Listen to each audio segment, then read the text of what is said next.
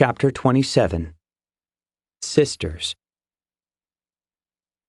What at first Lynn had taken for a fairy light out of dreaming soon morphed into something else, a feeling that she should follow.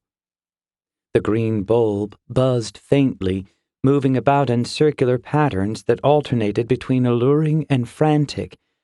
Its movements were far too measured to be wild, and the part of her mind given to suspicion wondered if it might be some trick meant to tempt her into the sheltered cove of some deadly denizen of the deep lands. She imagined the gnashing beaks and razor claws, but knew in her heart that she was safe. She was taken on a short and winding climb, and she kept the river always to her right. There was a natural stair of sorts which led to a small plateau. The air here was fresher, more alive. The light flashed and darted to the space between her eyes, causing Lynn to reach up instinctively.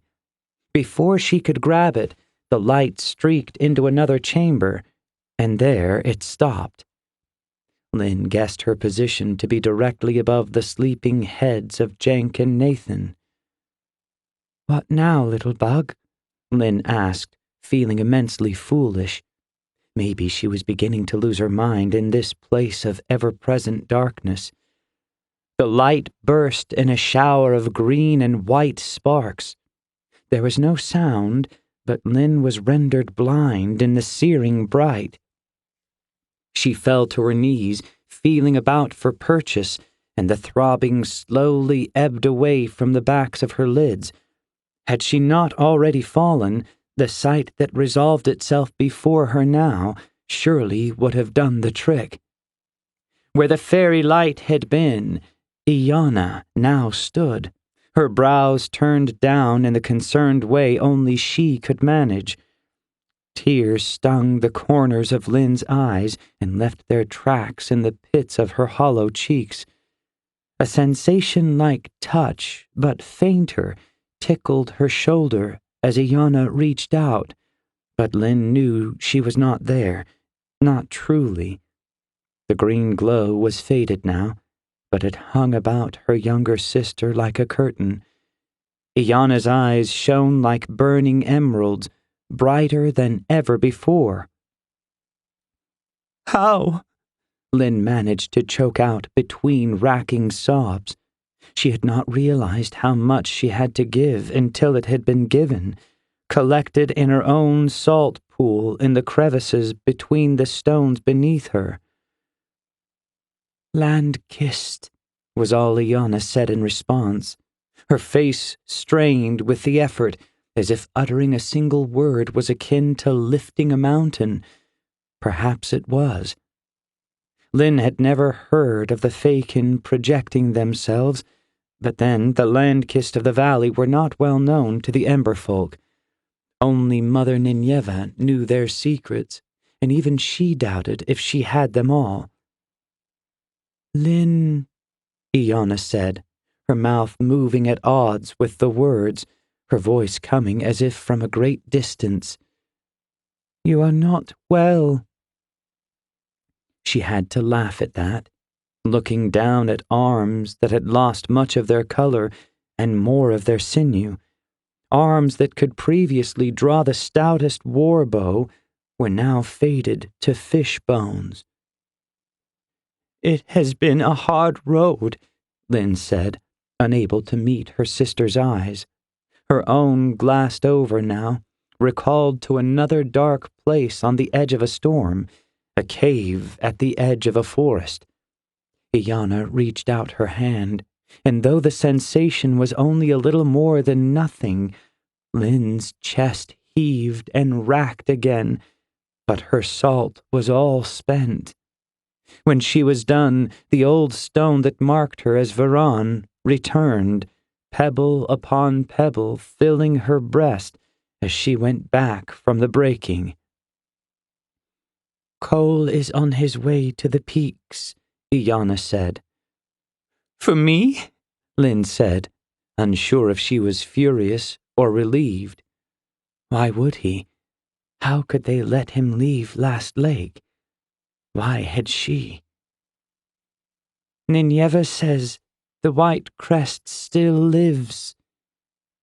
There it was, the truth Kole Reyna had always known, that had driven him in singular purpose as nothing else had. I see.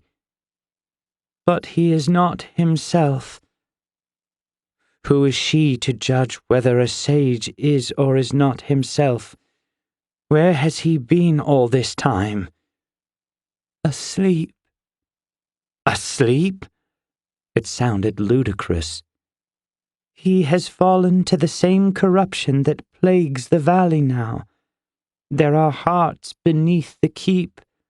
The plague is in them, from them. Lynn looked up, noting something else in her sister's face, now that they had both settled some. What is it, Yanni? What else? Iana's moon face flickered, her energy shifting as she drew a breath from wherever she was, Nineva's leaning tower, most likely. There is someone, she paused. Someone tracking you. I see. But it doesn't make any sense, Lynn. Yanni, he can't be. He is. We were attacked in the western woods. Leren is under their sway now. He is one with the dark kind. He's up above, Iana said. Waiting. Figures, Lynn said, a sardonic laugh escaping her chest. Leren is powerful, Iana said. He is, but he is not himself either. Lynn smiled, trying her best to project a sense of confidence she did not feel. Lucky for us, we still are. Iana smiled her sweet, knowing smile, and Lynn almost hugged her, or tried to. I almost forgot you're not really here. I am here, Lynn, and Kole will be, but you cannot wait for him. You won't last. Wouldn't want to spend another day longer than necessary here anyway. I assume you found the way out? Iana hesitated. She was growing more faint, as if she were fading. Yanni? You can find a pathway through the steps and come back home, she said. Back to the lake. Back to me. Lynn frowned. Kole can do what he likes. We came here to find the source of the scourge. We're not turning back now. Not after what's been lost. Lynn expected Iana to argue, but she was silent. What's it like up there? Lynn asked. Above the peaks, I mean.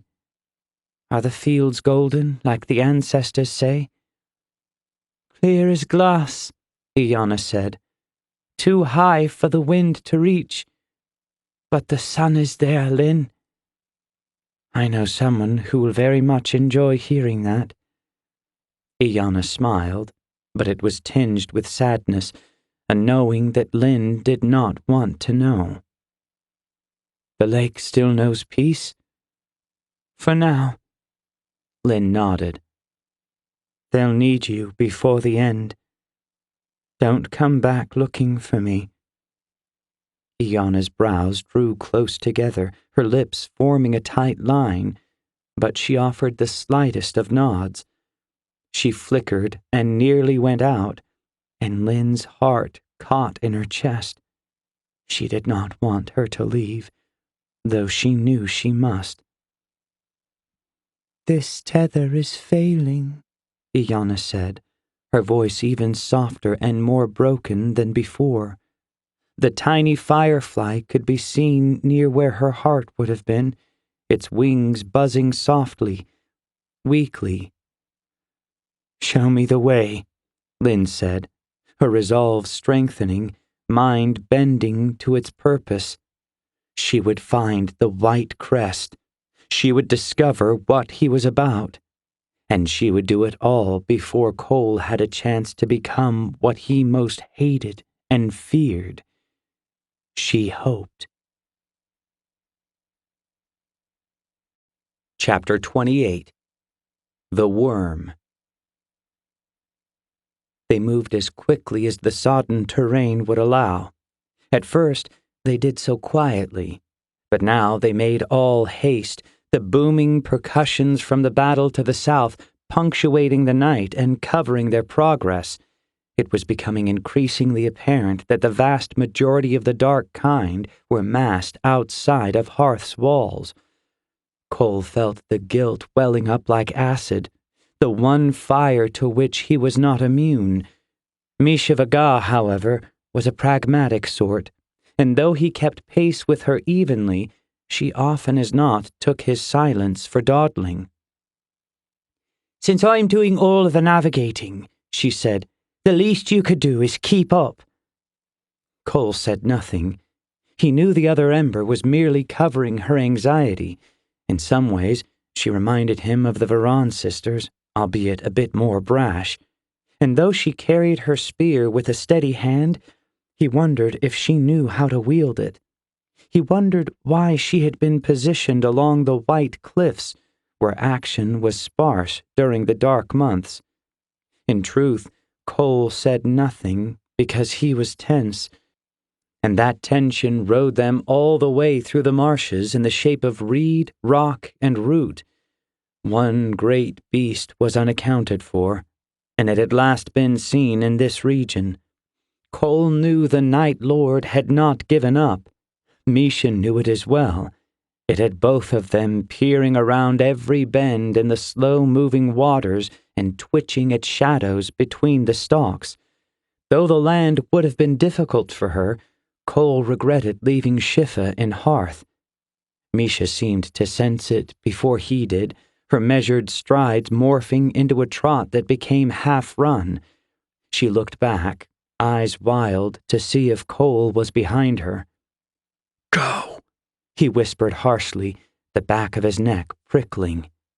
The spear-wielder broke into as close to a sprint as she could in the slop, cutting through swaths of reeds in the choked alleyways. Less experienced soldiers might have felt foolish for having been spooked by something unseen and unheard, but these Embers trusted their instincts.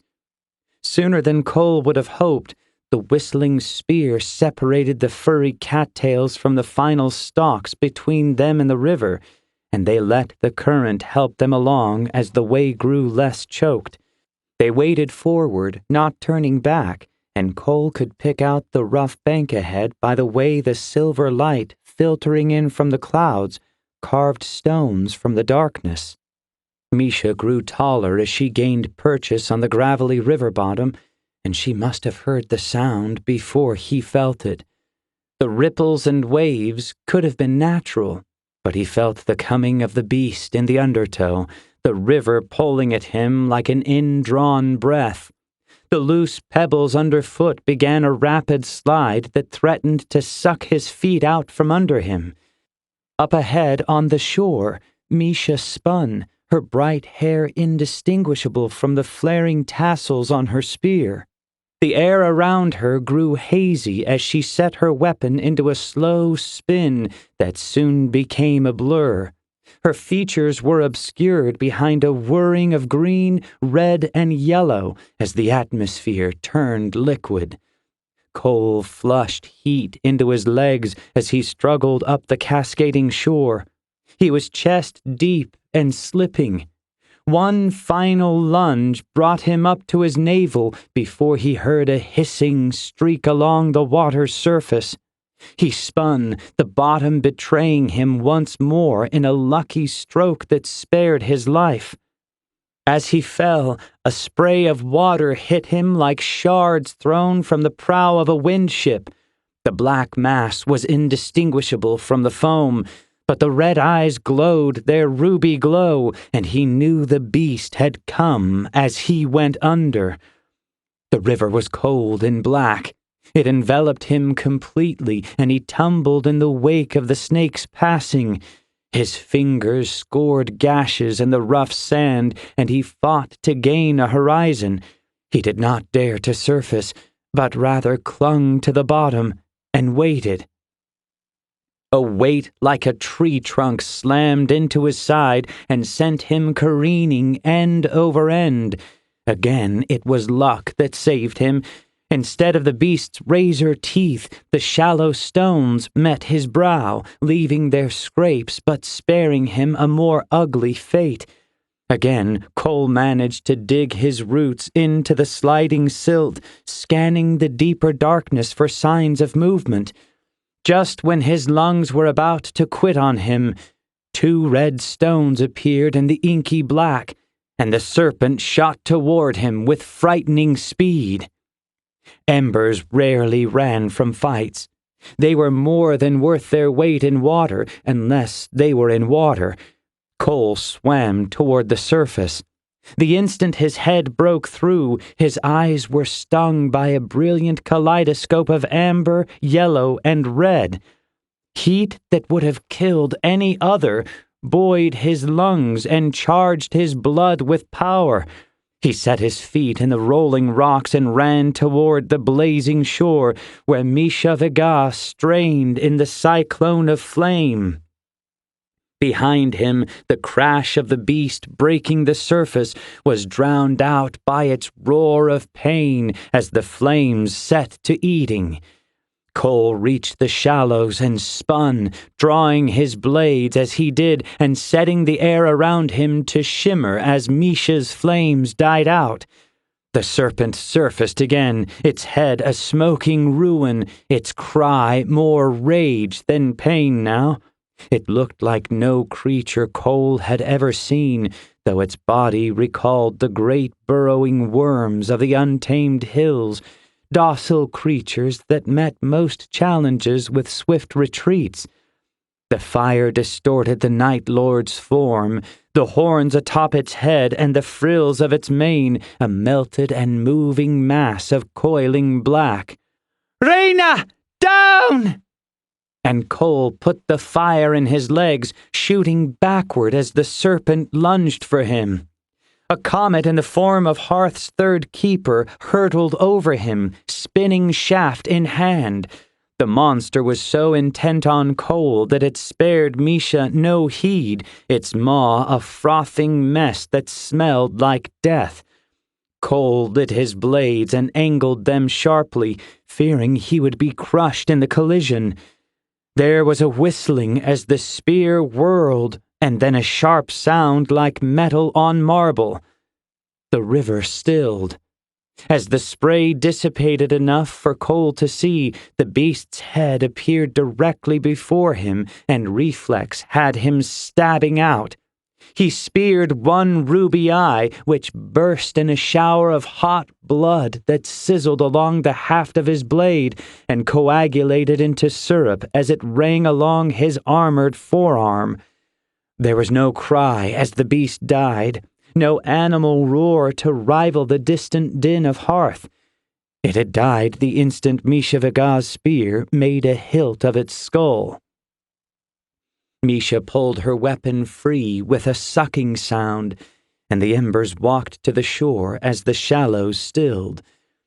Kole marveled at the sinews standing out along the backs of her arms, which were bare, her own armor ending at the shoulders. They both looked at the dead creature in silence. As had been the case with the ape Kole had wounded at Last Lake, the ink sizzled and spat, draining into the river and coating the surface in a slick that shone like ice. The worms of the untamed hills had no bones, just cartilage beneath their shifting skin. This one's was gray and very near to rotten, its stench overwhelming enough to compel them onward with nary a backward glance. "Not a true Night Lord after all," Misha remarked. "None of them have been." "Then what are they?" "Same as the souls before Hearth's gates. Victims." They followed the river's snaking progress north, and as they did, Kole thought of the serpent's eyes. It had the same glint as the ape, the same murderous, intelligent glow as the sentinels in the woods. He thought he'd like a closer look at whoever had been staring back. Though expected, the sight of the abandoned homesteads along the fork hit Kole like a physical blow. As they crested the rise that looked down on the stout stone structures, he held out hope that they might find some resistance. There was none.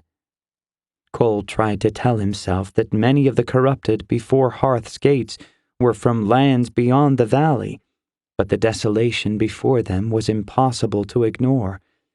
Still, he could not help but feel some modicum of relief that Last Lake still stood, and that ever-present kernel of guilt glowed brighter in his gut as they walked among the empty husks and homes of their valley kin. They fought, he said, as much to fill the wind-swept silence as to distract him from the few dead they passed. He could tell which had turned, their eyes were misshapen, limbs elongated, and which had died before the change could take hold.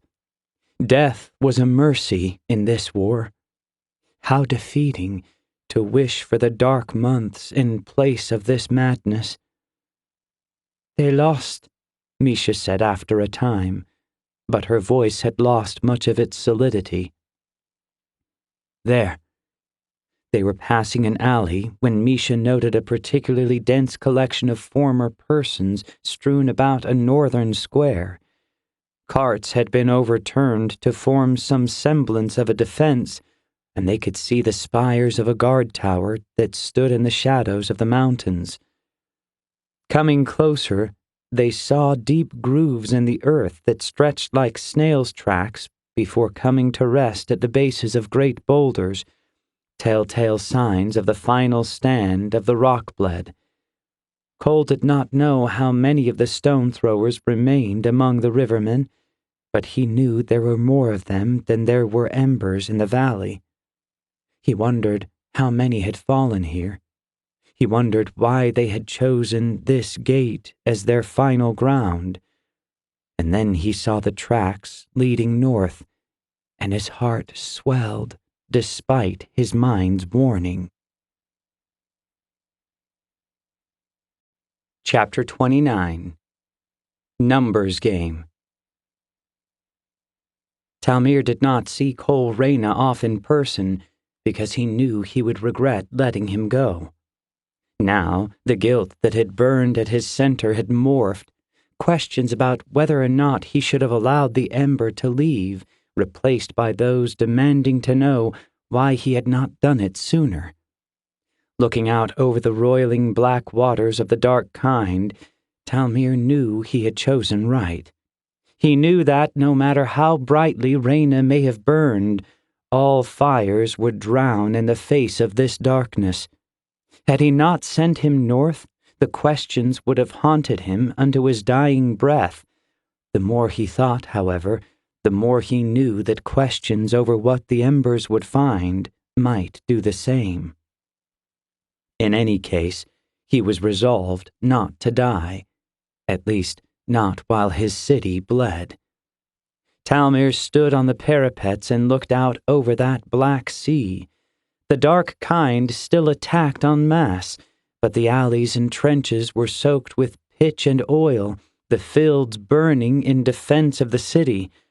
Any of the sorry creatures lithe enough to crest the wall were dispatched in short order, but the defenders were only men, and men tired. Whenever the captain needed a morale boost, he would cast his gaze to the north, where First Keeper Geros Balshir stood vigilant before the stonework, his broad arms soaking in the glow of his brazier. Of the corrupted, Talmir had taken close account of them. While they still approached in a fervor, their bodies had lost much of their substance, their shoulders sagging, chests sunken. Their maws hung ever open as they slogged forward, and their black skin cracked and peeled. They seemed to be unending, pouring out of the trees in an endless stream that would make the river Frust blush. Hearth's defenders were stronger of body and mind, but the sickbeds had been overflowing for days. Talmir did not know how many soldiers he had lost, but it was too many. He thought of sending for aid from the south, but he knew it was folly, knew that if he were in the position of Turen and Dora Kadeh, he would be loath to send his own to certain death. The dark kind would find them soon enough, if they hadn't already. How many arrows did they have left? How many casks of oil? You going to count the raindrops as well? Garros regarded him through half-open lids beneath a half-tilted helm. I really have a counting face? A man has a face for everything, Garros said, looking out over the swarm. Long as you know the man. Women have two faces for everything, and a man can never know both. The hulking warrior bent and stretched, his groans swallowed in a small cacophony of creaks and cracks. Talmir morbidly wondered how much of the miniature concert emanated from the Embers' armor, and how much betrayed the war between tired bone and sinew. The thought that even Garros was beginning to wear down under the steady onslaught was disconcerting, especially with his brazier so near. The first keeper likely guessed the direction of Talmir's thoughts, as he replaced his strained look with one of the usual bravado. To tell you the truth, Talmir said, turning toward the field, I hadn't noticed the rain until now. It's too big a thing for you to notice, I suppose. Pardon? You're a man of detail, Captain, he said. Sometimes the big picture becomes lost. Talmir regarded him. And the big picture is rain? Talmir asked. I could be excused for thinking the siege to be more. He swept his hand out. Pressing? Garros supplied. He was adjusting the straps on his plate armor, an early model from the same metalsmiths Talmir had contracted for Kole and Misha. The first keeper's was less flexible than theirs, but unyielding as the walls upon which they stood, much like the man himself. Pressing, yes. A skirmish along the south bend had been quelled, the soldiers there now falling back into the steady rhythm of poking down at their attackers with rod and spear.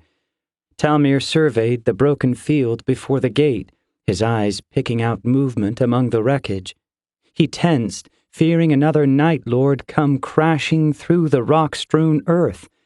He relaxed when he picked out the diminutive form of a sorry ghoul crawling amidst the char, its progress slow but unerringly forward.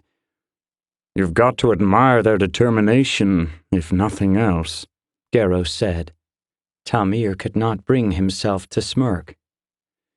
Never thought I'd live to see the day where I longed for the unthinking beasts we fought in the dark months.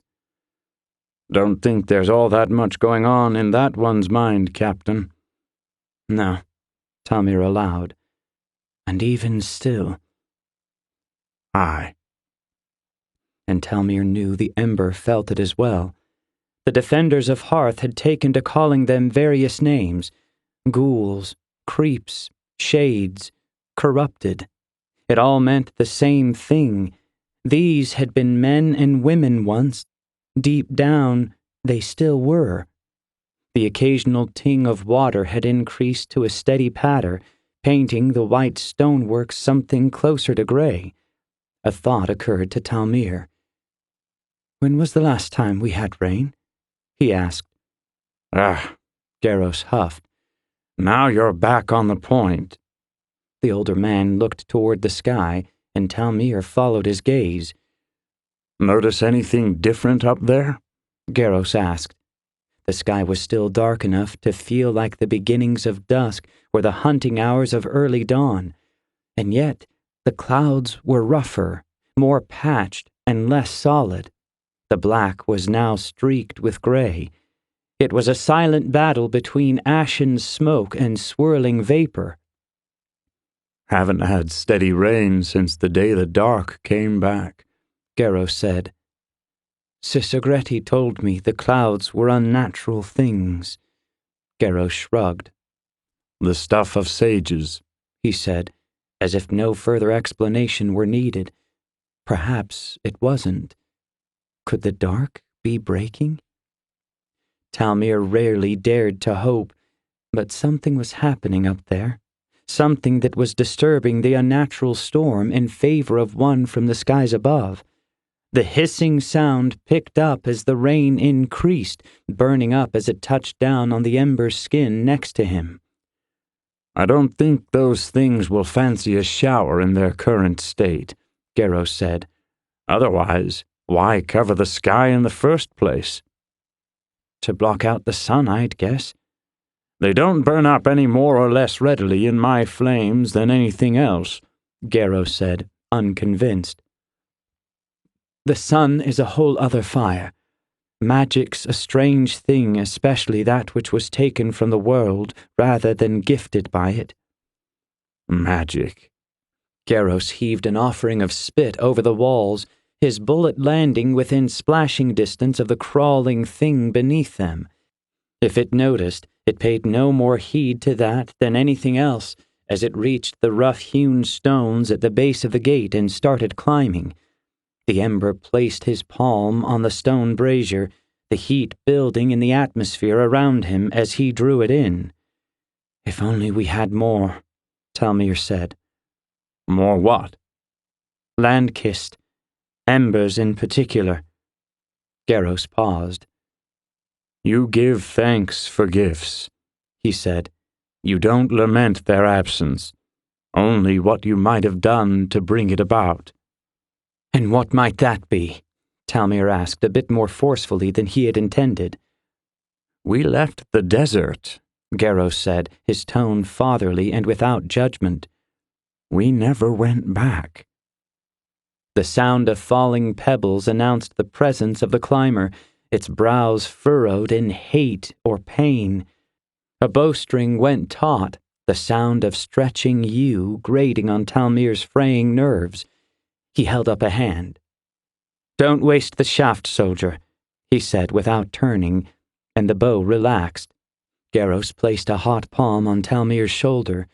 He could feel the heat through his armor. Don't pay any attention to me, lad, he said.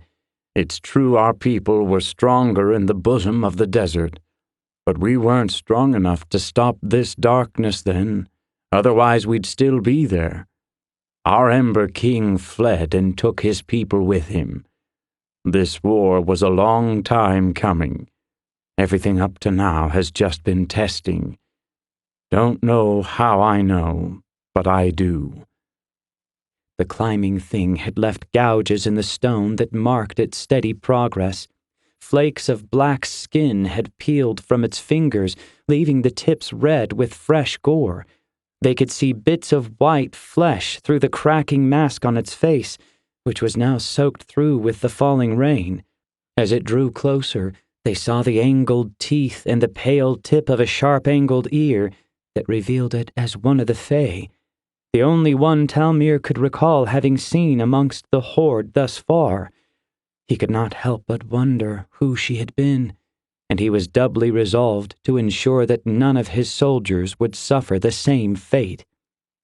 It seemed that the sentinels needed to be close to effect their magic. So far, none had strayed from the trees to the west, making it impossible to guess their number. I'm tired, Talmir said, low enough so that only Garros could hear. Garros grunted. If it's any consolation, he said, she looks dog-tired herself. The Ember lifted his great everwood staff overhead, and the air around them grew hot and liquid. The spiked iron ends took on an amber glow. The thing I've always loved about fire, Garros said as he sent his staff into a slow spin. So long as you feed it, it'll never run out on you. Aye to that, Talmir said, the familiar stone encasing his heart.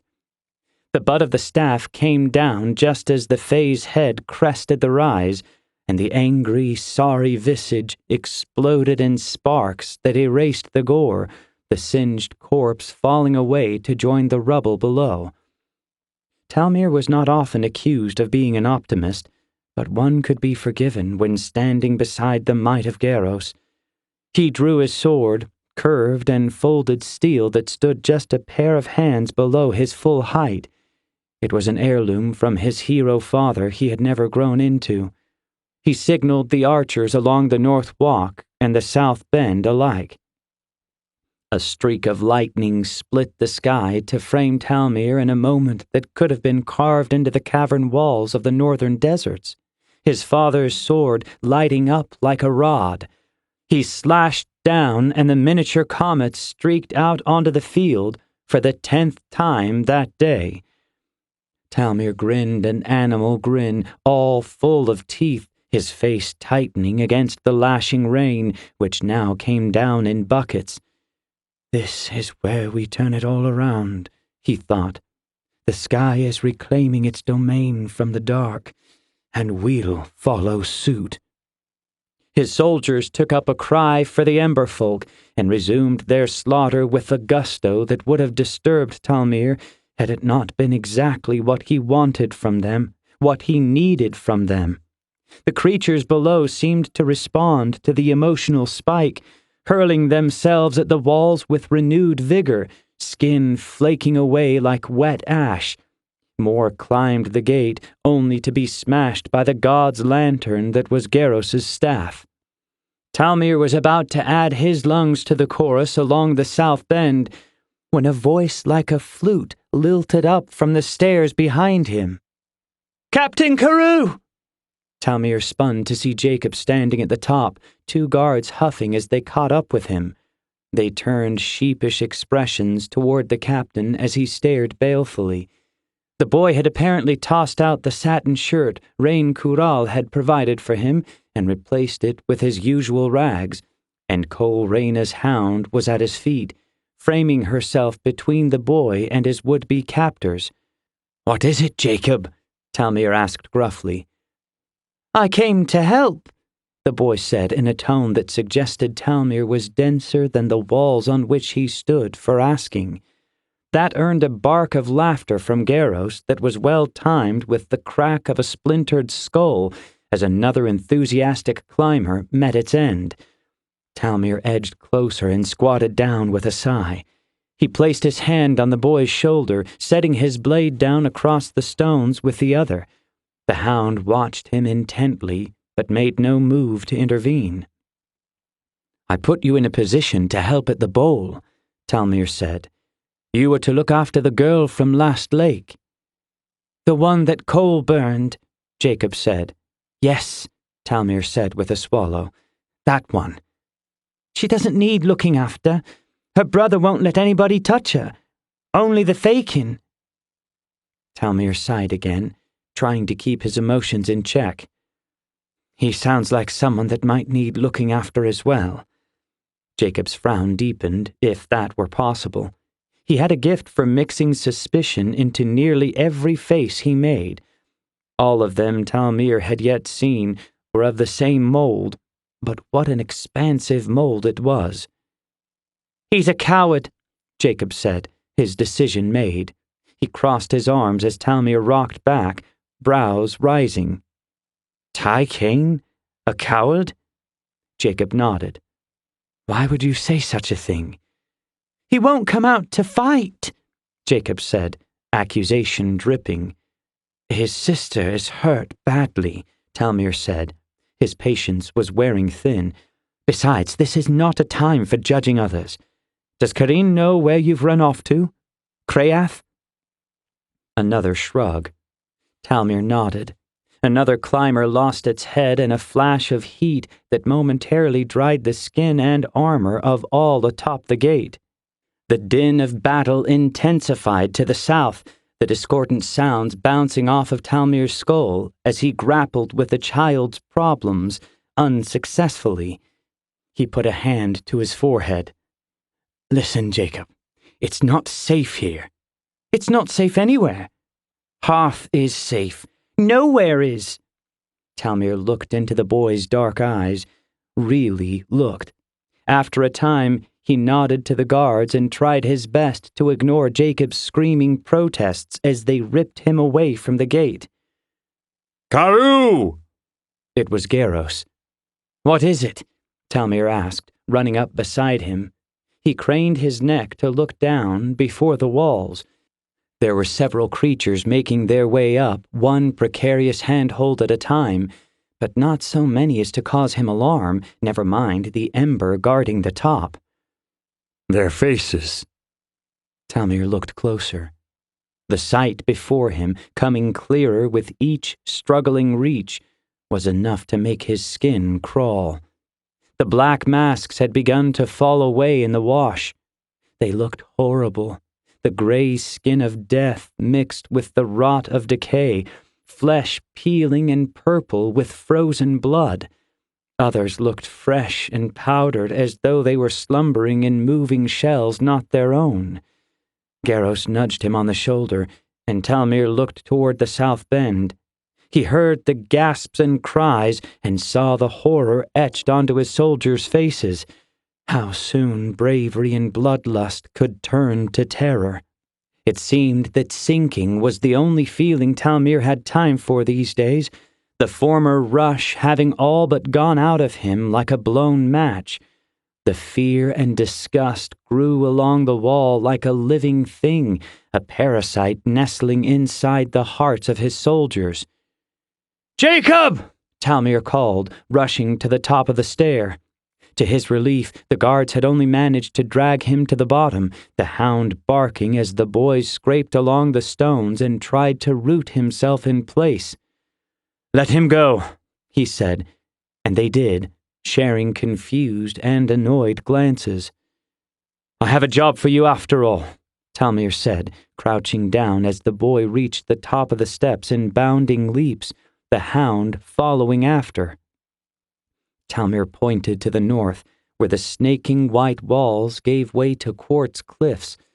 There was a tunnel carved into them that burrowed up to the towers at the crest. "Run to the white cliffs. Find me Dakin Pier and his men, and bring them here. And hurry, Jacob." The boy was off at a sprint before he had finished. Talmir closed his eyes and breathed long and deep, loosening and tightening his grip on his father's blade. He rose, spun toward the south, and walked with measured steps. It could not be said that Talmir was all pessimism. As he walked the white walls, he knew the elders that had seen them built had been correct. The walls of Hearth would never fall. Its people, however, were doomed. Chapter 30. Deep Home.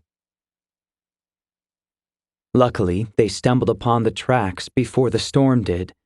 When the clouds finally opened, they did so with a sudden fury, the lashing rain making hissing pans out of the Embers' hot metal suits. The shallow depressions they followed turned to tiny pools, which were soon lost in the wash, indistinguishable from the muck that was all the northern valley counted as pasture.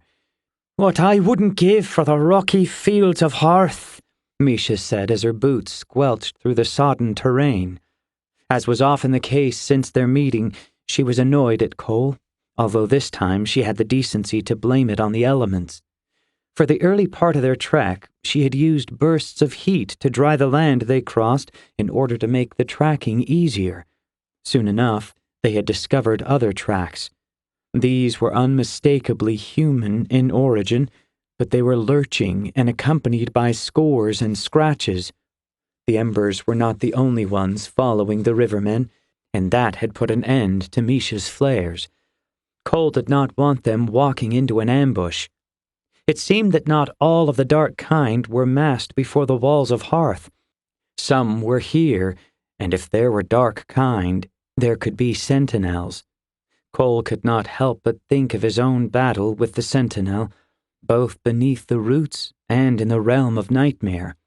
It had taken all his willpower and the help of two of the most potent Fae-kin of the valley to stop the change. Most were not so fortunate. "Easy," Misha whispered from behind him. Kole looked up. No more than a few strides ahead, there was a pile. Kole's stomach churned. The embers moved forward cautiously. "I know you're a hunter and all," Misha whispered. "You like men all are. But don't let what's in front of you get lost in what's below." "Lynn was always the hunter," Kole said. "I just followed along." An odd mix of relief and horror flooded Kole as they reached the pile of bodies. The forms at their feet belonged to corrupted, their skins newly acquired and not yet near to flaking in the mud, though the pools were stained dark around them. "They don't look like rivermen," Misha said. "Hard to tell. Could be Fae." "They took their chances in the woods," Misha said a little disdainfully. "It's not like we made them feel entirely welcome." "Speak for yourself, Reyna," Misha said, lifting one of their heads with her boot before letting it settle back down. "This happened too quickly for us to send out warnings or for the Fae to heed them. Besides, they've always fared well in the dark months, better than us some years." Kole only half heard her. It was strange, looking down at the mangled forms at his feet, their bodies twisted as if a great weight had come against them, pressing them into the mud. Misha put a hand on his shoulder and turned him around. "This isn't all on you, Reyna," she said, her tone, if it were possible, empathetic. She moved off, and after a few awkward blinking moments, Kole followed. The black peaks loomed out of the ever-present dusk ahead, their caps lost to the swirling skies. Now, packs of gray disturbed the black in the clouds, and they could just glimpse the faint orange hues of the sun in the north. The light had the tinge of blood to Kole, and he found himself relieved when the massive stones ahead blotted it out and sank them back into the gloom they had come to know so well. They were in the deep lands now, cracks in the earth expanding into crevices. These took chaotic, nonsensical roots until they came together to form the bottomless trenches that gave the land its name. These wounds were eternal, and all who crossed them knew they would never close or fill. Kole had grown up with tales of the Night Lords stalking their depths. He doubted they were true, but could not help but wonder how the true generals of the world apart would stack up to the sick imitations of ape and worm he had battled these last weeks.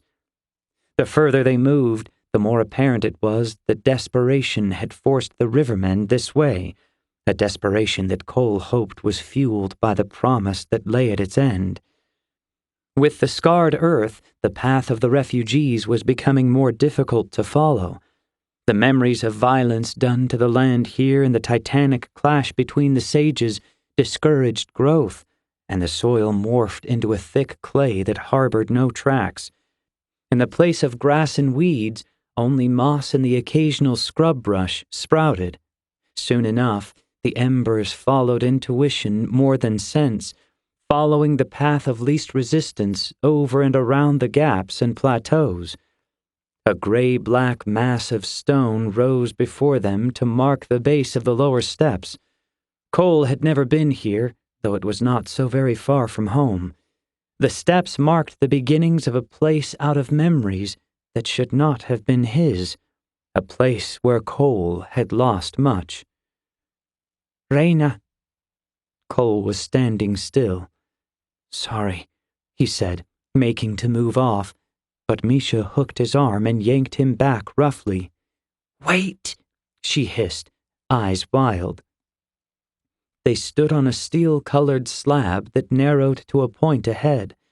At its tip, just a few strides away, a larger mass of bodies was tangled together on the edge. "Listen," Misha whispered, and Kole did, attempting to sift through the wind and rain. There was a faint scratching sound, and his eyes adjusted to the haze, picking out hints of shadows ahead. They worked at something on the opposite ledge. There were no sounds of struggle, and as the embers split off in opposite circuitous routes, Kole saw that this pile did not contain corrupted alone. He felt the familiar warmth seeping into his blood from the white-hot core that all embers carried. He sent it down into his legs, the sinews there flexing and pulsing. His armor creaked and groaned in protest as the heat built, black scales sliding over one another to expose tiny gaps that hissed like kettles. There were close to a dozen of the creatures clustered across the gap. They were huddled on a narrow ledge with their backs to the embers, and they scratched at a man-sized slab of stone that stood out fresh against the darker rock surrounding it. Cole's experience with the rivermen was limited to Bas Taldi, but he knew the rock bled's way with the earth. It should have come as no surprise that his people would have had a way into the mountains in case of a mass exodus. The thought of Bas reminded him of Kaya, Laren, Nathan, Jenk, and Lynn. The tangle of bodies on the ledge swelled up in his mind's eye. Some part of him saw the colored tassels of Misha's spear spinning to his left, attempting to signal him, but his blood was up. With a lunge, he was airborne, hands flashing to the everwood blades across his back. He timed his draw with his landing, carving two of the creatures down the lengths of their spines on impact and ignition. Their flesh bubbled and sealed under the scorching blades, and they died with hisses that rang like the screams of demons to his ears. The others fell on him.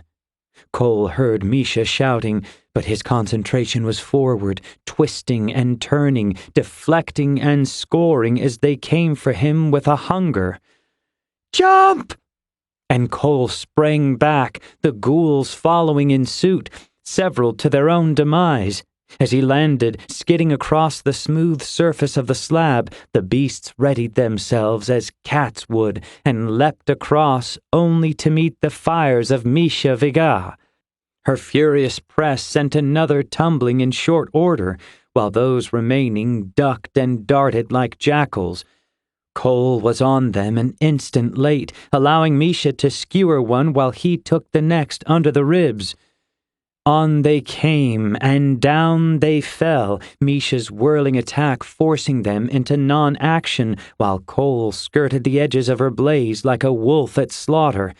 They left the corrupted and smoldering ruins, extinguishing their flames before the last of them had finished dying. "That was bold," Misha said, scarcely out of breath as she adjusted a strap. Kole did not respond. His blood would be a long time cooling. He leapt back across the gap to inspect the makeshift door, and Misha followed after. "Bluestone," Misha said, running her hand along the once smooth slate where the dark kind had scored gouges into the surface. The stone was hewn in the rough shape of a door, and it stood nearly half again as tall as Misha's spear. The rain was breaking, and a sliver of moonlight poked through the clouds. In the faint light, the door shone with a silvery blue shimmer that was entrancing, if conspicuous. "It's the lightest stone in the valley," Misha said.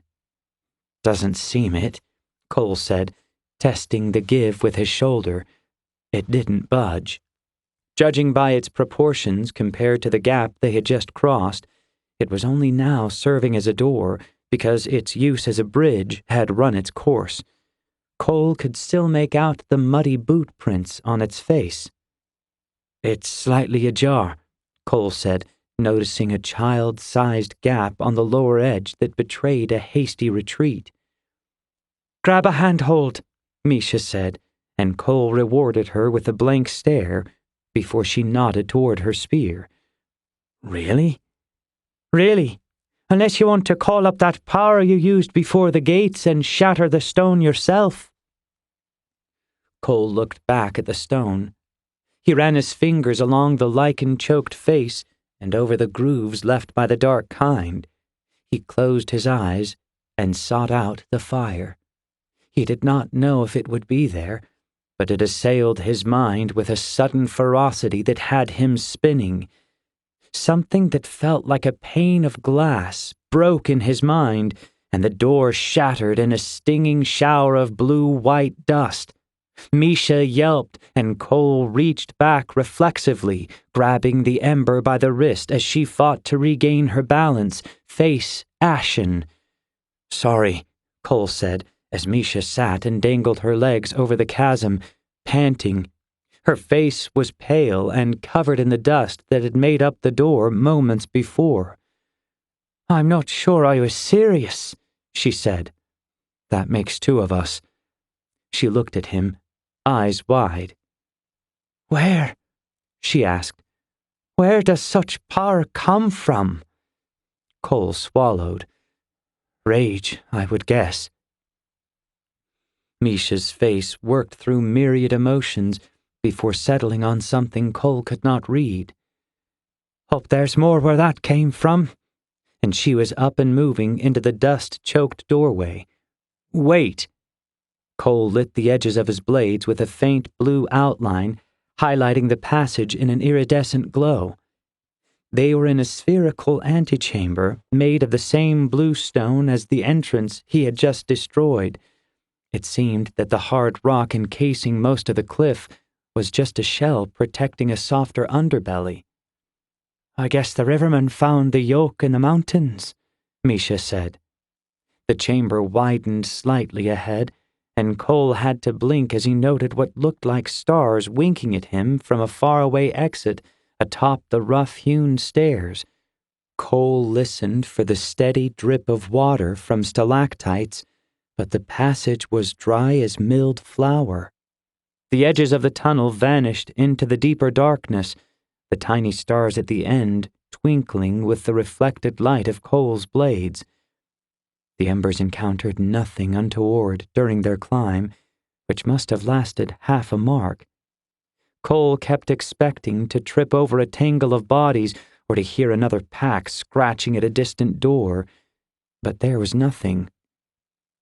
Soon enough, the blue blackness and all its glittering stone faded, washed out in the pale light spilling in from above.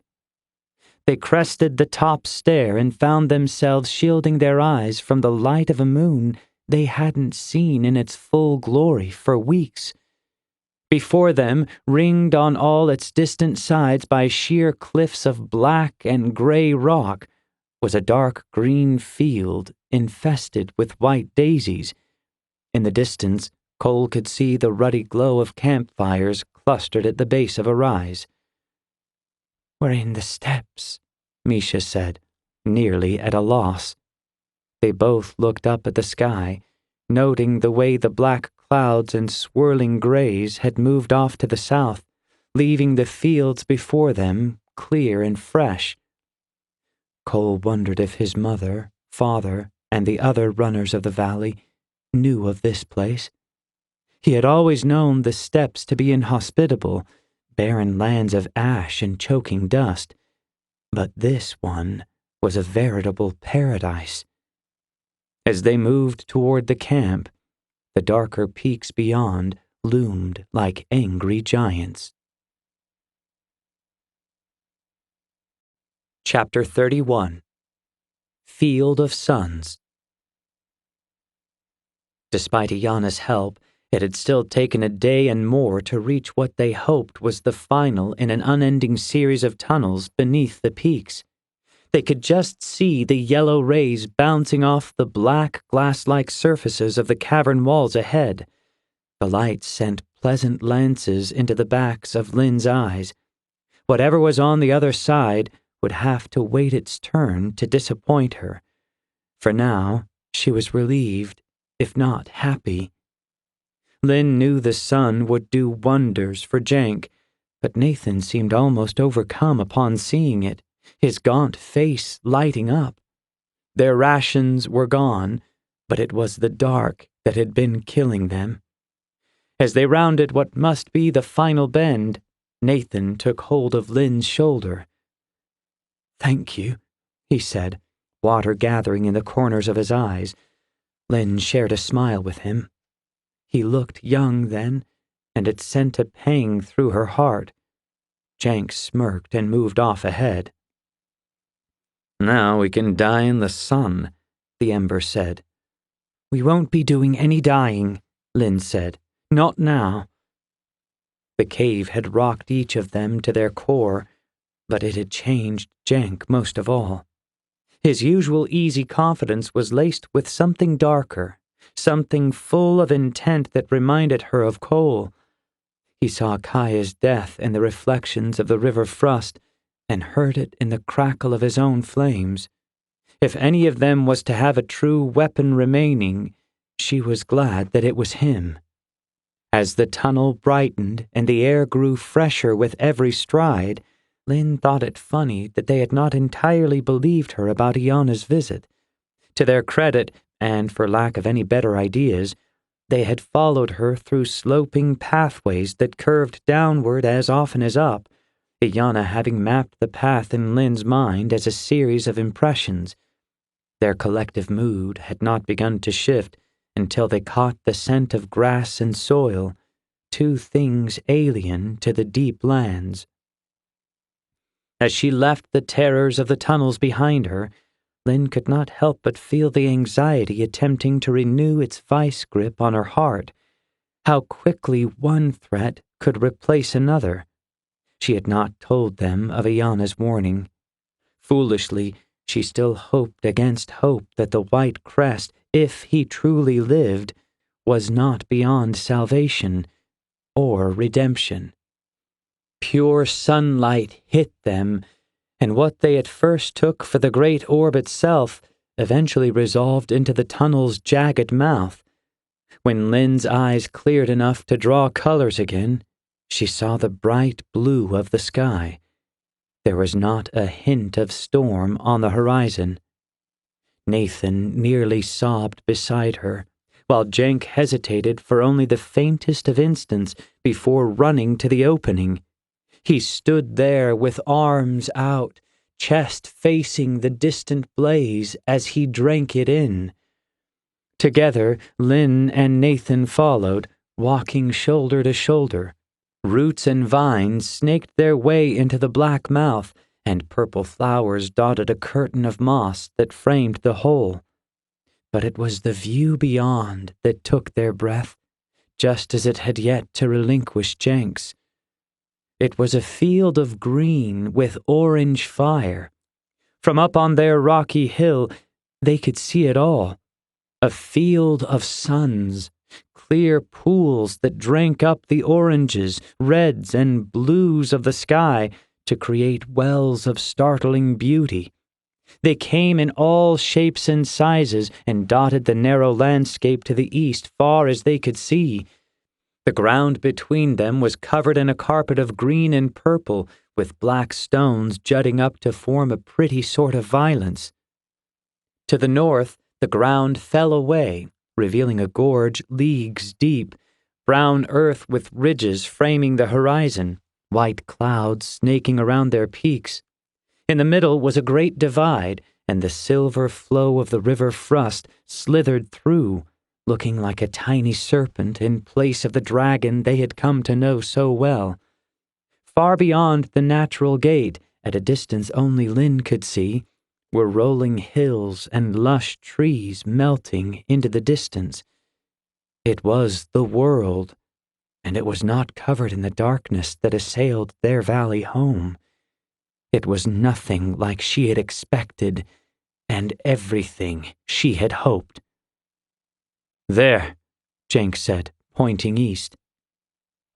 Across the pools, framed against the dark clouds to the south that spilled into the valley, was a cloister of mountains small enough to look like stalagmites from their vantage. They formed a semicircle around a rocky cliff whose bottom dropped away. Below the tallest stones, but above the black cliffs, they could see a ruby-red roof glinting like blood. The structure beneath it was half in shadow. It looked as though the mountains were taking it back. The mood shifted the moment they spied the keep, and that was fine to Lynn. She knew they had grim work ahead. "If anyone's home," Nathan said, "I'd assume we've been spotted already." "Keep to the shadows just in case," Jenks said, and they moved off, following a grassy depression that sloped southeast. "Feels like being an eagle," Lynn said, peering down into the valley that had ever been her home. "It looks somehow bigger and smaller than I imagined at once." There was a labyrinth of smaller, jagged peaks below that framed the ceiling that had hung above them throughout their hellish climb, and she could see the cracks and fissures of the deep lands even from this height. Between were the steps, great shelves of rock that might as well have been plains. Lynn could see a glittering lake on the lowermost one, and what looked to be green, standing at odds with the barren shelves above it. The clouds had thinned in the north, but darkness still swirled thick in the distance. Straining, Lynn could just make out the white jewel of hearth standing alone in the valley's center. It looked to be choked by black, rotted fields, but she knew the truth of it. She looked to the south, but even her eyes failed to pick out the forests before Last Lake.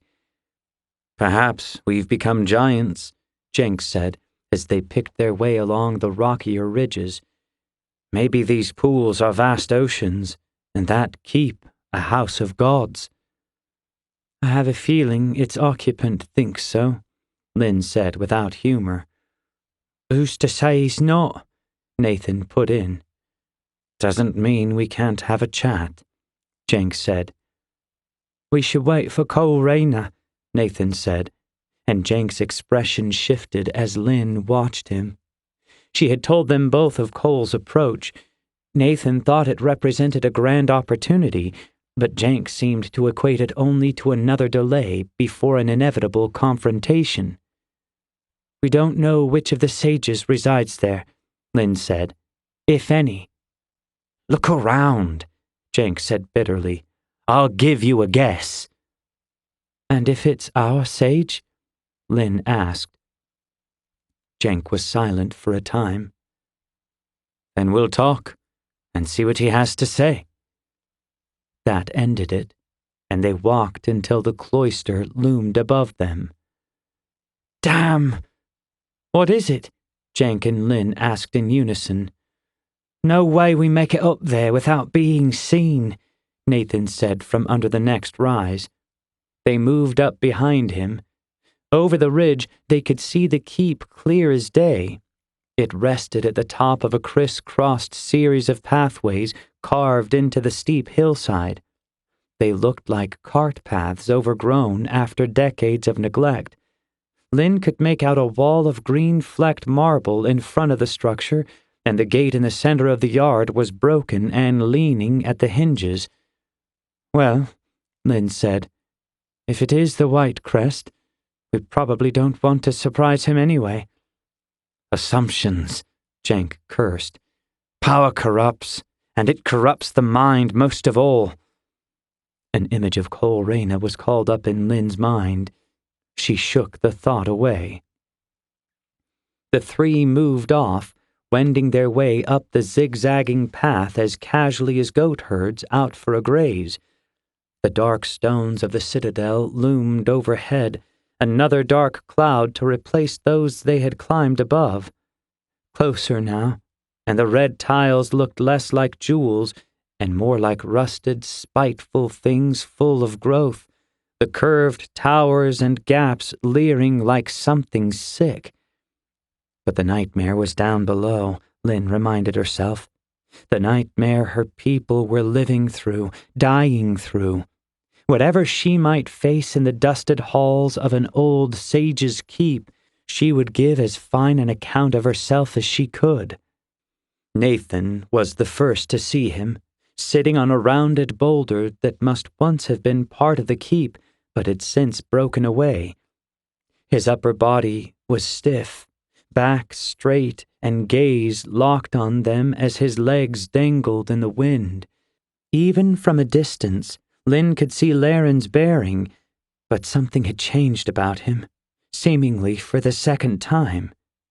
In place of the red eyes of the sentinel from the cave were stones of piercing blue.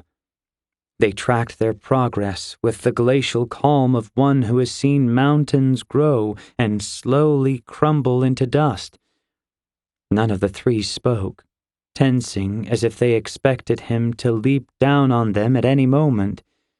His spear was not in hand, but it leaned against the boulder, and they had all seen Holspar wield it firsthand.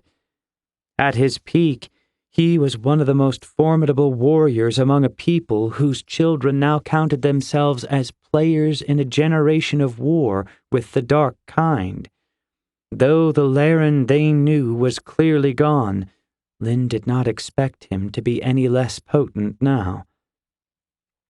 As they neared, the details of the keep resolved themselves in vivid detail, carved beaks and piercing gazes of birds of war, adding their own stone scrutiny from behind their former ally. They reached the sloped ground before the crumbling gate, the boulder and its keeper seated to their left. Across a small courtyard, the maw of the keep opened wide, doors long since rotted away, the hints of cold statues bedecked in armor that glinted molten in the late afternoon rays of the sun. It took Lynn a moment to register that Nathan was no longer beside them. She tried not to alert the thing on the boulder as she cast about, eyes wide, but the creature wearing Laren's skin laughed a laugh that boomed like faraway thunder and whistled like the wind between ridges. "Missing someone?" it asked. "He slinked off into the rocks midway up your climb." It leaned over the rock and crooked its head, neck contorting in an odd way that gave the impression of an owl. "I must admit, even I lost track of him, and these eyes see quite far." Neither of them answered, and that looked to annoy the creature. It sat back with a sigh. "Come," it said, "do not let us be burdened by the loss of friends, however recent their departure." Beneath the discordant layers of melody in his voice, Lynn could hear Laren bubbling through. She wondered if there was anything left of the ember. As if he could read her thoughts, the creature smiled at her in an exaggerated way that exposed teeth whiter than marble, canines filed to points like the corrupted they had fought in the valley. "I like this vessel," it said. "I sent that other beast out. What have you taken to calling them?" "Sentinels, yes." Jenks spat, his fingers twitching toward his sword. "We can't allow those princes of darkness to ride around in our precious ember shells now, can we?" it asked, looking at him pointedly. Its smile dropped to a hard hawk's stare. Lynn remained quiet. She glanced about for signs of movement along the ridges. There were plenty of hiding spots about, but the creature did not seem concerned. "Are we speaking with the White Crest?" Jenk asked. "Or merely a servant?" "Both, in a manner of speaking." And the smile returned. The blue hawk's eyes swiveled to Lynn, making her feel very small. "I wonder if you are the ones I sensed approaching. My sentinels lost you in the deep lands. It is no small thing to come through those catacombs unscathed." "Do we look unscathed to you?" Lynn was trying to mask her attempts at stalling, but the creature's ease gave her the distinct impression that they were merely rats in a cage at that moment. "Are you not the White Crest?" she asked. "I am a being of light, wind, and air," it said, leaning back and spreading its arms out wide. It breathed in deeply, and a breeze stirred around them, tickling their tattered clothes in an embrace that was part caress and part threat. "Why?" Lynn asked. "Why have you turned against us?" For all the fury she had built up, she felt somehow deflated upon the realization that Kole had been right, that their sage was party to all that had come against them. She hated the child's voice that escaped her, asking questions where no answer could serve. The creature turned those blues on her, its smile shifting for the barest moment into something that approximated pity. As soon as she saw it, however, the look vanished and turned cold. "There are many powers in the world, children," it said, voice melancholy. "Some have been here a long time. Some would seek to challenge the others." "We grew up on tales of the White Crest's bravery," Jenks said, voice rising. "That you withdrew from the affairs of your kind." "That does not mean the others removed their attention from me," it said, sneering. "One has mistaken my dalliance for weakness. He sent those foul creatures here weeks ago. Or was it a generation? Those black beasts, titans from the world apart." The creature tilted Laren's head. "No matter," it said, settling back. "I sniffed out his plan, and now his weapons are my own." It examined Laren's hands, calling up a tiny flame between thumb and forefinger that had Lynn and Jenk stepping back warily. "The embers are not yours to wield," Jenk said, anger mounting. His hand moved ever closer to the hilt of his Everwood blade. The flame disappeared, as did the smile behind it. "All LandKist are weapons," it said, "put here by the world to challenge us or to be used. I've already teased out more power from this husk than Holspar could in a lifetime. Would that they still made your kind like they did when I first happened upon you, or when you happened upon me and my valley all those years ago." "Perhaps they still do," Lynn said, and the blue eyes shifted to Jenk. "I was your shield," it said. "Your shield from the terrors out in the world." "Until you brought them here," Lynn said. "The dark kind were not my doing. At least, not at first." The creature wore a curious expression as its thoughts traced their way back in the far reaches of memory. It looked as though it were fighting through a constant fog. Lynn had seen elders possessed of such mannerisms, but she had not expected it from one of the sages, creatures of immeasurable power and limitless wisdom. It paused. "I am not so easily controlled. I found myself in the same darkness as you, and now I'll fight back with the light. Your light, to be specific." It stood Laren up, straight and tall. "I did not ask for this fight," it said. "The Eastern Dark thought I could be used, controlled." It curled Laren's fists, and Lynn winced when she saw the blood running between the Embers' fingers. "But no longer. I am awake, thanks to one of your own. His plans are nothing but wisps on my winds now." The blue eyes softened, fists relaxing as the blood went dry with a faint sizzle. It's all a bit dark, yes. But then, all magic is. The blue eyes turned on Jenk. Even your gifts, born of the land, have a dark bent when led by a vengeful heart. There is nothing separating us in this. The veins stood out on the side of Jenk's neck. His muscles tensed, thickening with fast-flowing blood. The air around them shimmered, and Lynn broke out in a sweat. "What of your bargain?" Lynn screamed as the wind picked up. "What of the King of Ember?" "It is forfeit," the White Crest said. "My hand has been forced. He'll not have the weapons in this valley. I'll no longer be his keeper. Now then." A form slammed into him from behind, spearing him over the lip of the boulder and tumbling down the steep ridge. Lynn and Jenk sprang into action, sprinting toward the edge of the cliff where the two wrestled.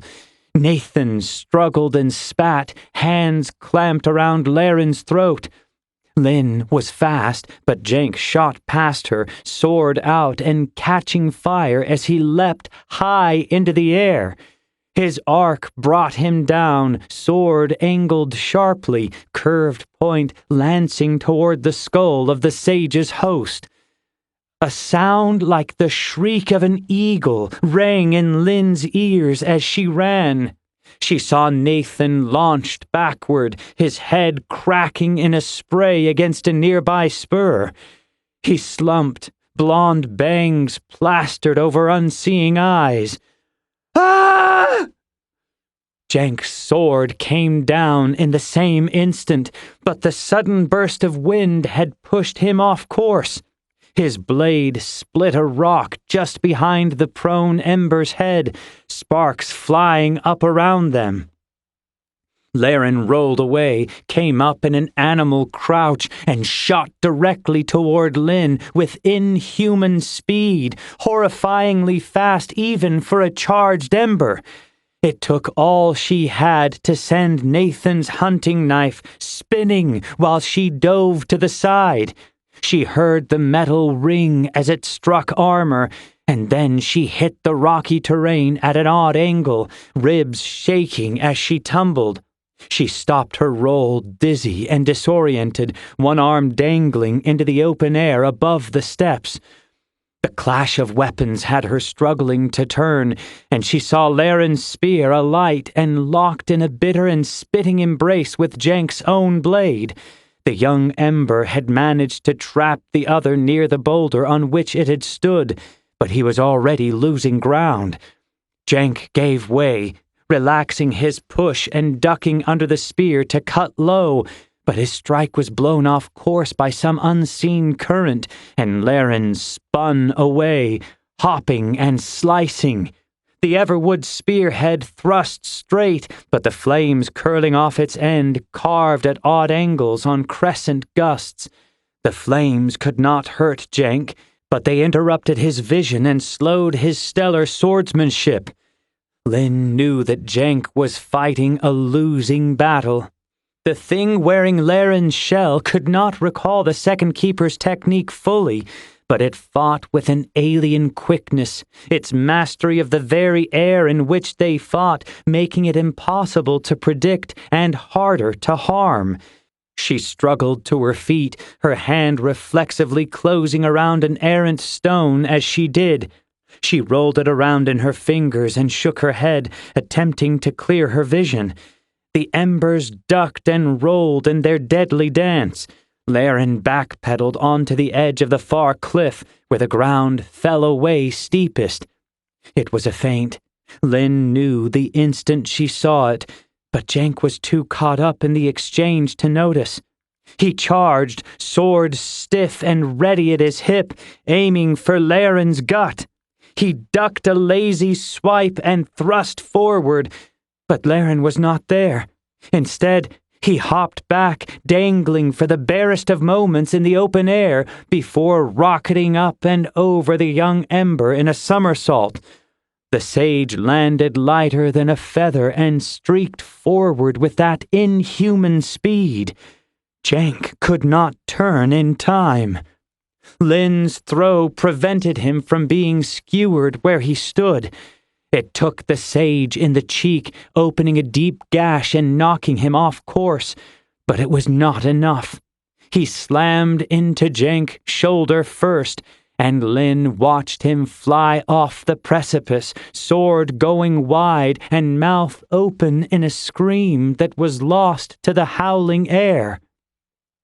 The blue eyes wheeled on her, and another freakish leap brought the white crest face to face.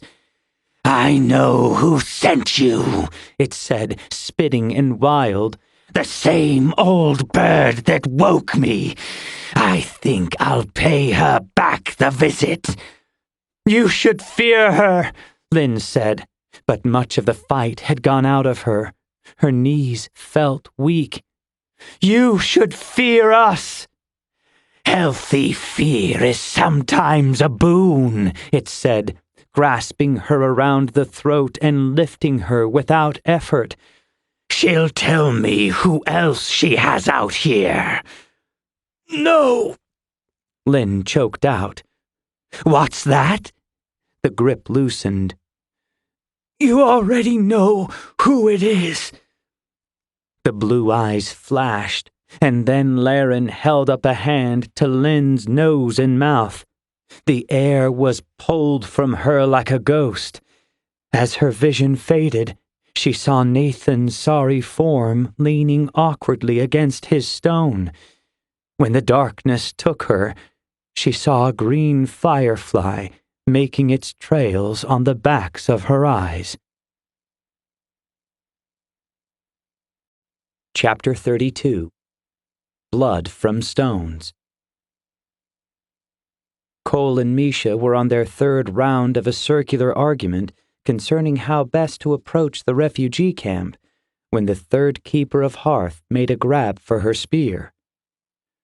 "We should just light our blades and call out to them," she said. Kole put a hand on the haft, drawing a murderous look. "After what they've been through tonight?" he asked, exasperated. "We've all been through it," Misha hissed. "Besides, what are they going to do?" "I'm sure the dark kind they left in their wake would have asked the same." "We left a few of our own," she reminded. "We don't even know if it's really them." "What does that mean?" "There must have been sentinels about, at least one. Those corrupted looked freshly turned." The mist had cleared somewhat, and the field was cast in a ghostly glow from the light of the embattled moon overhead. The embers were huddled under the eaves of a natural trench just a few strides from the nearest tent. They had seen little activity but for the occasional passer-by, a woman carrying skins of water or wine toward the center of camp. No guards were posted, which had Kole jumpy. A light musical sound like the trill of a songbird lilted over the rise. Before he could stay her, Misha was up, spear in hand, and charging over the lip onto the grassy knoll. Kole scrambled after her, running face first into her armored back, as she had stopped almost immediately. Kole backed off, wincing, and drew his blades, craning to see around her. The source of the sound appeared to be a girl no older than 7. She had light features and dirty blonde hair, and she looked directly into Mishiviga's eyes as if the serrated tip of a 6-foot length of sharpened everwood was not angled directly between her own.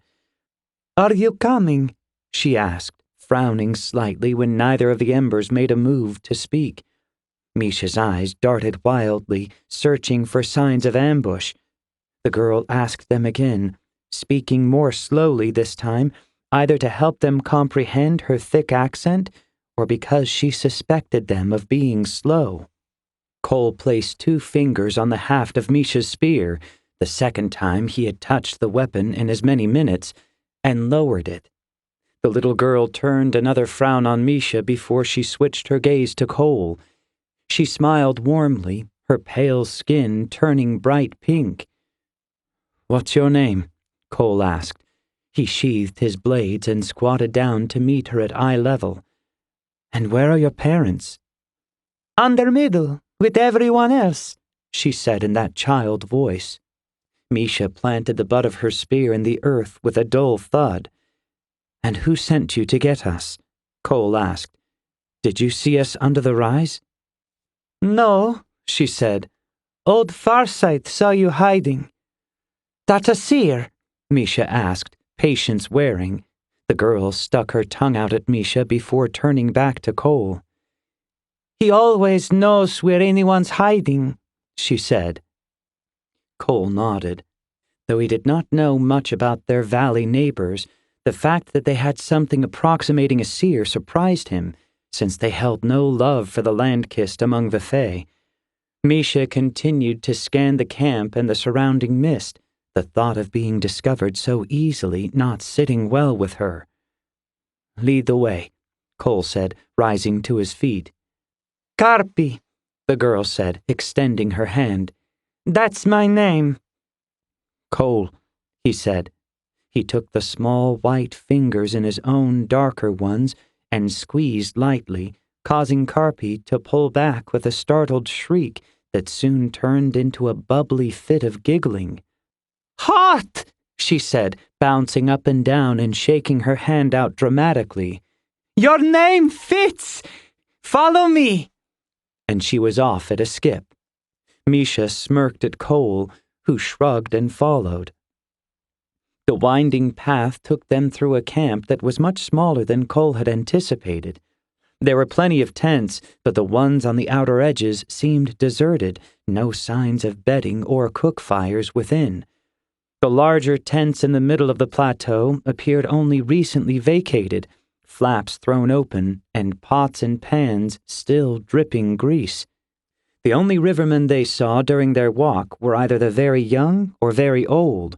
All of them largely ignored the passing Embers and their fluttering guide, who talked excitedly in her harsh tongue while she bounced. "No wounded," Misha remarked, scanning the makeshift settlement intently. Kole nodded. "Hard to get wounded over the deep lands," she said, and Kole did not argue. "How can they be in such high spirits?" Misha asked, staring at the bouncing gaggle of children that had joined Karpi in front of them. Several of them tossed sour looks her way, tongues lolling out of tiny mouths. "The rivermen are supposed to be resilient," Kole said. "If Boss Taldi is cut from the same cloth, it doesn't surprise me." "He act like this?" Misha asked, nudging her spear toward the joyful caravan. "Not exactly," Kole admitted. As it turned out, Under Middle was an apt name for the structure Karpi led them to, if you could call it a structure, more a slab of slate that leaned at an awkward angle. A 3-step stair was dug into the earth beneath it, along with a doorway absent frame. Though it looked as though the slab could collapse at any instant, crushing those beneath it, Karpi entered with a twirl, while the other children milled about and made faces at the Ember pair. They entered a chamber that was just as sparse as Kole had imagined. A fire burned in the center pit, and the dirt-packed walls had benches dug out along the entire length. There were many open seats. The ceiling was low enough to force Misha to keep her spear level, something not all in the room seemed to appreciate. As for the occupants, these were the fighting men and women the Embers had expected. There were perhaps 200, most holding axe or hammer, some a combination of the two. Kole noted that most of the weapons were carved from a solid piece of stone. It was a wonder they could lift them at all. Great shields of pitted steel leaned in the empty slots along the walls, reflecting the firelight like angry suns. Misha nudged Kole in the direction of a far corner, where a particularly squat, barrel-chested man watched from the shadows. "That one's staring at you." "They all are." "That one's really staring." The brute was bandaged in so many places It was a wonder they hadn't wrapped him for burial. He stood slowly, unsteady, and shuffled forward. Kole? He said, a sound like grating timbers. Boss? The initial flood of relief Kole experienced upon seeing someone from the lake was supplanted almost immediately by the realization that Lynn and the others were not with him. Given the state the riverman was in, Kole felt his heart sink like a stone. I see you two know each other. Kole and Misha turned to see an old man standing on the opposite side of the fire. He was adorned in simple skins in place of the leather and iron sported by most of the company, and he bore an unmistakable resemblance to Boss. Kole had not noticed him upon entering. "You are?" Misha, Kole was learning, was not one for first impressions. All in the valley were used to conflict, but Vaga seemed to breathe it. He tossed her a look, which she pointedly ignored. If the elder had taken any offense, he played it off well. Kole glanced at Boss, whose expression was similarly unreadable. I am Braden Talvi, the old man said, and I am the grandfather of your fellow lakeman there. He indicated Boss, who continued to stare at Kole. Old Farsight, Carpy called from somewhere in the back. Braden made a low rumbling that could have been a laugh, though it emanated as if from the walls themselves. He reminded Kole of Tu-Ren and even of Geros Bashir, whom he had recently met on the walls of Hearth. Apparently, each of the peoples of the valley had one great bear among them, a figure of strength and solidarity in the midst of ever-present chaos. He struggled to picture what such a man might look like among the Fae. Your borders are unprotected, Misha said, drawing a few more rumbles from the crowd, these ones decidedly less mirthful. They appear so, Braden said with an easy smile. You are a seer, Kole said. What is sight but the colors of the mind, eh? Braden said, stepping a little closer as he examined the embers. A few of the more battle-worn warriors stepped forward protectively. Misha's spear swayed in their direction like a cat's twitching tail. You followed our trail, Braden said. Yes, Kole said shortly. He very much wanted to speak with Boss, his stress redoubling by the second. Ease, Braden said, holding up his hands in a calming gesture. The room breathed, Kole included. Misha fought the sensation shifting from foot to foot, but she lowered the tip of her spear until it was even with the dirt. We must have our answers, Braden said, calm but firm. You followed us here, but that is not why you've come. No, Kole admitted, ignoring Misha. You came to do what my grandson failed to do. He stated it as fact, and Kole saw Boss's broad shoulders slump. Braden stepped forward and placed a hand on a bandaged shoulder. Truth only has the power to hurt if we fail to recognize its power to lead, he said. There were nods and murmurs of agreement, but Boss still had the look of a whipped dog. I can't speak to Boss, Kole said, but I'd say you've guessed the truth of it. To kill the White Crest, Braden said, and there were a few gasps. Kole nodded hesitantly, and then turned a look of earnest pleading Boss's way. Tell me what happened, he implored. Tell me they're alive. Boss shifted under the stare. I lost them in a storm, he said. The survivors in any case.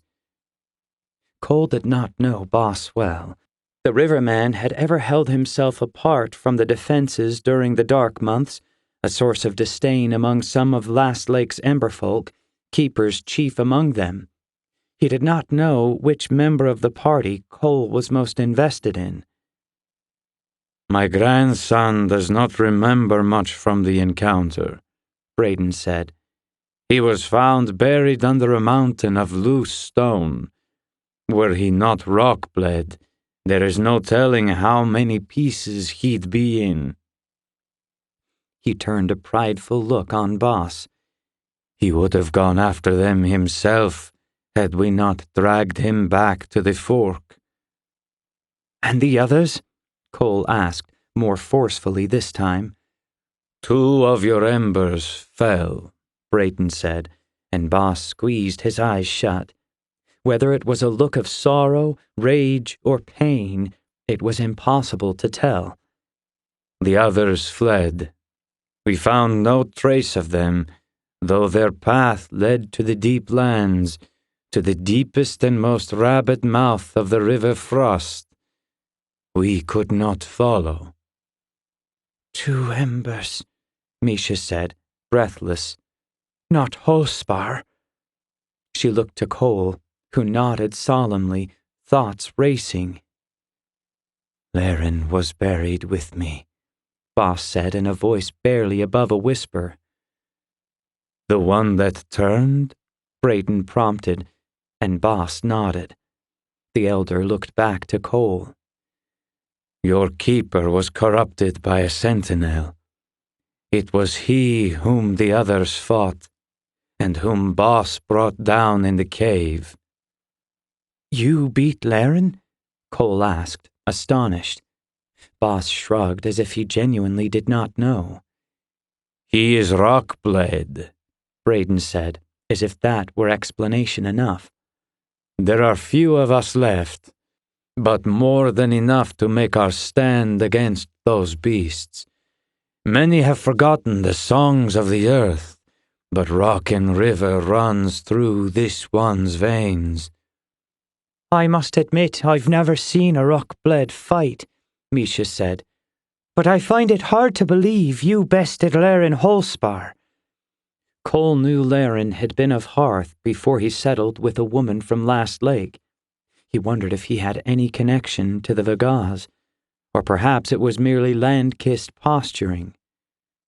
I did not fight alone, Boss said. Cenk Ganmir and Lyn Veran were there after Kaya fell. The fisher's boy, too. Nathan. The mention of Lyn's name centered Kole, as did the realization that Kaya for all was dead. This corruption is a new thing, Brayden said. We have never known the Darklings to turn anything but rats, worms, and the like. We've never had to face their sentinels, Misha said. This isn't just some rift like those that opened during the dark months. This is an invasion, complete with captains and all from the world apart. A sage's errand, boys, Kole said bitterly. Brayden looked at him curiously. Strange, is it not, for one of the Ember folk to question the White Crest? I didn't say his name. No, Brayden allowed. I suppose you did not. His gaze lingered, searching. I have a question, Misha said, interrupting the exchange. She lanced a finger at Boss.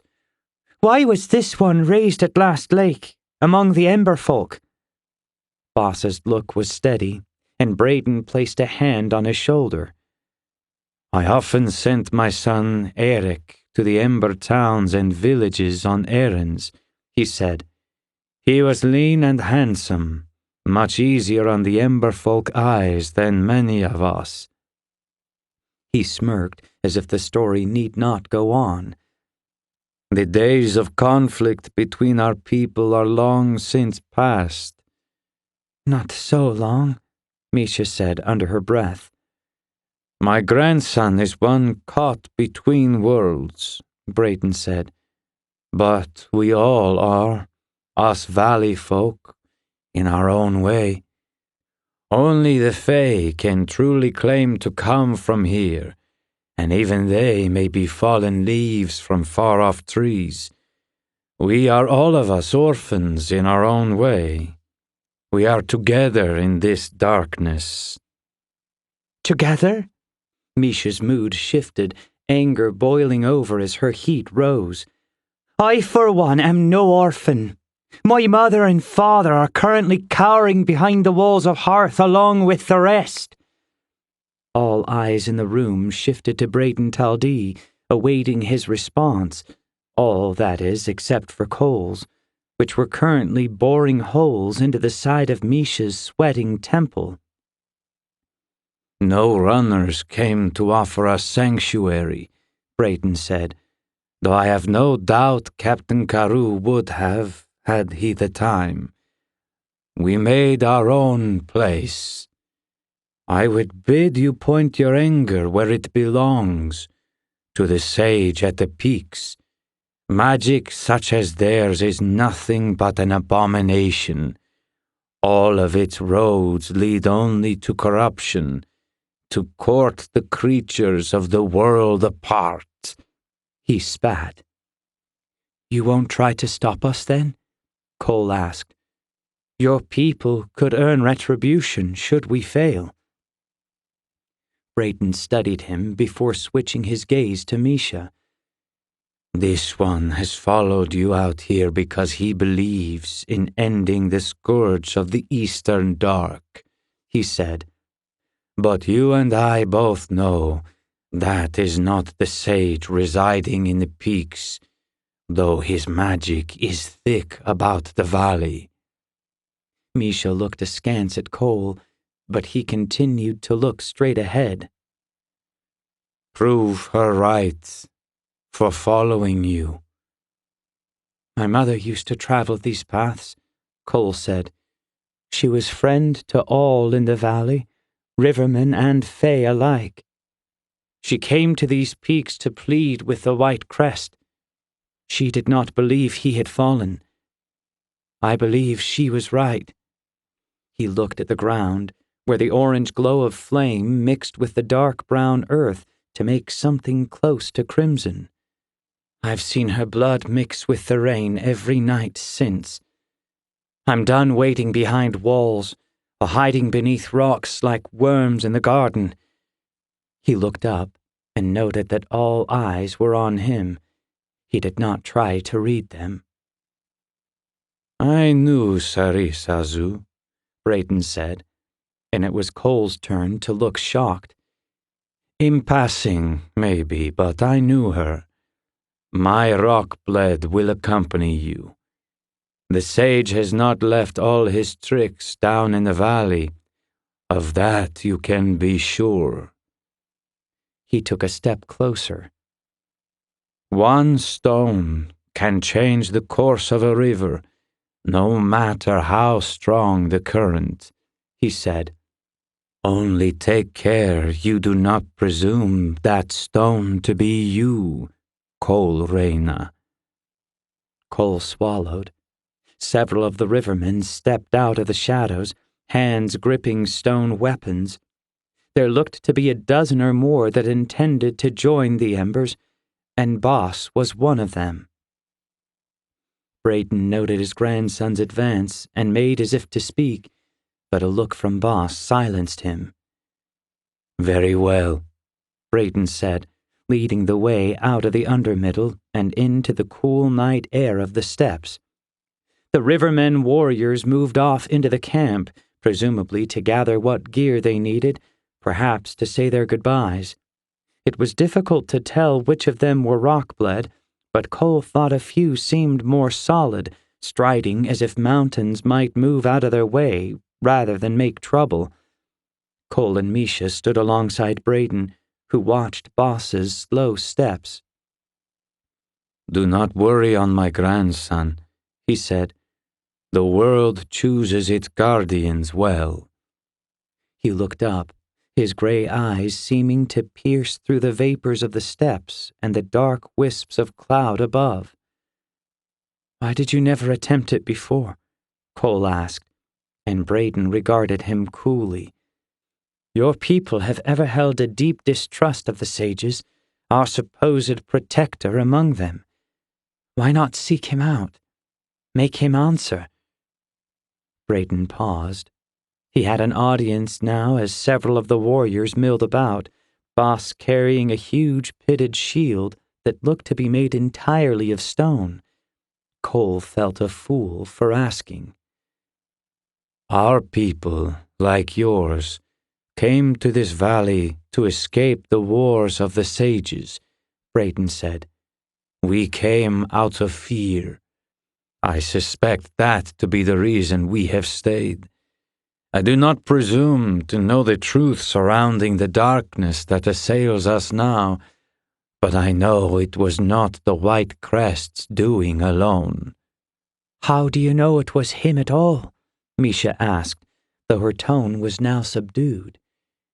"Nineveh is not the only one to recognize the talents of the Fakin," Brayden said. "I have seen things. I have heard a beating like great hearts these last years. It has grown, like something dead now living. I cannot escape the sound any longer. It is a sound of ending, and now I have seen the source." "Where?" Boss asked. "How?" "A young girl showed me the keep just the other night," he said with a smile. "In dreaming. She had bright green eyes and hair the color of mountain caps." "Green eyes?" Kole asked. Brayden smiled at him. "I suspect you know the source," he said. "She told me to expect you as well." Brayden took Kole by the arm and guided him away from the gathered warriors, as well as Misha, who looked on suspiciously. He leaned in conspiratorially, his breath smelling of ginger. "It may sound foolish to say, but do not underestimate the sage, no matter how dormant he may seem." "I won't," Kole said. "Some say they were the first LandKist," Brayden said. "Do you believe that?" Brayden paused and considered the field as it stretched out before them, ending abruptly at the base of the next shelf. "Whatever they were, they have long since forgotten," Brayden said. "That is what I believe." "What could the White Crest gain from all this?" Kole asked, earning an amused look from the elder. "You are beginning to doubt your conviction?" "I've always doubted it. Vengeance is good motivation. It's rarely innocent, or all the way true." Brayden nodded, seeming impressed. He laid a hand on Kole's armored shoulder, and even through the black scales, the strength was immediately apparent. Kole felt very small of a sudden. He suspected there was a point to be made there, whether or not Brayden had intended it. "The LandKist may not be as potent as the sages in power," Brayden said, "but the sages know we are the key to winning their private war. Quaint as this valley must seem to the wider world, it represents a fine opportunity to hoard such treasures as you away from the rest." "The Eastern Dark," Kole said. "You think he wanted us here? The Embers?" "Embers, Rockblade, Fakin," Brayden said. "I do not know. I would not assume the White Crest to be himself these days. So many are not, even those who started as our friends.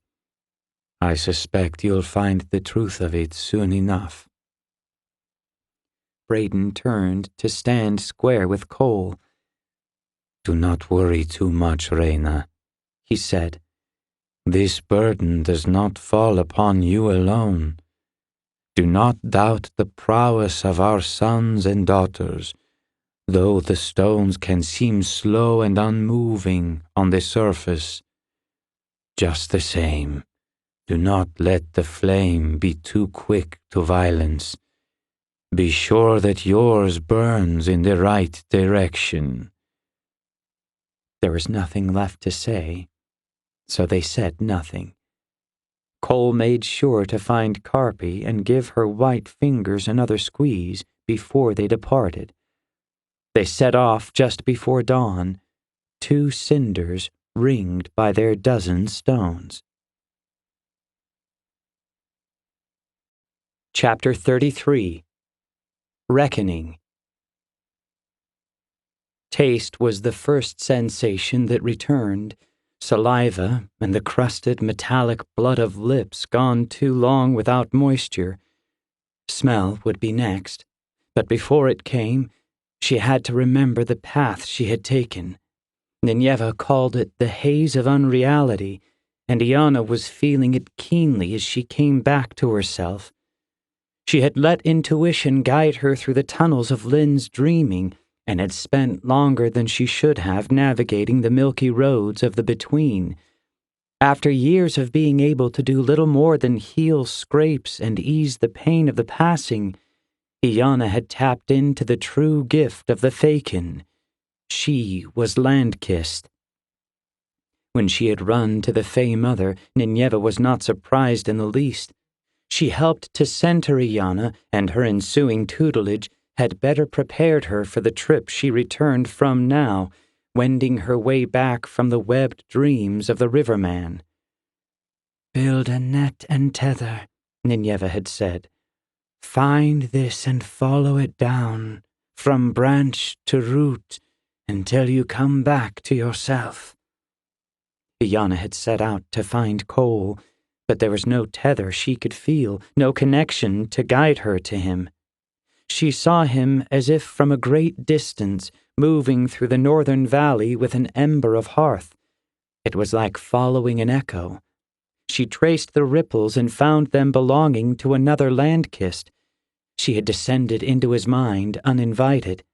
It had been a far cry from steering the consciousness of a firefly. The elder had ensnared her almost immediately, and she was caught fast in a prison of untold depth, encased in imagined stone so tight it squeezed the breath from her lungs. A man stood before her, squat and broad-shouldered, his sturdy outline stark against the black cave of his mind, his thoughts hidden away from prying eyes. Iana could not remember much from their exchange, but the man had released her. In truth, he seemed more concerned with how she had entered his mind than why. He knew of the Embers' approach, and he had promised to assist them on their road to the peaks. She trusted him, though she had little reason to. Sage. The pungent odor ripped her back to the stuffy room that was her teacher's attic. She felt the floorboards groan beneath her as the tower leaned in the billowing winds of storm.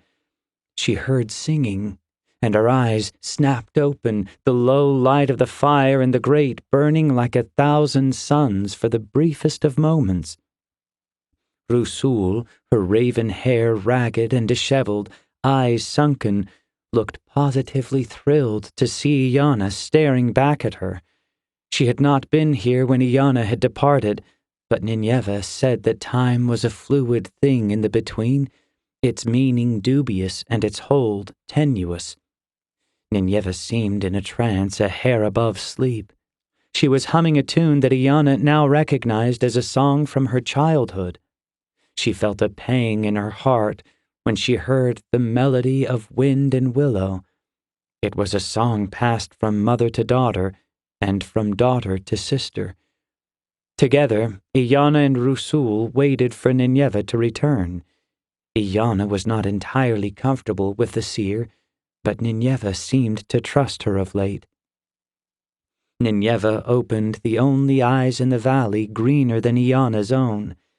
She wore a pleasant smile when she noted her pupil staring back at her. "He caught you prowling, yes?"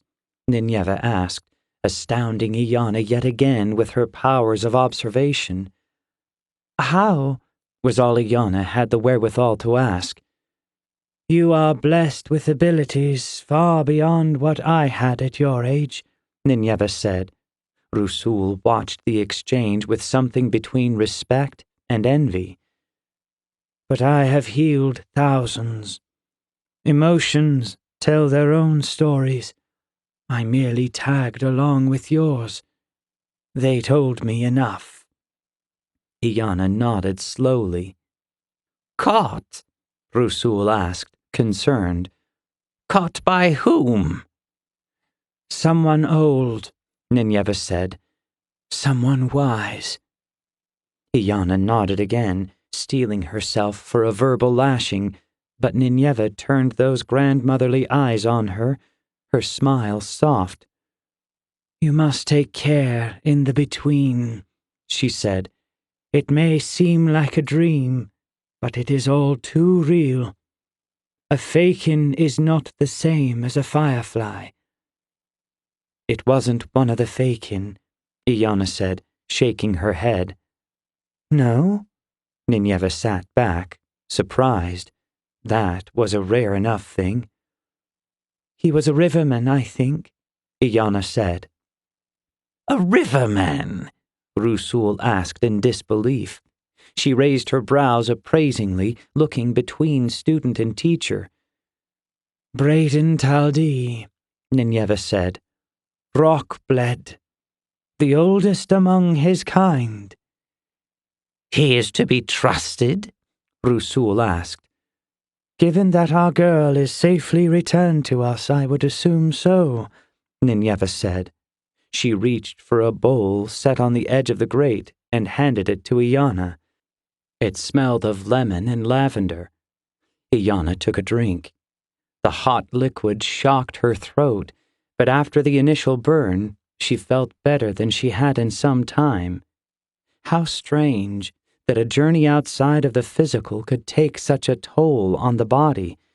It was no wonder Mother Nineveh did not attempt the search on her own. Something had happened on her last trek, and Iana still did not know what. "Braden," Iana said, seeing the shadowed face of the riverman.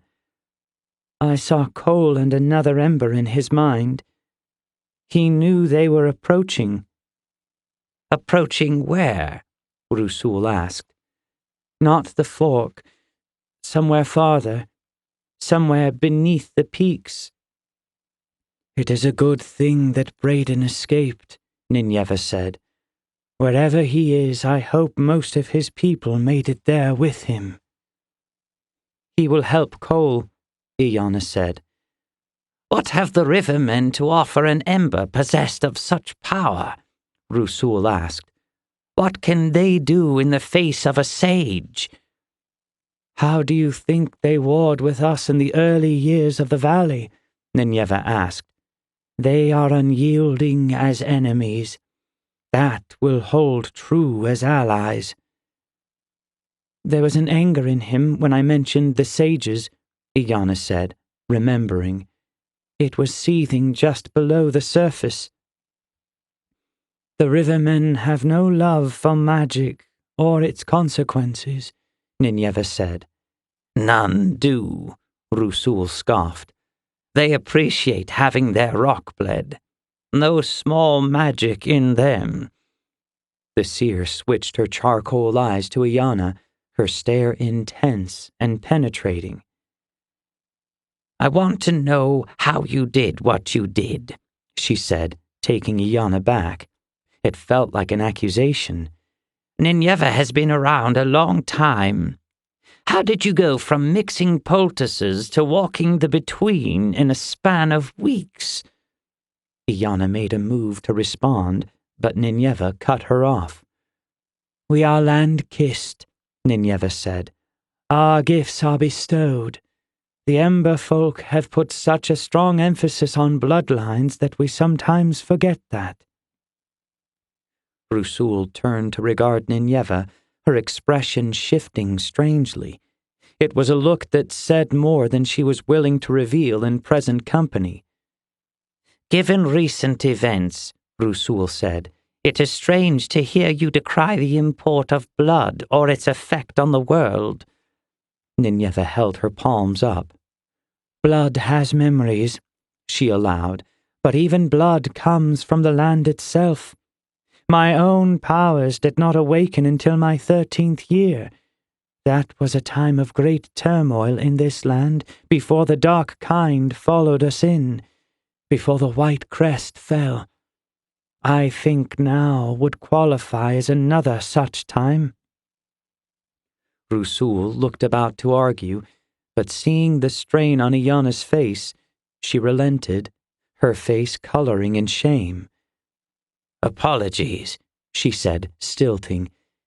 It is sometimes difficult being a witness. Always a witness. Iana nodded and swallowed. A creak in the floorboards alerted Iana to another presence. She twisted, yelping like a pup when knots in her back protested. She saw that Turen was standing at the back rail, his form outlined in gray through the thin screen. He's tense, Iana said, turning back to the other women. He was tense in here, Rusul said, rolling her eyes, so we told him to take it outside. The screen was thrown open with unnecessary force, and Turen stole in with a strained, tired look that softened a bit when he noted Iana staring back at him from her place on the carpet. Well? Rusul asked, impatient. What news? Turen grimaced at the seer's impropriety, but he stifled a biting retort. The hounds are restless. The wind's picked up. Those beasts are always restless, Rusul said, but Turen shook his head. Not these beasts. We cannot see the dark kind, but they're out there, hiding beneath the canopy. They've choked the trails. We've had one runner back of the 4 we sent with Kareen a week ago. And the corrupted? Nineveh asked.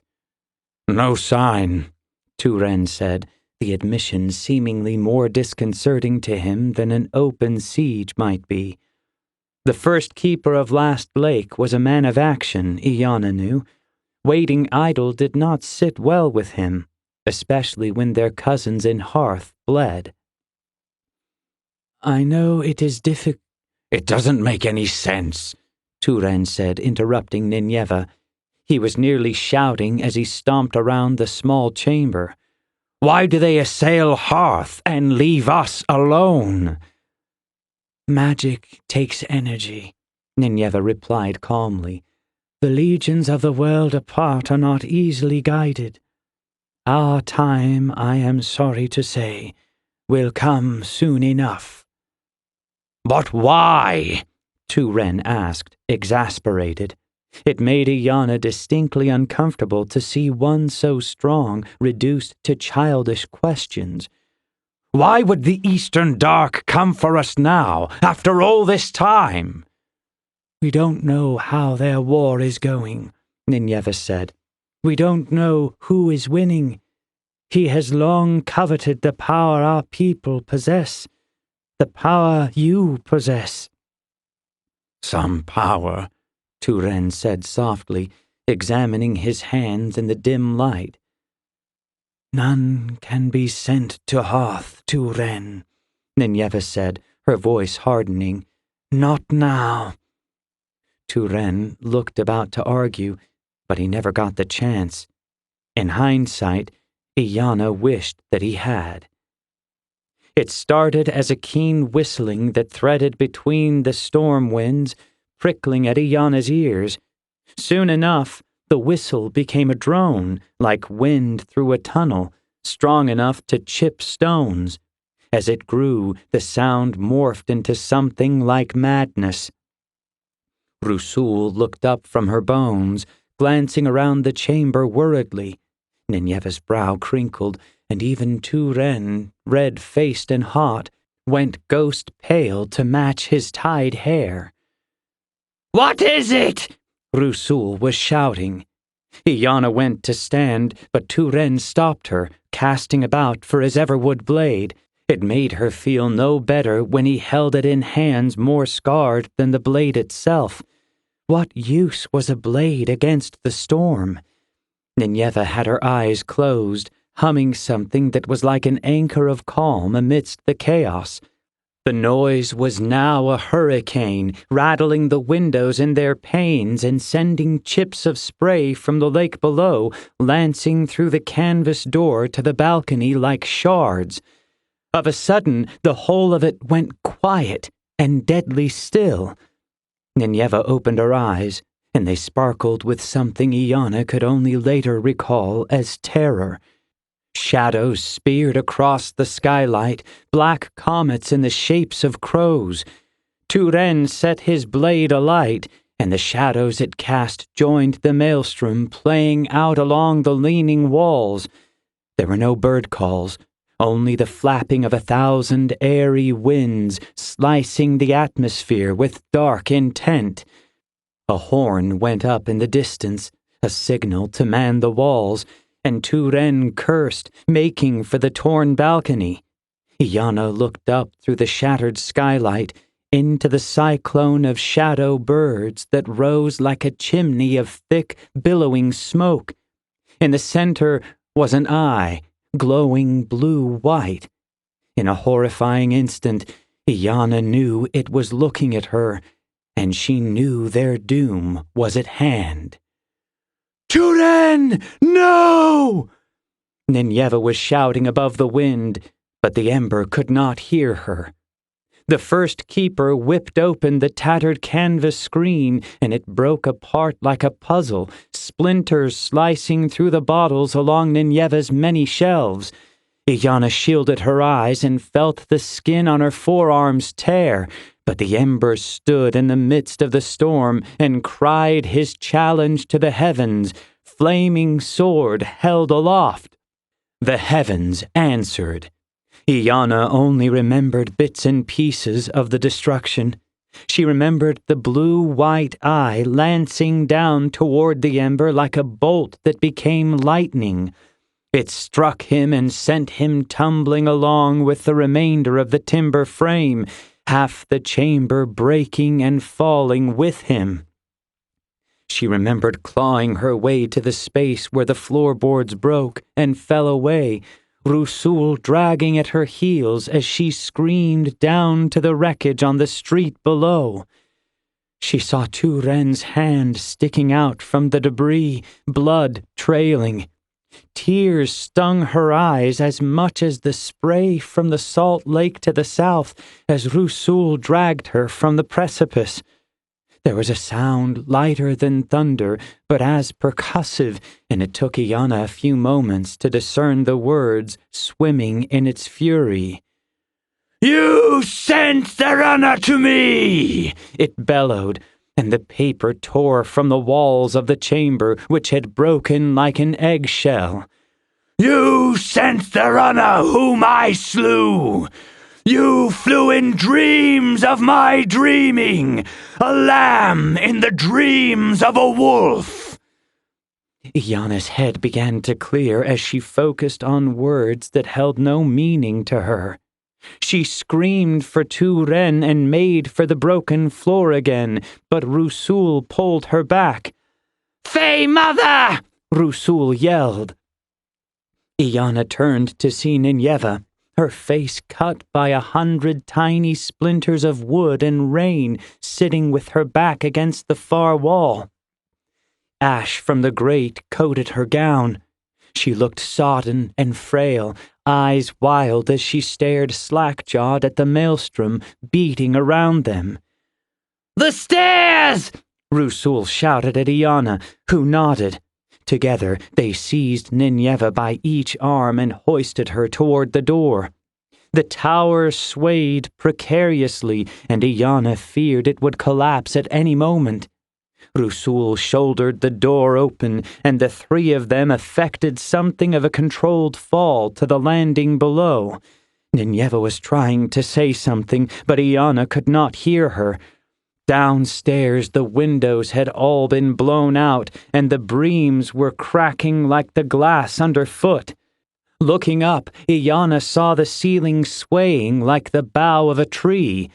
Another crack sounded that was almost too loud to hear, the impact ejecting them through the splintered web that had been the front wall. They landed in the street, mud pooling around them, hands and knees scraping on rock and debris. Iana could feel warm blood coursing down her bangs. People ran to or from the destruction of which they were the center, screaming and crying. A pair of lads, smiths, she thought, dug desperately at the wreckage of Turen's balcony, heedless of the danger swirling above. The horns sounded again, and the baying of hounds was drowned out in the voice of the white crest. How could they ever have thought to question such a force, to challenge it or its ilk? How could they ever have been so arrogant to call it ally, protector? Iana felt then that the LandKist were merely ripples along the waves of the sages. A streak of green and brown passed by Iana as she groveled in the dirt. She looked up to see Nineveh, standing straight as an arrow, walking toward the mouth of the storm. The white crest resolved itself into a cyclone of blue and white, something like a hawk's face coalescing in the chaos. Lightning orbs for eyes, crackling as it tracked the old woman's approach. "Nineveh! Fey Mother!" Rusul, her red robe clinging to her in a manner that made it impossible to judge her wounds, reached toward the old woman. Iana's heart leapt when she saw Turen, white hair coated with red, gaining his feet and casting about dizzily for his blade, which still burned brightly in the wreckage on which he stood. "Why have you come against us?" Nineveh railed against the storm, her voice carrying impossibly well on the air of the sage's making. The great head swung and pivoted, a mix between serpent and bird. "I was to be a tool," the beast boomed, each syllable sending rain from the ground to challenge that falling from the sky. "I was to be his tool, used to cull the chaff from the wheat, to separate blessed from doomed. You were the crop, and I the scythe." Nineveh moved closer, standing just below the creature's shimmering beak. Her robe swung and danced violently in the storm, but her face had dried in the wind, hair unbound and flowing in an approximation of what she must have looked like in youth. She was strong and noble, dauntless.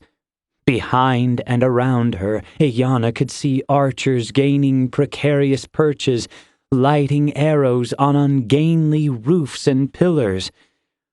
"Who?" Nineveh asked. "Who guides the strings of one so strong as you?" This sent the beast into another undulating fit, but Iana thought the storm had lost some of its fury. "None control me," it hissed, those crackling eyes drawing closer to Nineveh's face. "He sent his night lords, and I took their hearts. I wield the darkness of the world apart now. I own this realm and all in it." "The dark has made a blade of you," Nineveh said. "You who we counted as ally." "The King of Ember was my ally," it said. "My weapon. He failed to kill the Eastern Dark.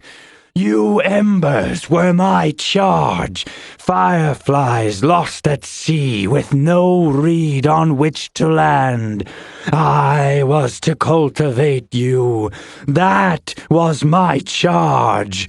But I am awake now, I am myself. I am, and I will cull his fields to draw him out.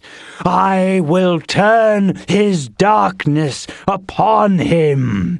You sent your embers to me, and I have turned them or thrown them from the cliffs. And suddenly, Iana knew that Lyn had failed. She felt cold hands interlaced with her own and turned to see Rusul kneeling beside her, staring ahead with the rapt attention of one kneeling at the foot of some terrible god. Perhaps they were. "There is another you have sent," it said, head menacing. "One whose power I have felt from a long way off. A power I have not felt in a long time. He will be my sword remade against the darkness, my ember blade. I have seen him in her mind. He will not come against me while I have her." Nineveh stood even taller than before. Blood leaked down her cheeks like the paint of the Fey tribes. "I had hoped against hope that we might find you dead or gone," Nineveh said, spitting with disdain. "And here you are, a thing used, a thing corrupted." The beast's form grew indistinct, all wind, rain, and lancing light. The bright orbs dimmed under Nineveh's scrutiny, and Iana felt something like shame emanating from it in waves that made her nauseous. It remembered itself, and the orbs brightened once more, the dam breaking. The wind picked up, and the water, charged as it was, transformed into tiny arrows. Iana scanned the rooftops where the scattered archers were prepared to loose. But what could they do?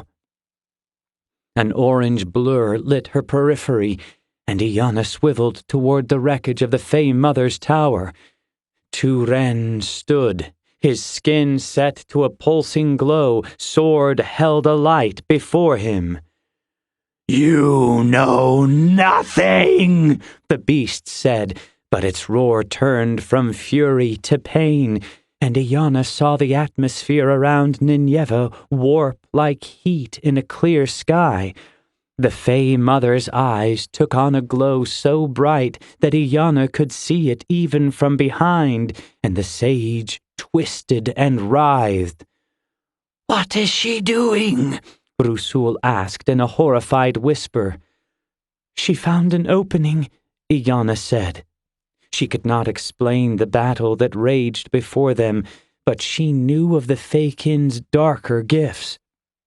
It was said they could turn their empathy to whips and lashes, as Nineveh did now.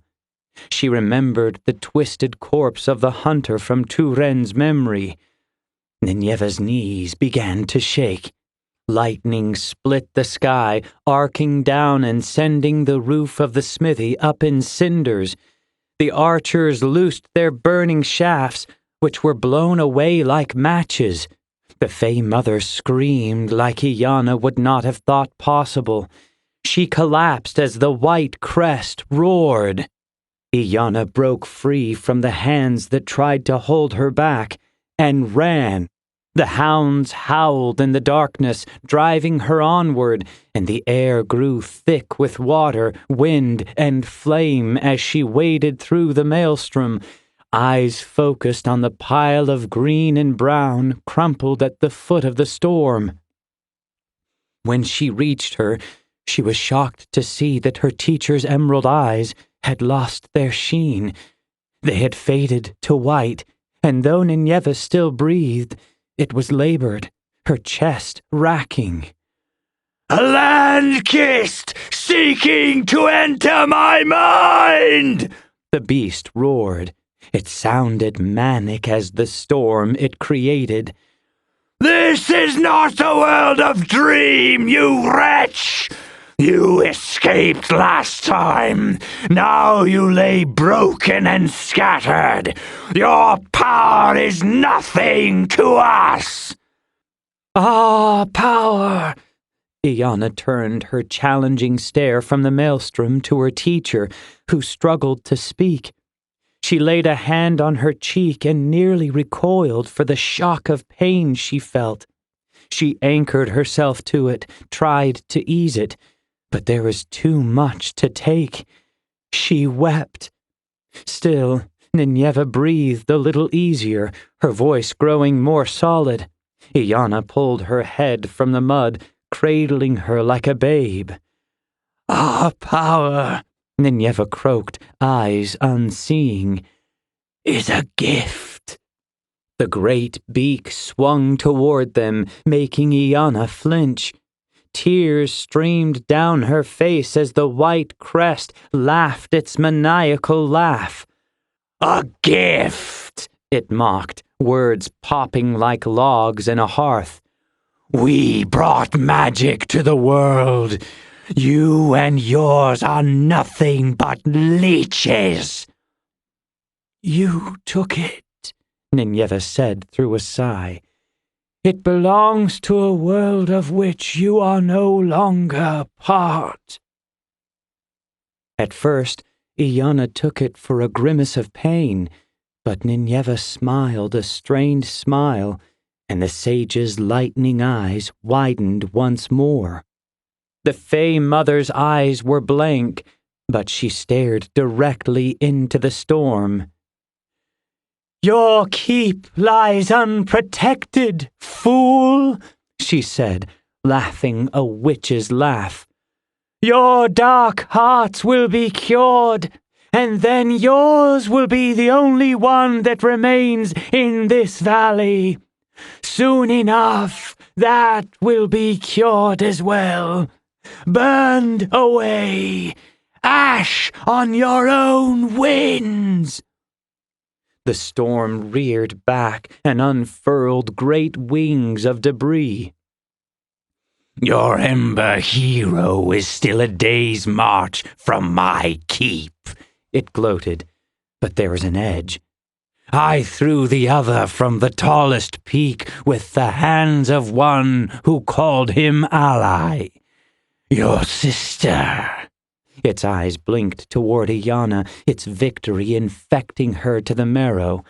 "Sits in chains. The woodsman," it continued. "I shattered his head on the back of a stone. His bones will bleach in the sun you will never see again." Nineveh smiled. "He lives." And Iana knew that Nineveh could see him even now. Nathan's swell, alive against all hope and reason. The beast roared and made as if to take off, its form shimmering in the spray it sent up. "Turen!" Nineveh screamed. Iana saw only white like the brightest snow and felt the wash of heat as the first keeper leapt over them, trails of swirling gold curling in his wake. He slammed into the avian head, and their meeting split the atmosphere with a crash not unlike thunder. Although insubstantial, the white crest roared as Turen sunk his burning blade home, bringing the storm down in a shower that only flew in one direction. The sage gathered itself and hurled its energy back at the ember, but Turen Kadei stood his ground, the wind seeming to feed the flames of his blade. Iana was forced to squeeze her eyes shut, tight against the clash, And soon the crackle of lightning, the roar of flame, and the howl of wind faded like a memory.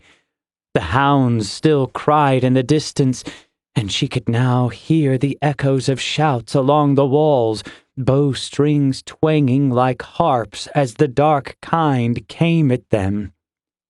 She opened her eyes to see the closed lids of Nineveh, curled in her drenched lap like a sleeping child. Rusul stood on unsteady legs and moved off, swaying like a tree in the breeze. Men, women, and children emerged from the shadows of broken frames and leaning piles. Ahead, Turen knelt in the mud, his great back heaving with long poles, smoking sword hissing in the rain beside him and causing a puddle to froth and boil. When he turned toward her, she saw tears mixing with the rain. "I tried," Iana said, holding herself just above the surface. Turen rose with a groan and moved to her. All signs of the sage had passed. "We all did," he said, laying a hot hand on her thin shoulder that warmed her to the bone. "He's gone." "Back to his roost," Turen said. "Whatever she did," he looked down at Nineveh, "it rattled him enough for me to strike." "He is weak now. He spent too much energy coming here." "We gave them what chance we could." Iana nodded, wiping the droplets from Nineveh's face. "Now let's hope they do the same for us," Iana said. The horns went up again along the walls, calling the first keeper to his brazier. A scout screamed down the road from the north, waving a torch and bellowing, "First keeper, your father requests your presence immediately!" The scout looked at the chaos along the lane that was now a causeway and blinked like a dog. Turen lifted Nineveh's prone form and stood to face him.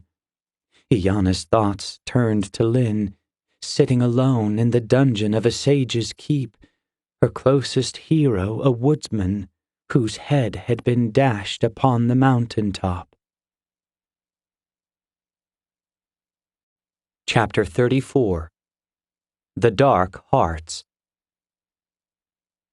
Lyn woke in the cold and damp, feeling the moss-covered stones beneath her. She was cold. She was tired, and everything hurt. The sage wearing Laren's skin had fled and left his shell behind, and the sudden fury of his passing had drawn her from the depths of unconsciousness.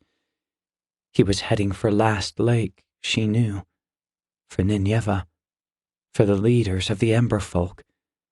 He was heading for Iana, and there was nothing Lyn could do about it. She would outlive them all, in spite of her every foolhardy effort to get herself killed in the mountains.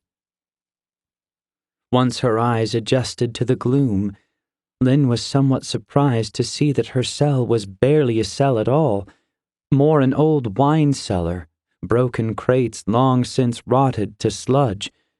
The barred door was missing most of its bars, and those that remained looked as though a light breeze might crumble them to dust. She may as well have been at the bottom of the River Frost, for all the good it did her. Just at the edge of sight, through the toothy bars and across the dank hall, 2 red eyes glowed dully in the gloom. The white crest was gone, and Laren had once more become the shell for a sentinel, a ghoulish hound set to preside over the damsel in distress. How strange it seemed to Lyn. She had spent most of her life fighting the denizens of the world apart, but never their captains. When she was a girl, they told her the sentinels would never come through unless the eastern dark returned. How sickening that it was a sage they thought to be their own that had set the beasts on them. Lynn spat, and she could see the hint of a smirk pulling at the edges.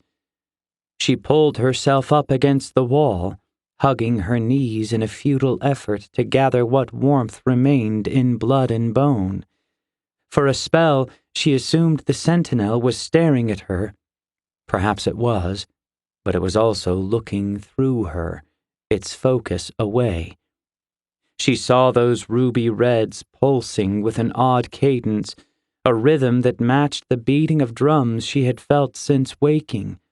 The walls thrummed with it, and the air around her, sticky with age and rot, buzzed on the edge of an explosion.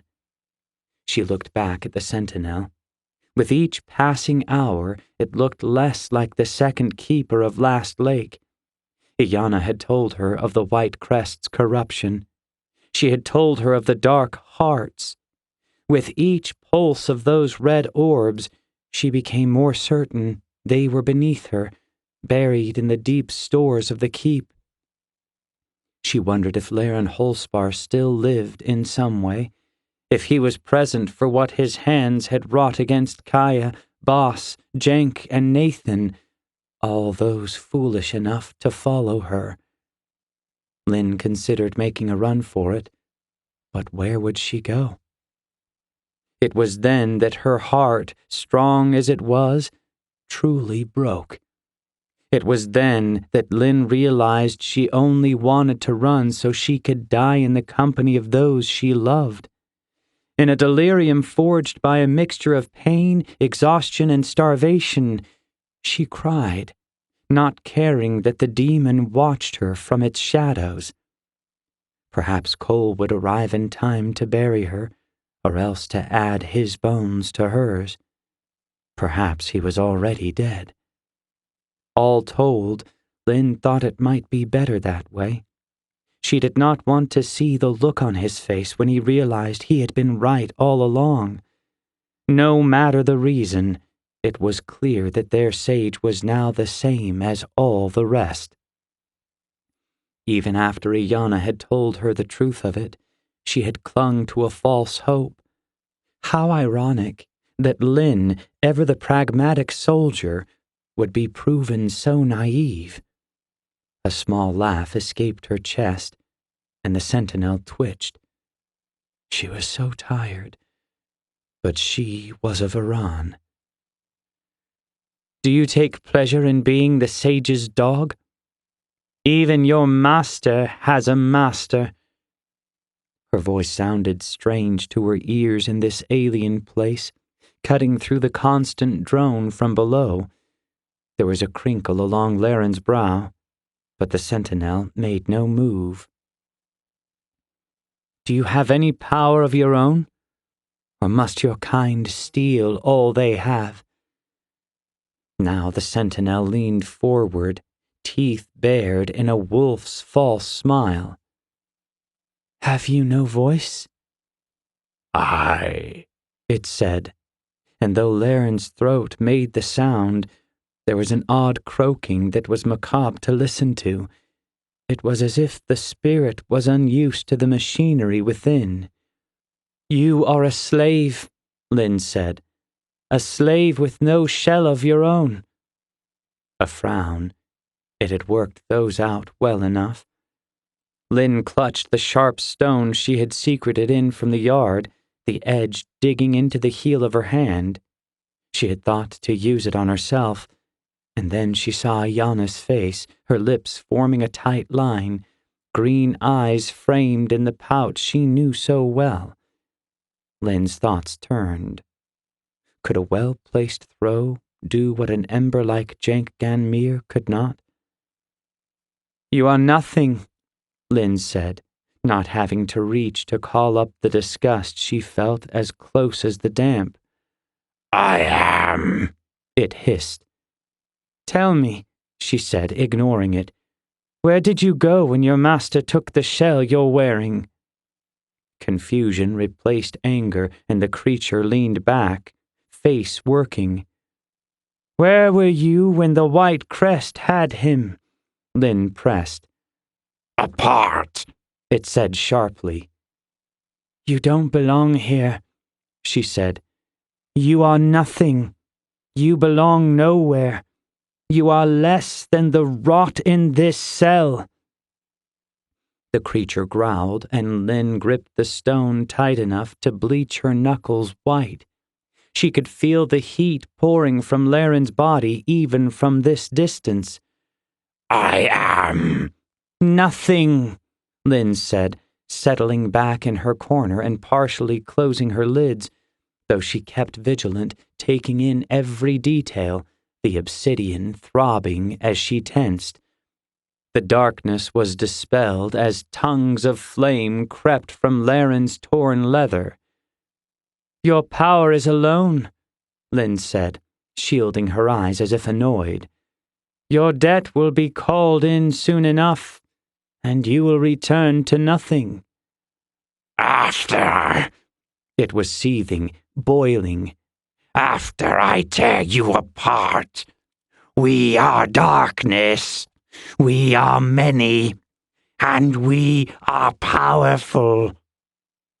No, she said, opening her eyes and looking at the impostor with all the hate she could muster. You are nothing. You are from nowhere, and once the sage is through with you, you will return to nothing. You will be displaced yoke. The white crest is ours, it hissed.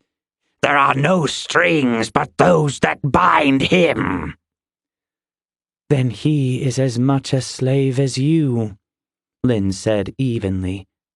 She was certain the sentinel would leap upon her and rend her limb from limb then. It leaned forward, teeth flashing and flames sprouting on Laren's skin, something she had never seen an ember do. The demon was destroying its mortal coil. She felt the drumming intensify, the vibrations running up her spine and setting the bones to click like plates.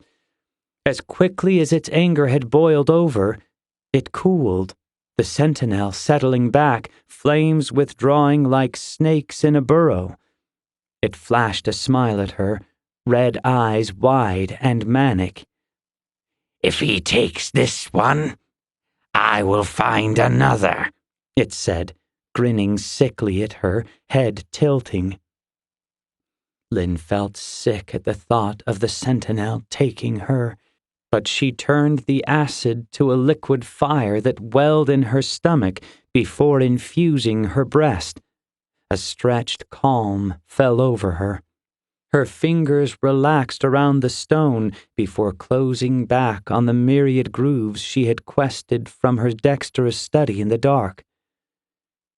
I think I'd rather die, she said, her muscles flaring painfully to life as she brought the lever of her arm forward to throw.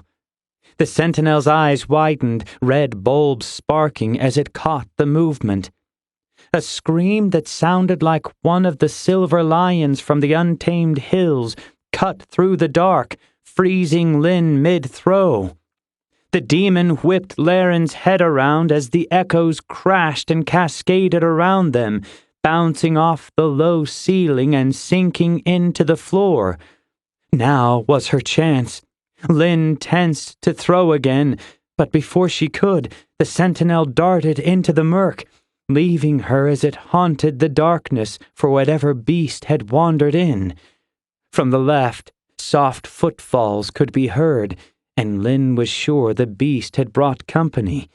She cursed, settling in a tense crouch.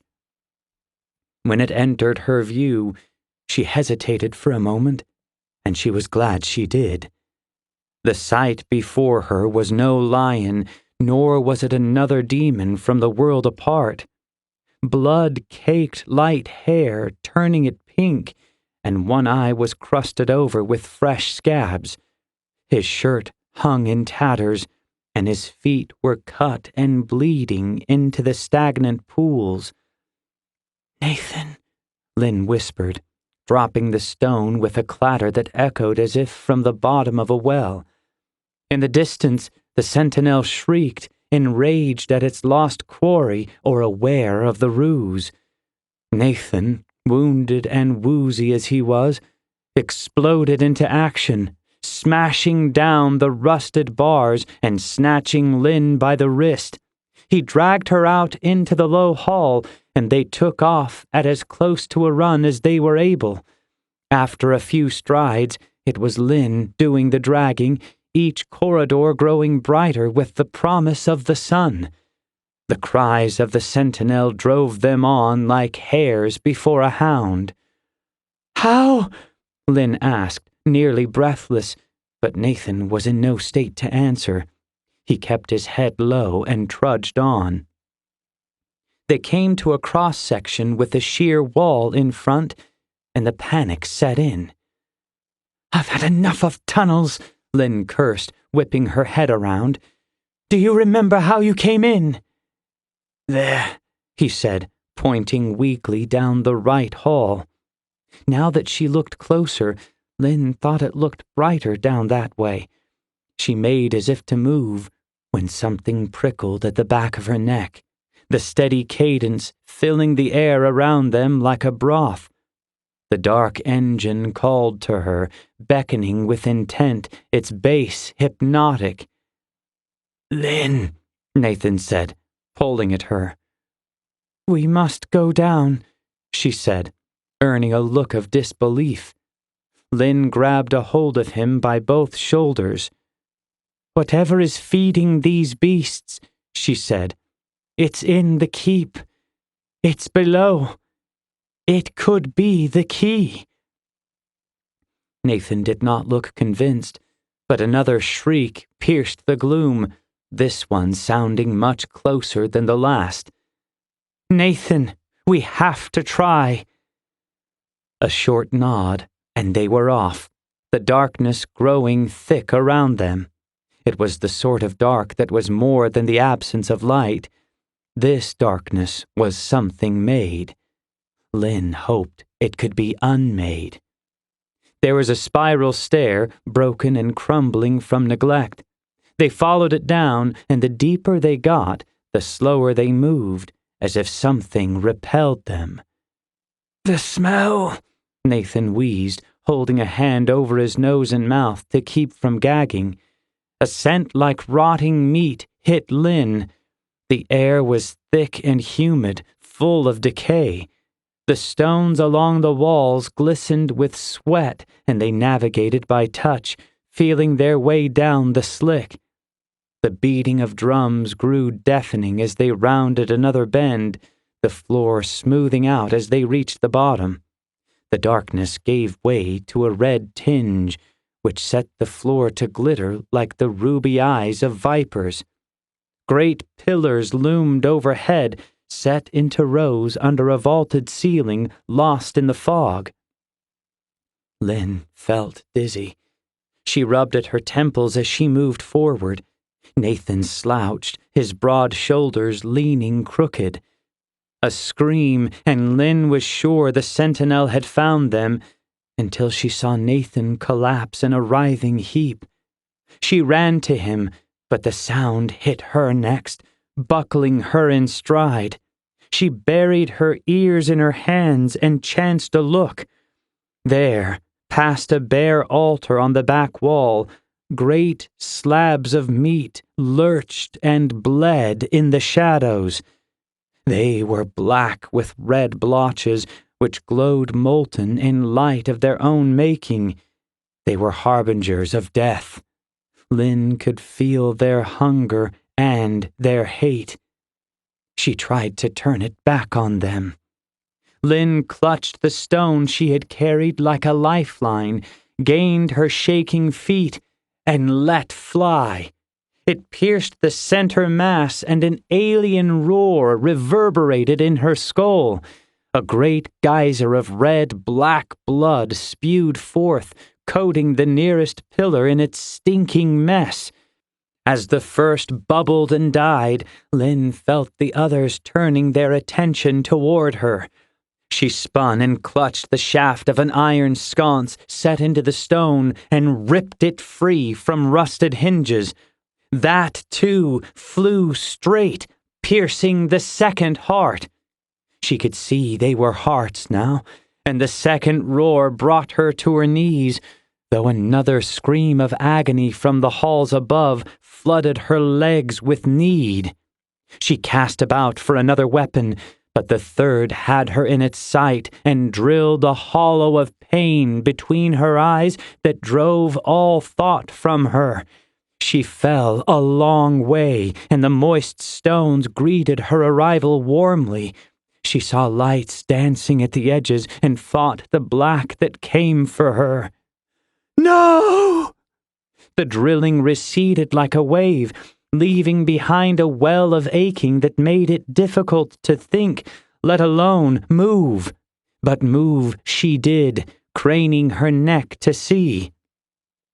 Nathan had pulled her makeshift spear from the one and plunged it into the other.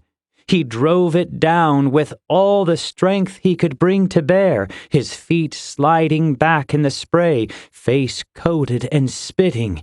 He yelled over the roar that must have been splitting his skull, and the heart groaned its last and stilled. The deed done, Nathan turned and walked to Lynn with ungainly strides. He looked like carrion. "I wanted to believe," he said, looking down at his bloody hands caked with rot. "I wanted to." "I know," Lynn whispered, standing slowly. She placed a hand on his shoulder. "But we've done something here at least. Whatever power those things contained, it's gone." Nathan nodded. And then they heard the animal scream return, all trace of Laren Holspar's voice torn away in a madness born of a pain that had given way to rage. They ran faster than they had any right to, the glow of angry flames lighting their backs as they tore up the stairs and back into the twisting corridors. Sweat poured from them, evaporating before it could roll down their skin. Finally, the light of day brought a welcome burn to Lynn's eyes as they spilled into a great hall. The stone tiles underfoot were polished to a mirror sheen in the places that weren't cracked or overgrown. A white balcony ringed the chamber, and Lynn could see avian faces leering at them from the shadowed alcoves above. The carvings were so lifelike as to appear real in the glow of their pursuit, great eagles and hawks with the bodies of men, all armed and armored. Lynn chanced to look behind, and the sight nearly drove what breath she had left from her chest. The ember-giving chase was something born of fire and darkness, its hair a burning mass, spear a length of flame with no haft or tip. Behind it, seated on a turquoise throne, was the statue of a god whose carved feathers and razor beak put the rest to shame. "Lynn!" Together they cleared the gap and charged out into the open air, clouds wheeling overhead in a frantic and unnatural dance. To the south, the white clouds tore into the black in a battle of elements over the valley basin. Lynn turned and fell to her knees as Nathan let out a hacking cough, spitting bloody phlegm onto the rocks. The sentinel stood before them, flames wild, ravenous, and intent on them. Its red eyes darted erratically as it tensed to spring, and then it paused, eyes locking on something behind them. Lynn felt the kiss of heat on the nape of her neck and shuddered. Her cry of anguish turned into a disbelieving laugh as Jenk Gan Mir stepped forward, shirtless and red as the rest of them, his sword held alight, flames dancing with poise and fervor. The Ember of Last Lake took his stance and kept his eyes ahead as he prepared to face the ghost of Laren Holspar a final time. He could not hope to win, of course, but Lynn felt happy to see him. She looked out over the roiling battle in the sky over the valley below, and knew they had done something here. As for her, it looked as though she would not die alone, after all. She closed her eyes as spear met sword in a clash that heralded the beginning of the end. Chapter 35. The Breaking. Dakin's boys know their way around a pike, Garros said, as he and Talmir took a brief reprieve next to the Embers' glowing brazier. Talmir did not disagree. For a group that had always been more about the show than the fight, Dakin's White Guard had made a difference, bolstering his flagging troops along the South Bend. While Dakin Pier was somewhat notorious for being a concubine of Third Keeper Misha Vaga, he was notoriously ferocious on the training grounds, and that ferocity was redoubled against the corrupted. His twin hatchets spun in a constant blur, black limbs flying absent spray. Seeing him in action, one could be excused for thinking him LandKist.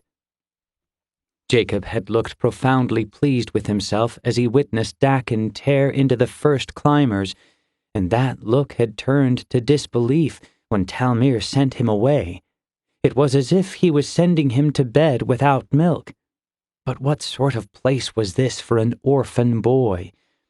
Probably the sort of place that makes them. "It's a wonder they were willing to get their armor dirty," Talmir said, coming back to himself. First time I can recall those boys on the front lines since Pierre's father fought against the stone throwers, Garros said. Even then, we had to put the lean on them. They are the sons of merchants, after all, Talmir said, and Garros laughed and clapped him on the back hard enough to make him cough.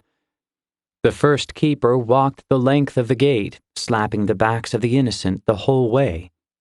Talmir studied the black sea before his walls. If it had a tide, it was high, though the corrupted seemed to be slowing, their attacks guttering like a flame left too long at the wick. The bodies were piled on both sides of the wall now, their black masks falling away in the rain. There were plenty of his Ember folk among them, along with the squared jaws of the rivermen, but most were foreign, pale or swarthy, all innocents in their own way. The captain hoped they were granting mercy. He had to cling to something, and the anger had gone out of him. Instead of railing against the sages in their war, his thoughts turned to questions of why rather than how.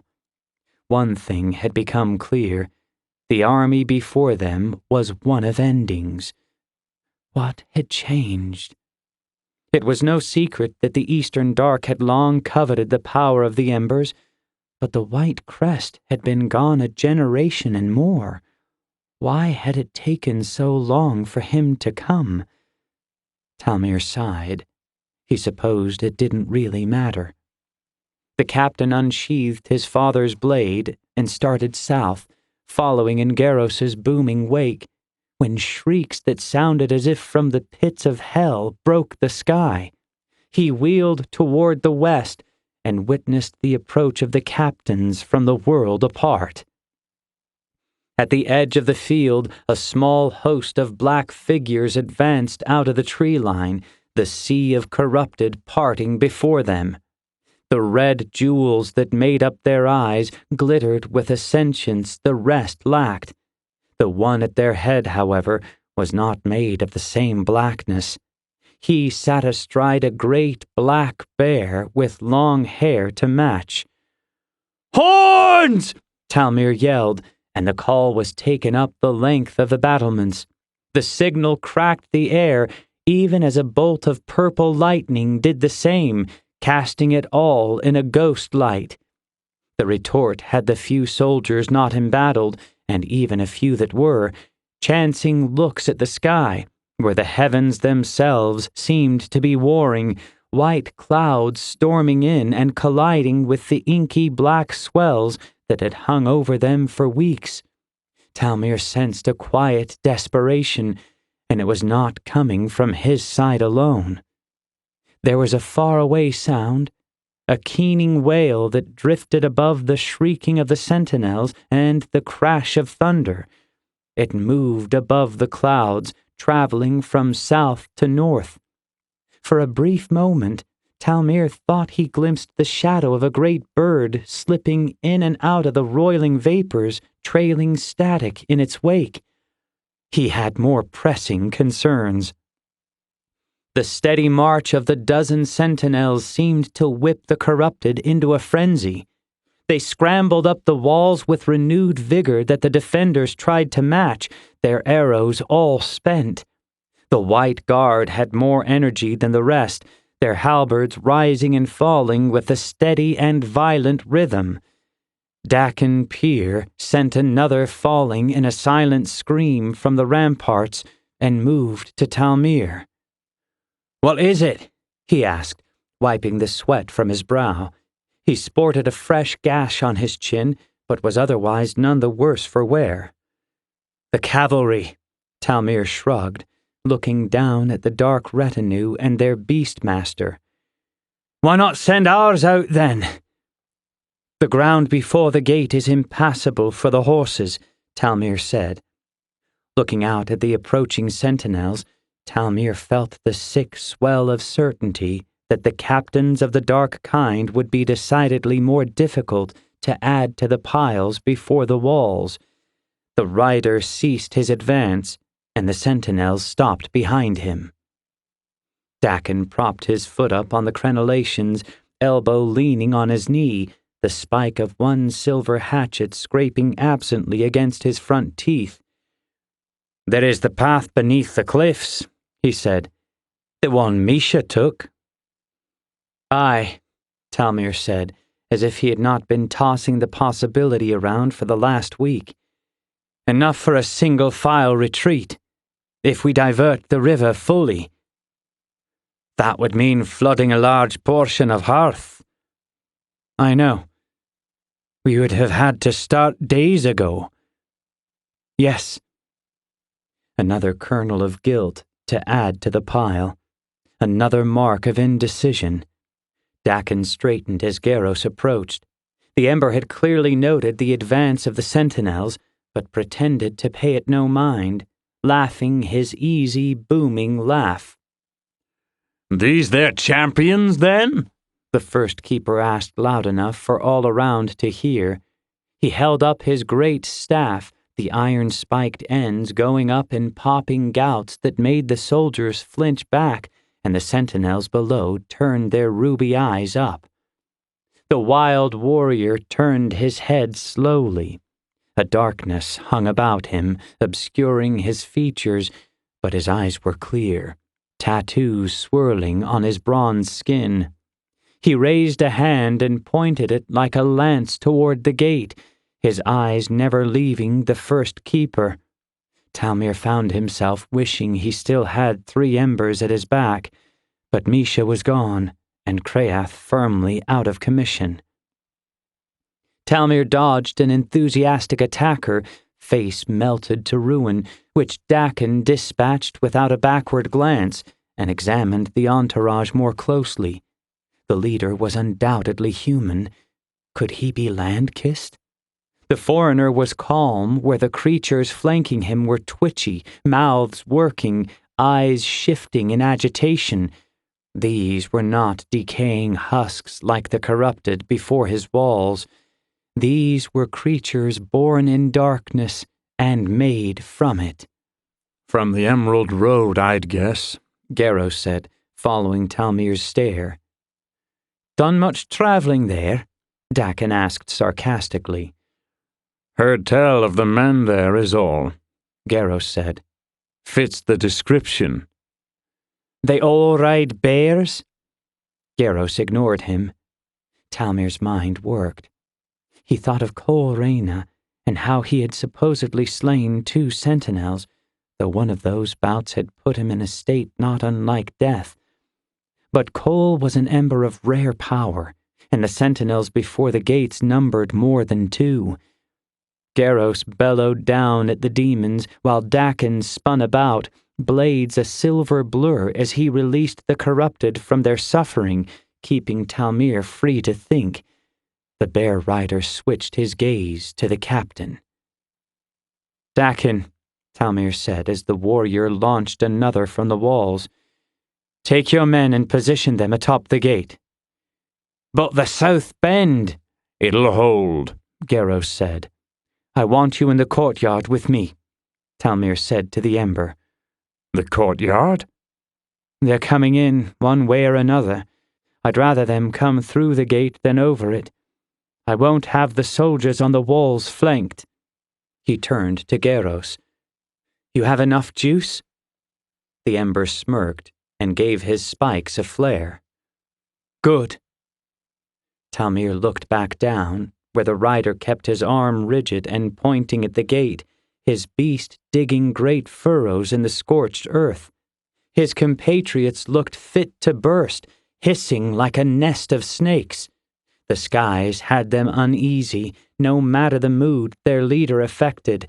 It was growing brighter, the gloom fading as the sun struggled to take back its domain, and occasional rays of yellow burst through the canopy, splashing the white walls with color and setting the climbers to smoke and char. "To join with the dark kind," Talmir said, shaking his head. Dakin spat and then moved off, the armor of his guards glinting in the intermittent beams.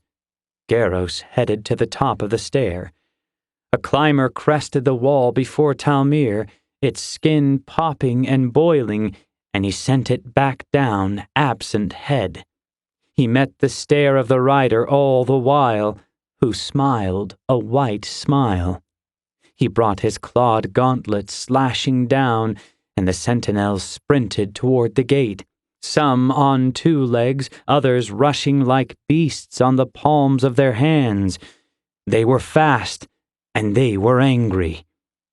The great bear began its slow, rumbling, solitary march, and Talmir spun, moving to the stair as Dakin's soldiers arrayed themselves along the top of the gate, spears angled to throw. As he made his way down the steps to the courtyard with a grace he did not feel, Talmir thought of the skies above. Could Kole have gained the peaks already? Could he have succeeded in discovering the source of the scourge? Had a sage fallen? No matter what was happening in the north, Talmir knew the battle on the ground would soon rival that in the air. On cue, Dakin Pier shouted his commands, and the whip of missiles issued forth as the White Guard launched their volley. No cheer went up. Had they hit a single one? Talmir stepped back into the center of the muddy courtyard, leveling his sword alongside a host of displaced cavalrymen Garros had bellowed into loose ranks. The first keeper brandished his staff of orange and blue, welcoming the coming storm as Talmir only wished he could. The wall shook under a sharp impact. There was a sound like scraping, hoes and picks warring with the thick wood on the frame of the gate. "Bring it down!" Dakin screamed, hurling a spear of his own. This one did send up a cheer. Crashes echoed from the south bend, and Talmir chanced to look. He saw forms falling on the inside of the wall, the wrong side, armor and limbs clattering and snapping on the cobbles of the outer streets. Most of the populace had been moved inward, but a few remained. These took up arms and charged, more concerned with giving object to their rage on the stunned and dying dark kind than in assisting the fallen defenders. Another crash and splinter, and a black claw the size of a cleaver pierced the gate. 2 soldiers took up swords and hacked at it, the strikes ringing out and sending up sparks. The claw withdrew, and the scraping ceased, leaving the men and women in the courtyard to clench and unclench clammy fists. There were screams from atop the gate, and then a white guard fell like a stone, throat slashed. And then it was chaos, black figures darting and slashing along the ramparts, some taking up weapons from the fallen. Whether armed or not, they fought like animals, and men and women fell screaming or choking in their fury. Talmir saw Dakin whirling in their midst, hacking at the speedy wraiths with his twin blades. Talmir motioned to a squad, shouting at them to make for the stair, when the gate shattered as if a ram forged by the gods themselves had come against it. The great black bear looked impossibly large up close. It tore into the first ranks like a badger at a mound. It was no night lord, but rather all flesh, fur, and unbridled rage, and the shirtless warrior astride it laughed heartily as the gore flew. Talmir shouted orders, but his pikemen were already surrounding the beast, corralling it with their halberds. Black blurs came pouring over and through the broken gate, ripping into the soldiers and freeing beast and rider to effect more carnage. Talmir could see that his soldiers were caught unawares.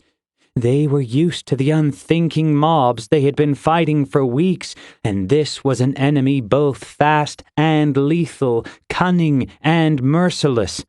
One of the sentinels fell from the top of the wall, a spear stuck through its chest that served as a rod to root it to the courtyard below.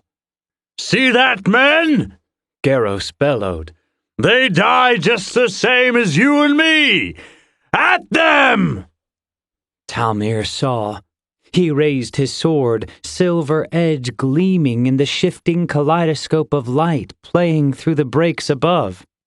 He cried a battle cry, charging into the fray, heedless of the soldiers at his back. Corrupted had poured into the breach and made it a deadly press, and Talmir did what he could to tip the killing in Hearth's favor. He slashed and gutted until his sword rang out against a riposte, a spiked star clutched by a sentinel that stood half again his height. He had not seen any of them use weapons before now. They circled, Talmir prodding as the demon hissed and swung. A pair of female soldiers flanked the captain, freeing him to focus on his private arena. The sentinel's movements were erratic. It snarled, accepting hits and gouges in exchange for pure offense. Talmir cut it to ribbons while dodging that streaking star that may as well have been a comet.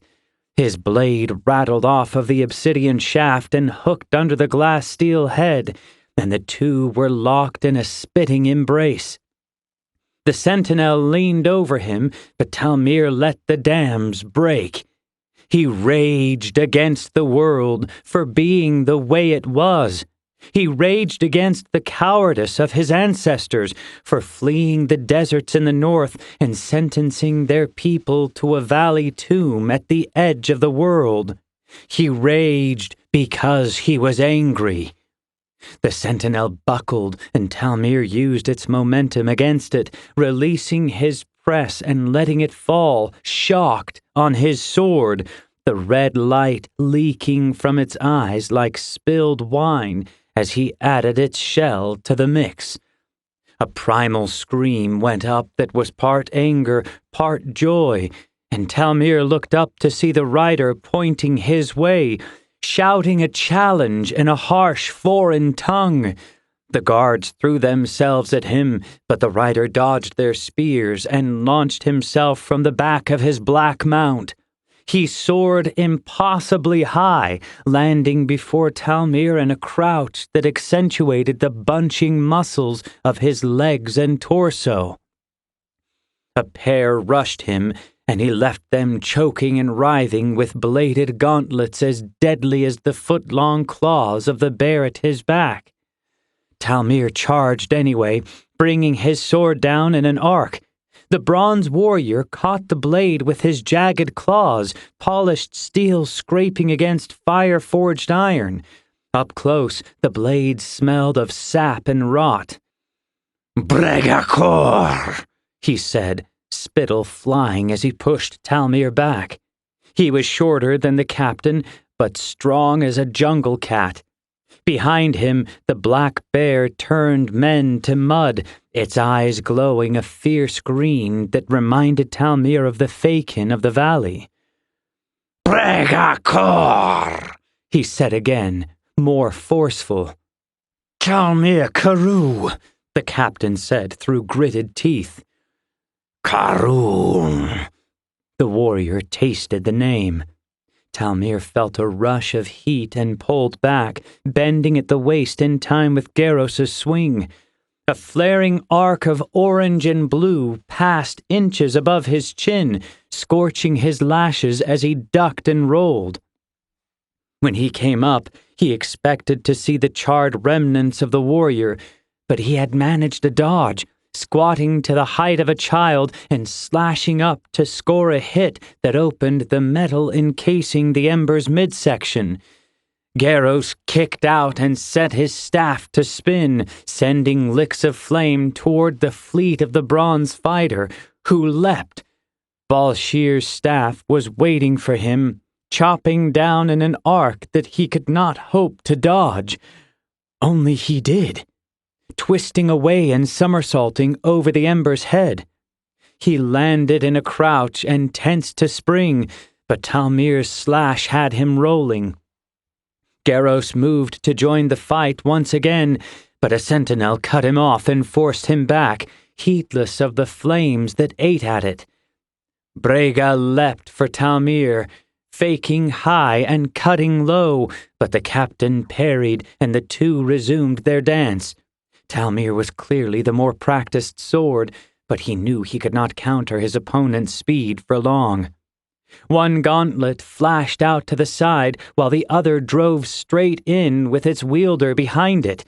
Talmir sidestepped and brought his sword down in a chop that should have separated Brega's head from his shoulders, but again the other was away in a flash of spinning tattoos and yellow tassels, and the two came up eye to eye once again, the jungle warrior flashing a smile. "Whom do you call master?" Talmir shouted over the tumult. "Who sent you?" The warrior circled, cocking his head to the side like a dog. "Slave!" Talmir said, spitting in disgust. The warrior grimaced, his smile disappearing.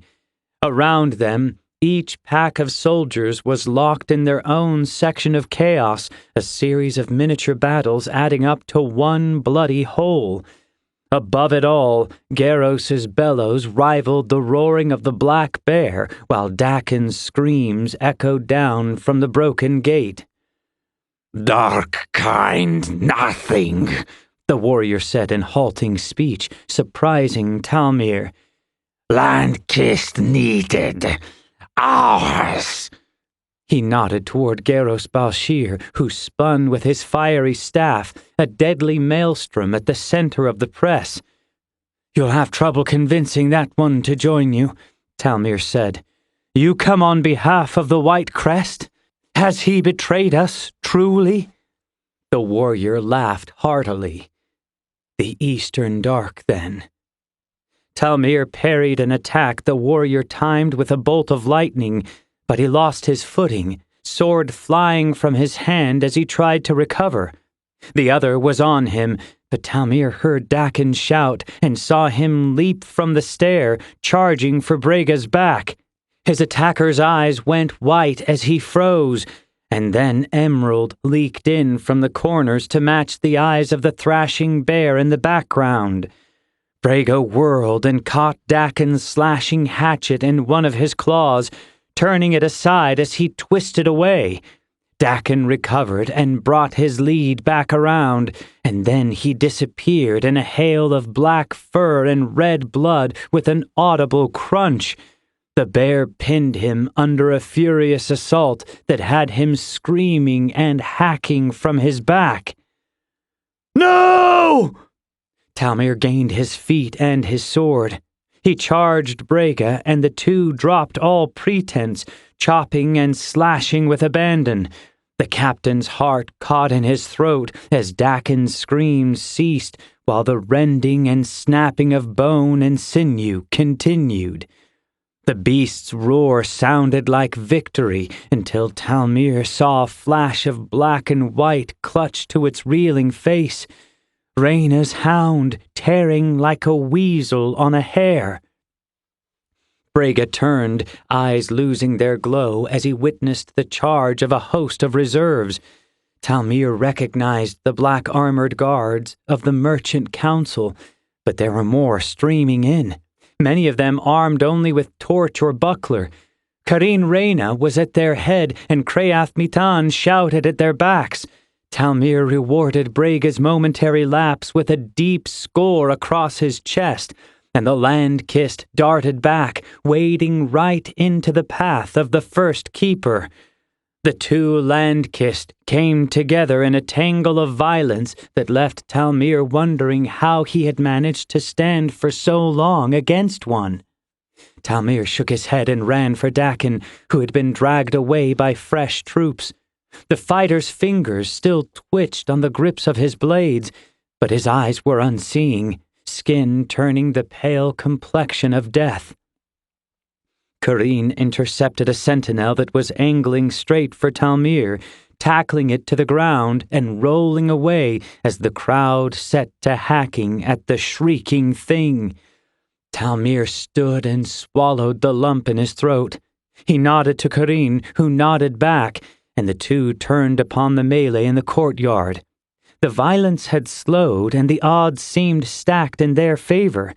The bear had managed to dislodge its passenger, but the spears had done their work. It soon sank down to join the dispatched flesh littering the ground, the emerald light fading from its eyes and leaving bloody moons in their place. The sentinels were dead or dying, the men taking torches to those that still writhed.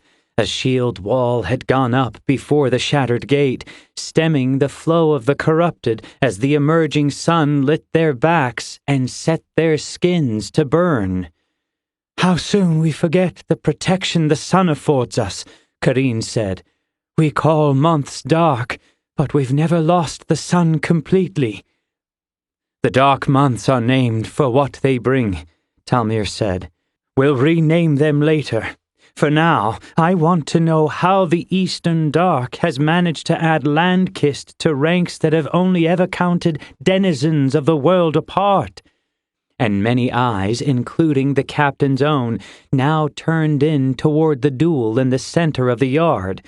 Talmir stepped to the edge of a wide circle made of standing men and women. The circle had been made absent thought. The Emberfolk had been brought up on tales that theirs were the most powerful LandKist in the world. He supposed they would see now. Watching the flaming hurricane before him, the fire fighting as a thing both of and separate from the Ember who birthed it, he had no reason to doubt it. It stood to reason that Brega was something special, else the Eastern Dark would not have bothered with him. The warrior of the Emerald Road had been intent on the first keeper of Hearth. Now he would have him. Talmir smiled. Garros was a jovial spirit, a kind and gentle soul, but the being before them now was the Besieged that had earned his place at the small table of valley legends alongside the likes of Turen-Kadeh and Saris Azu. Even Creath, for all his poise, could not wield the flames so. Brega knew he was outmatched. He moved like a tiger in the pit, lashing out desperately, unsure whether to dodge the metal spikes on the end of the Ember's staff or the jets of blue fire that streaked from it in deadly crescents. He scored his hits, eyes widening as the Ember's blood burned away whatever poisons he had set to work. Talmir looked down, examining the slashes in his armor, and sighing in relief when he found no fresh wounds apart from scrapes and bruises. He was about to give the order to advance and finish the trap when Reyna's hound started barking furiously. Sounds of abject terror went up in the back, and Talmir saw the great black bear rise like a great shadow framed by Garros's flames. Brega had been stalling, his eyes glowing bright green as they had before. He smiled and lashed out with a combination that put Garros on his heels, and the bear sent up a shower of bodies as it crashed into the circle, blood leaking from 100 wounds. The clatter of hooves sounded like thunder fast closing, and Talmir whirled to see a stampede of horses, most without bit or bridle, flying down the center avenue toward the courtyard, their eyes showing the same emerald sheen, mouths frothing with wild effort. Talmir dove to the side, pulling another soldier with him as the charging animals made the yard a sea of churning. He shielded his face with an arm after seeing Garros lay the bear low with a swipe that cracked with thunder all its own. When the maelstrom passed, the animals scattered and reared, many coming up lame. But their eyes now showed red, white, and brown. There was no sign of Brega Kor. As if on command, the sun beamed down in merciless intensity, lighting the macabre scene before them as the dark clouds melted away and revealed the startling blue behind. Talmir was pulled to his feet. "We won," Karine said. "We survived," Talmir said, moving toward Garros, who leaned precariously on his smoking staff, the ends of which still glowed like fresh doused matches. "What do you reckon he was about?" the Ember asked as Talmir came to stand beside him. They looked through the yawning gap where the gate had been, over the mountain of black fur that once made up a giant of a bear, and past the ruins of rock and stone in the fields beyond. The corrupted were weak. Those that did not burn to a crisp fell to the renewed swords of the Ember folk. "Who knows?" The Ember grunted, as if it did not matter after all.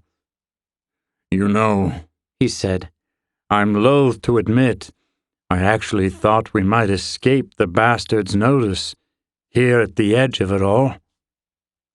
Talmir only nodded. "But why all the pretense?" Garros asked, and Talmir looked at him quizzically.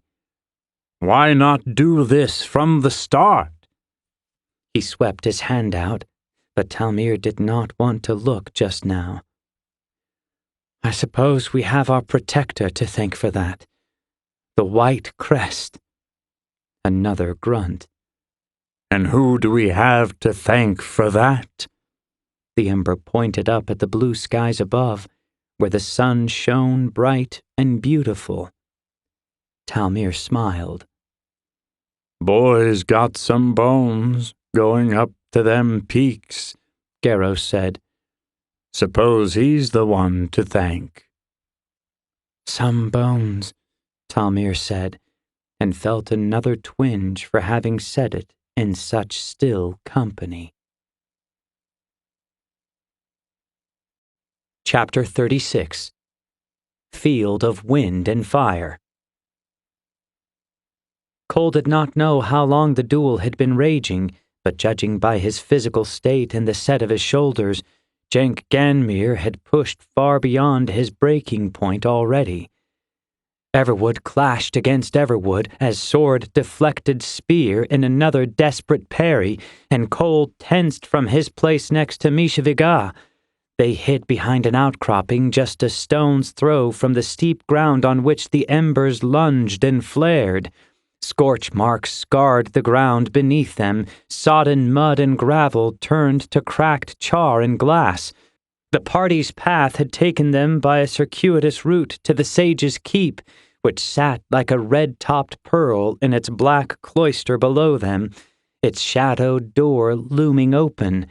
A winding pathway had been cut into the vertical slope to the west, and the embers danced atop the precipitous shelf. The golden pools in the fields merged into the white clouds in the distance, lazy invaders that had come to dispel the pall hanging over the valley skies. Kole had wanted to rush out the instant he saw the yellow glow of Jenk's blade, but Boss Taldi held him back, motioning for patience as Jenk attempted to fend off the demon that had been Laren Holspar. Kole looked to his right, frantic, where the hulking riverman directed his compatriots. A dozen warriors snaked their way down the jagged cloister. They would set a perimeter around the White Crest's abode, but it was too long coming for Kole. "So that's Ganmere, eh?" Misha asked. She fingered the bright tassels below her spearhead, careful to keep it down. "He was the second youngest Ember in the valley," Kole said. "In the world. Now he's the youngest, and I'm soon to be." "He's got stones," Misha said approvingly. "He'll last." Last. Kole mouthed the word. He winced as Jenk let out a small cry, the burning shaft of Laren's spear slapping him in the temple and sending him reeling. Much as he tried to stay focused, Kole could not help but glance behind the battling embers to the figures on the shelf. There was Lynn, her clothes hanging in tatters, dried blood covering arms and legs. She shielded Nathan's swell like a mother over her babe. Boss had spoken true. There was no sign of Kaya for all. "Honestly," Kole said, shifting his eyes back to the duel, "I wouldn't have thought he had it in him." "That's not the true Laren Holspar he stands against," Misha said, sounding less impressed than she had before. Kole nodded, searching the rocks below for signs of the rivermen. They had vanished, and the embers twitched as they waited for Boss to receive his signal. The rock under Kole's palm began to steam, and Boss glanced over worriedly. Kole took the hint and tried to rein in his blood. The sun, which he had not seen this clear in weeks, imbued him with something close to the power he had felt in the fields of Hearth. The northern skies turned from yellow to burnt orange as the great orb neared the end of its slow descent. "Whatever's driving Laren now," Misha said, "it's burning up all of his stores. He's using fire too fast, burning too hot, and against another ember. Useless." "It'll last long enough to kill them, if we don't make our move soon," Kole said. As he said it, Jenk drove the sentinel back in a furious press. His advantage, however, was temporary, and he was soon back on his heels, ducking and dodging far more often than attacking. Misha was right about one thing. If that were the true Laren Holspar, Jenk would have been killed 3 times over. Still, Kole had to admit he was impressed. Some men, he supposed, are not who they wish to be, and some men are just what they claim to be. It was now apparent that Jenk was one of the latter. Kole wondered if one could be both at once. Misha shifted, dislodging a sheet of rock so thin it broke apart like paper and twirled in the breeze. "Calm," Boss intoned, and Misha shrank down with a grumble. The riverman appeared the very picture of calm, but Kole could sense the need dripping off him. He wanted nothing more than to join in the fight, to right whatever wrongs had been done in the cave. If he could wait, so would Kole. They had learned little of the rivermen on their walk, though they seemed cut from the same cloth as Boss. Kole could pick out which of them were rock-bled by the stone bracers on their wrists. Boss did not wear them, but he carried the stone in the set of his shoulders and in the shield he bore on his back. "My mother died in these passes." The thought crept up again. It was growing more difficult to suppress the higher they climbed, and now, at the zenith of the valley that may as well be their world, it was impossible to shake. Had she made it this far? My mother died in the dark. Had she felt any pain? My mother died. Kole's heart caught in his chest as Jank bent back awkwardly to avoid a streak of flame he had mistaken for the spearhead, his heel slipping on a loose stone. The tongue of flame carried through, sweeping around the sentinel and masking the approach of the serrated tip. Jank cried out as the jagged edge tore into him, catching on some bone in his chest and spinning him viciously like a harpooned fish. The ember rolled when he hit the ground, dodging the deadly follow-through and narrowly avoiding being rooted to the mountaintop. He kicked out, his sword flying from his grasp and extinguishing as it did. The smoking matchstick clattered with finality at Lin's knees. Jank was a lamb, and his blazing butcher sprang like a wolf with mange. Embers were fast when they wanted to be. Hot blood made hot muscles. But Kole and Misha were barely a third of the way down the slope when it looked certain Jank's life would be extinguished along with his blade. And then a bow sang in a baritone, a silver arrow half the length of a spear trailing on the echoes and shooting like a day star from the northern spurs. The lightning shaft tore through the air and would have torn right through the sentinel's spine had it not altered course at the last second, planting and leaping over the fallen ember, tails of fire spinning in its wake. The archer, a rock-bled male who stood half again Boss's height, emerged from his alcove and made ready to fire again, a great war bow standing tall as his target's spear planted in the shelf on which he stood. The sentinel wheeled and shot in his direction as Kole and Misha continued their descent. The ember pair leapt and darted around jagged spires, sliding as often as running, 100 tiny avalanches of chipped slate flowing in their wake like obsidian rivers. Kole was shocked to see Boss's black hair dipping in and out of arches ahead. It was as though he rode the mountain rather than traversed it. 3 LandKist hit the ground running, a handful of Boss's warriors emerging from their places and joining in on the chase as the sentinel closed in on the rock-bled archer. "So much for waiting on the sage," Misha said, huffing as she ran. Kole put an extra burst in and shot ahead. They rocketed over the dirt road, passing within a stone's throw of Jank, Lin, and Nathan. Kole did not chance a look at them, though he could feel their eyes on him as he passed. Ahead, the rock-bled warrior let fly another silver missile. The sentinel dodged in a spin that made it look like a comet, and the shaft dug a trench a stride deep and 3 long, bits of earth ricocheting off of the shifting black scales of Kole's armor. The leap had the sentinel hurtling toward the archer's perch, but the rock-bled watched his approach stoically, making no move except to fall, crumbling with the spur beneath his feet and sinking in a cascade of black stone as the monster's spear carved the space his head had occupied moments earlier. It was as if the spur itself had broken apart to avoid the demon's attack. Perhaps it had, as the rock-bled archer came up in a roll, unscathed as the stones tumbled around his feet. Kole, Misha, Boss, and the warriors of the fork formed a semicircle around the rock slide on which the crazed sentinel now stood, the last of the rivermen emerging from their places, weapons trained on their quarry. The embers flared their blades to life, and nothing moved but for the flames dancing along everwood blades of hunter and hunted. Kole saw the red eyes shift imperceptibly toward his left. Misha must have seen it too, for the 2 of them darted to intercept the sentinel's retreat. Their mistake cost the rock-bled archer his life.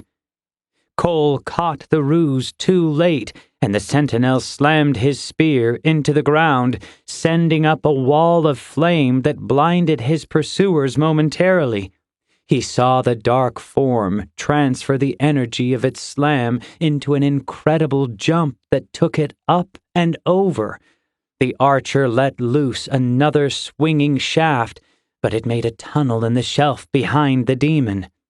Laren Holspar's spear, however, made one of its own in the archer's throat, and the big man went down in a choking spray, his bow clattering to the ground beside him as the party sprang into violent chaos.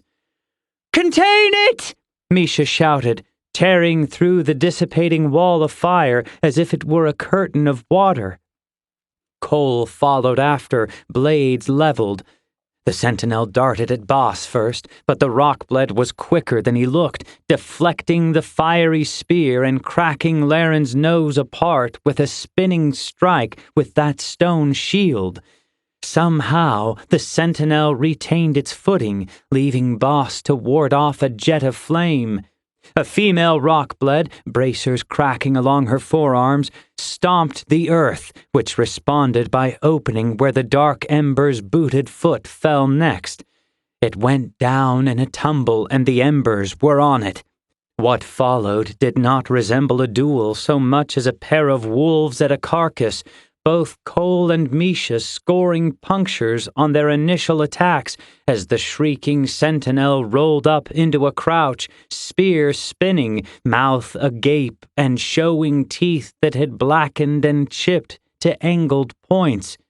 The beast did not fight like the second keeper of Last Lake, but rather like a cornered predator. The embers drove it on, Boss occasionally filling the gap between them to deflect a wild stab as Kole and Misha absorbed the jets of fire, their own power only augmented by each blistering volley. Boss's warriors kept their distance, moving in a wide arc behind the three-pronged attack to cut off any chance at escape. The sentinel faked a stab at Kole, only to lunge for Misha. It might have succeeded if not for a rock the size of a tortoise taking it in the chest and launching it backward to skitter along the edge of the cliff. The rock blade that sent the stone was on his knees, bracers cracked like spider webs as he panted.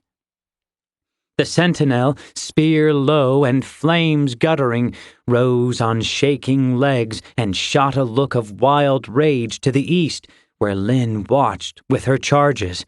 She stood, brown hair blowing in the wind, the maelstrom of white and black clouds battling in the far horizon over the fields below. Jank lay unmoving at her feet, while Nathan cradled his head in his hands and knees, rocking. "No!" Kole screamed, blade streaking forward in a two-hand stab as the sentinel sprang across the gap. Kole missed by a hair's breadth, and firm hands grabbed him round the shoulder and yanked him back, Boss preventing a fatal fall into the golden pools below. The sentinel streaked into the air in a bright arc, a meteor of death hurtling toward his friends, until Misha's thrown spear took it out of the air in an emphatic crash that flashed like the meeting of twin stars. Laren Holspar's hands flew out wide, his own spear snuffed out like a dockside lantern, eyes melting to black even as he fell. His body landed in the golden wash below with a splash and sizzle, slow steam rising to punctuate his end. Tiny motes of flame trailed out in a fairy path from the point of impact to Misha's outstretched hand. She stared at the liquid pocket of air with an expression of shock. Kole approached. "It wasn't him," he whispered, coming to stand beside her. He looked down into the pool below, noting the ripples that still played on its surface like tiny waves of molten gold. The sun was beginning to dip, framing the distant ridges to the north in silhouette.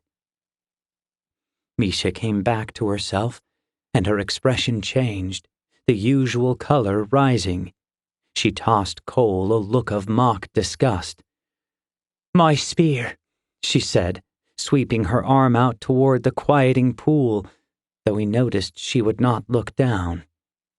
Kole nodded, and the embers stepped back to where the rivermen had gathered around their fallen comrade. The life had gone out of him quickly, and Boss was set back from the others, his expression predictably unreadable. Kole sighed and let his gaze drift back across the span, where Lynn looked back with those piercing eyes, her own expression strained. He started toward her, and the walk became a jog, which quickly morphed into a sprint as he sheathed his blades, feeling the warmth of the everwood against his back, even through his armor. A salt mist stung his eyes as his tears evaporated, the fire still high in his chest, and he nearly broke her in the impact of their embrace. "You came," Lynn whispered. "Yes." They broke off and locked eyes for an eternal moment before Kole noted Nathan staring up at them through his own curtain of tears, smiling weakly. Lynn was gaunt, but Nathan looked the picture of death. His broad shoulders reduced to bony protrusions that matched their stark surroundings. "Jank," Kole said, squatting down. He had nearly forgotten the state of the other ember in the flood of emotion. "He'll live," Lynn said, resting a hand on Kole's shoulder as he looked him over. Blood caked the blonde bangs, but the ugly gash had been sealed by fire of his own calling. Self-cauterizing was very difficult for an ember to do, given their seeming immunity to fire, but that immunity lasted only so far as the ember allowed. The fire could be let in. The flame would always choose to burn if it could. Jank was in a state beyond sleep.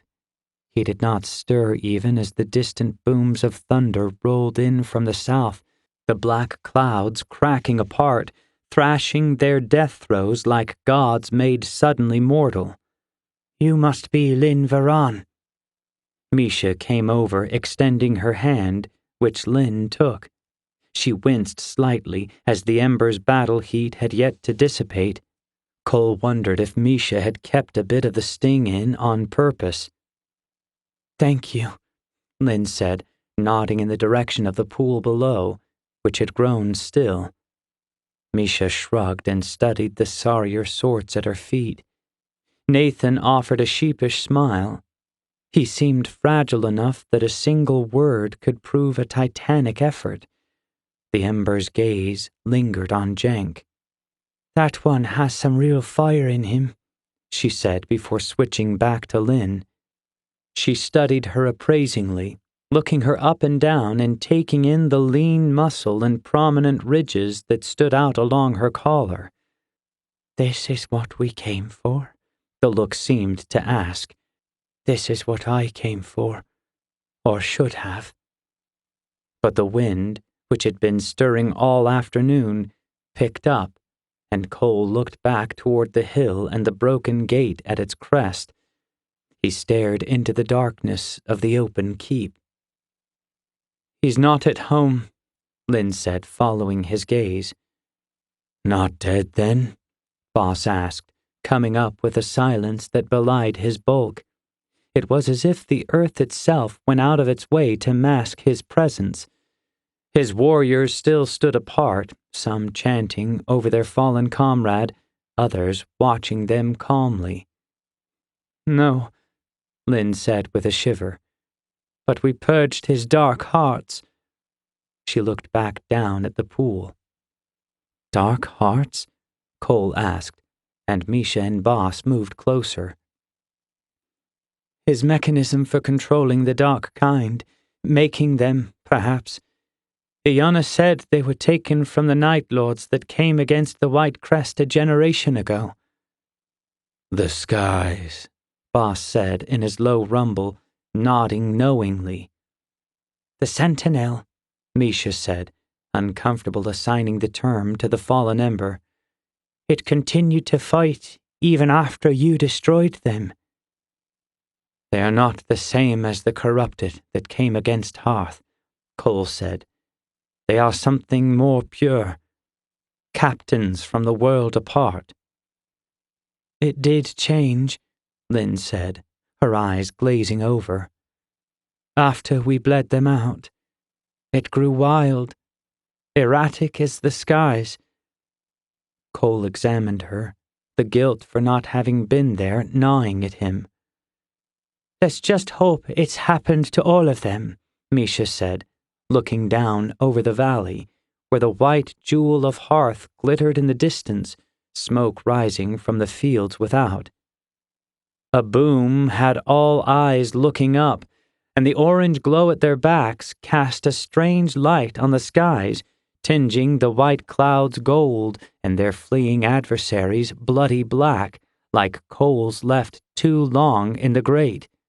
Webbed patterns of lavender light arced between the breaches, which heralded a shockwave that scattered the vapors. The waters in the pools below churned, flecks of spray changing to foam in the space of seconds as the winds took on a bite, ripping at the slopes. They whistled along the ridges and spurs and sighed through the open maw of the keep in a sound like a portent. Lynn shivered and Nathan drew his knees in. Kole felt a sudden coldness of heart that contrasted his blood. "What is it?" Boss asked, squinting up at the shifting skies. "Lynn." Kole turned to her, and she peered into the distance, eyes widening. "What?" "The white crest," she said, nearly breathless. "He's coming back." "Looks like he's bringing the sky with him," Misha said, hands twitching without her spear. Nathan handed her Jenks' blade, hand shaking. "He is the storm," Lynn said. If anything, it may have been an understatement. But though the heavens themselves seemed to move against them, Kole could not help but feel the tingling anticipation swelling up with the dread. It was a thing born on the same tide. He was rising while those around him fell, particularly Lynn. For her and for her alone, he would try to end it quickly, though his heart yearned for something longer. What he at first took for the absence of clouds soon resolved itself into something apart from the air around it. It was a creature made of wind itself, and it was charged with crackling energy, reflecting the light of the setting sun with an undulating shimmer. As it drew near, Kole could see bright blue jewels glowing in the place of eyes. It was a drake, or an eagle. It was the white crest, and its tail left popping percussions in its wake. "A weapon!" Lynn screamed over the rising roar. "Hand me something!" One of the rivermen handed her the huge warbow that had fallen with its wielder, which looked comically large in her hands. Lynn cast about for the silver missiles, and then the storm was on them, the great maw opening like a gulf. Kole drew his blades and lit while Boss crouched down before Nathan and Jenk, raising his shield. For a space of seconds that felt achingly long, Kole was sure they would all perish in a hail of cutting wind and stinging electricity. He cursed himself, certain that the only thing more foolish than believing a god might be on their side was believing it could be challenged. It was all he could do to keep his blades lit, glowing like twin lanterns in the maelstrom of dirt, grass, and whipping water from the pools below. The rivermen stood strong, feet rooted in place. Some yelled into the wind, harsh sounds whose intent Kole could easily guess. Nathan clung to Boss's back like a toddler, and the rock-blade held the prone Ember down with his free hand. Jenk still did not so much as flinch. And then it stopped. Kole opened his eyes, and everything was still. As one, they spun to the north. There, faint and fading, the great serpent floated, its bright eyes glowing like the pre-dawn sky. Its look was wild and hateful, and its features shifted chaotically from reptilian to avian and back. Kole stepped forward, spreading his arms wide in challenge, his twin blades burning brighter than the golden fields beyond, the fading sunlight illuminating his black armor like a grounded star. "Is this all your power?" he screamed. "We have taken the dark from you, monster! Now we take your life!" With a piercing shriek, the serpent wheeled and dived toward the keep, its passing churning up the pathway and shattering the marble gate in a rain of gray shards. Kole, Boss, and the warriors of the Fork took up the chase, while Misha stayed back with Lynn and the others, Jank's crackling blade held uncertainly in her hands. Kole felt the familiar heat light his veins like glowworms, his muscles charged and thrumming, aching to be freed into the beautiful chaos of battle. The flames along his blades streaked like razors, bouncing from tip to hilt and even engulfing his hands as he fed the fire. He was first to reach the steps of the mock citadel, and he plunged into the inky black, his blades flaring as he entered, tongues of fire whipping and curling. He cast about, wild, and saw nothing but the amber light reflected back from the cracked marble floors and sparkling soapstone pillars. Above, the light caught the glint of mirrored surfaces, armored figures with the stern alien faces of birds. "Sage!" Kole shouted his challenge. He heard Boss and the rivermen file into the hall behind him, spreading out among the pillars with practiced ease. There were steps ahead, and Kole started up them. He had cleared half a dozen when the black shape before him resolved itself into a massive chair of carved turquoise. The glassy surface was slick with damp, but unlike the broken floor, nothing grew here. Seated upon the throne was a suit of armor twice Kole's height. His blood hot, he shot one blade forward and sent a jet toward the helmeted visage, and a blue glow flashed behind the visor. There was a sound like shattering stone, and a great gauntleted hand stretched out with inhuman speed. Kole leapt backward and avoided most of the blow, but the impact still sent him skittering along the floor of the hall like a swatted fly. The Ember kept hold of his blades and rolled to his feet, charging forward with Boss at his back, the warriors of the Fork flanking them. And then the chamber burst into a storm light that froze them all in their tracks. All movement ceased but for the hungry flicker of Kole's blades, which merged with the blue light of the sage's making. The Titan stood upon its dais, glowing eyes looking down at them through slits in a polished helm that narrowed to an eagle's peak. Even from a distance, Kole could see black slits bisecting the blue eyes, giving impressions of lizard, cat, and bird at once. The blue glow was not limited to the helm, but bled through cracks in the body of the armor, the molten scales shifting like feathers that struggled to contain the power within. Another shriek carried a hurricane's wail and nearly brought the party to their knees. But Kole struggled forward, his steps lurching as his head rung. The white crest looked down at him balefully, great gold-tipped wings unfurling behind the armored back. Kole heard a crack, and something hurtled past him, flashing in the blue light. The sage's eyes never left Kole's as one wing carved the missile from the air. White dust swirled as shards of marble flew in all directions. "You destroyed them."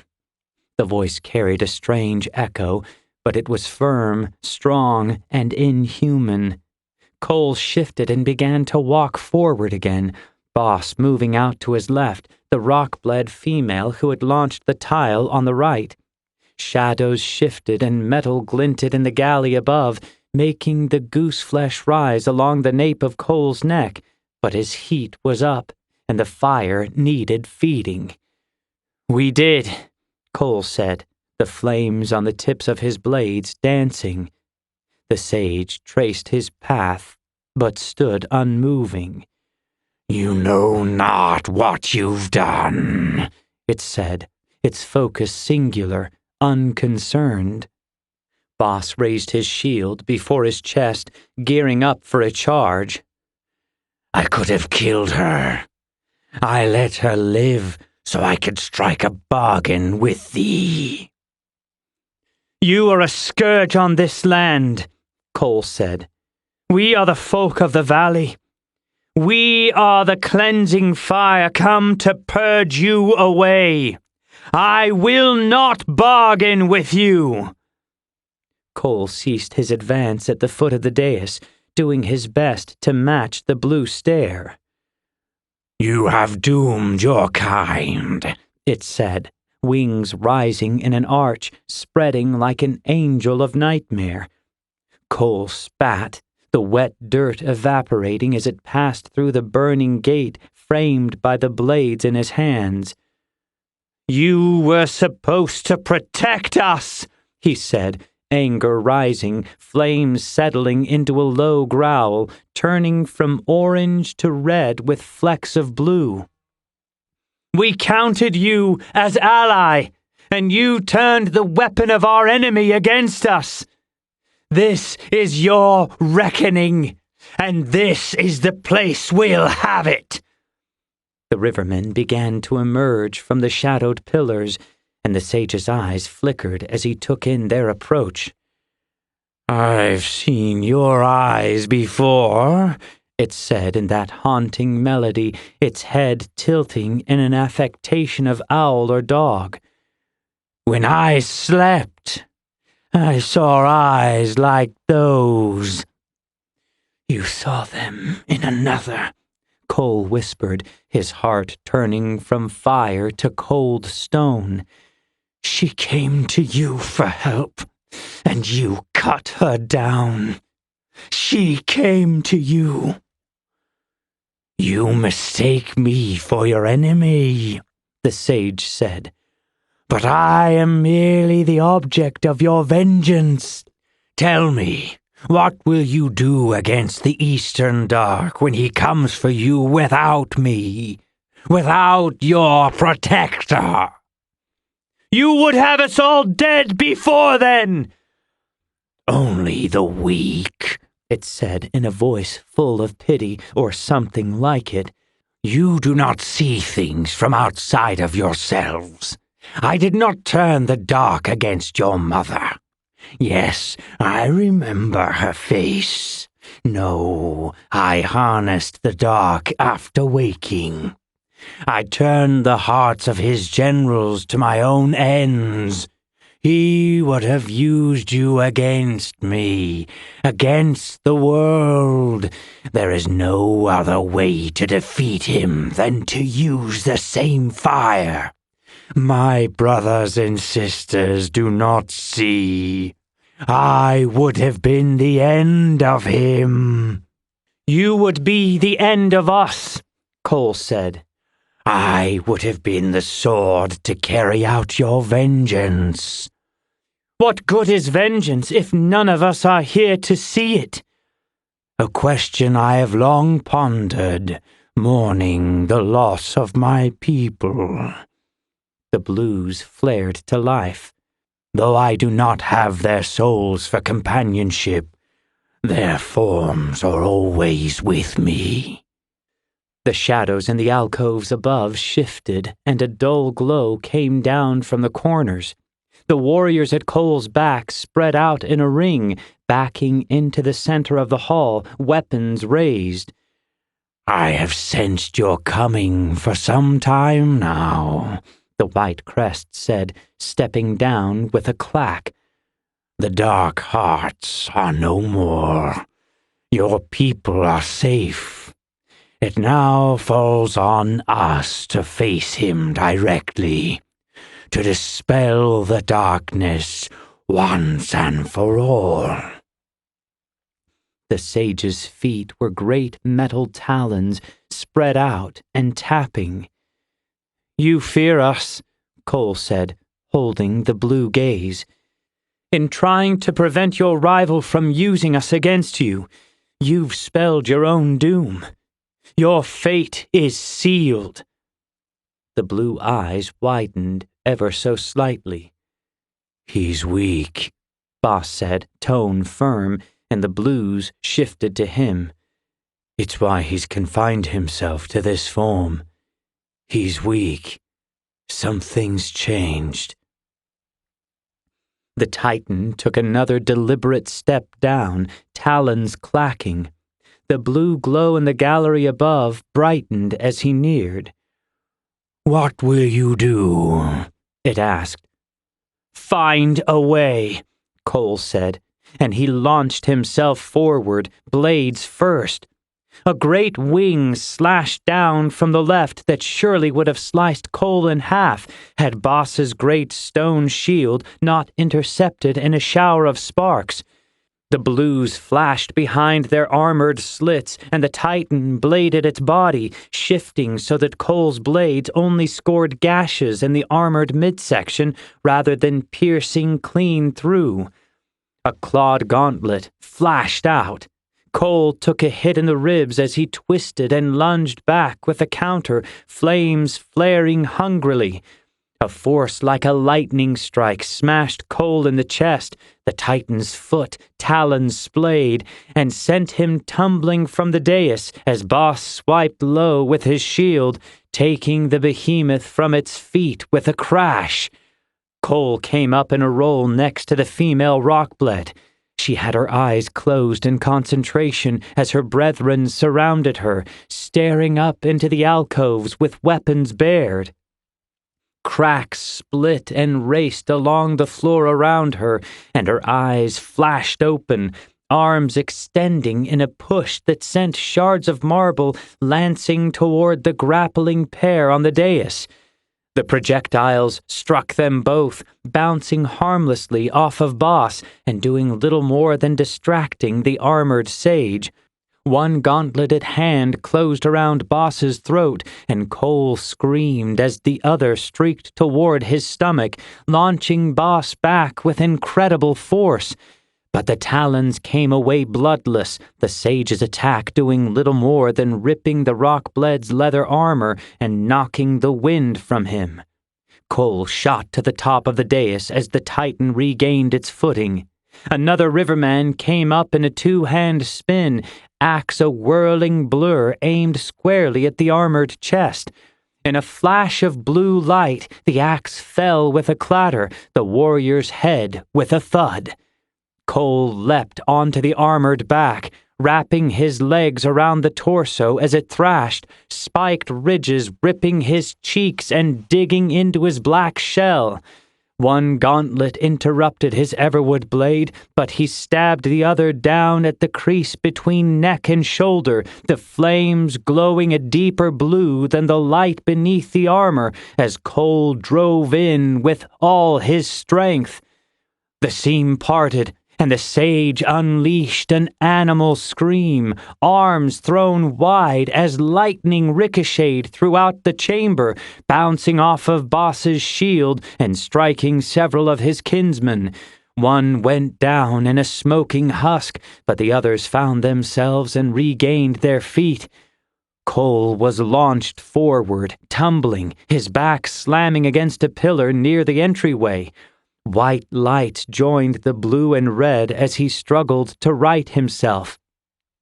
The Titan was in a rage now, and another riverman went down in a mess of blood and thrashing silver wings as he moved to guard Kole.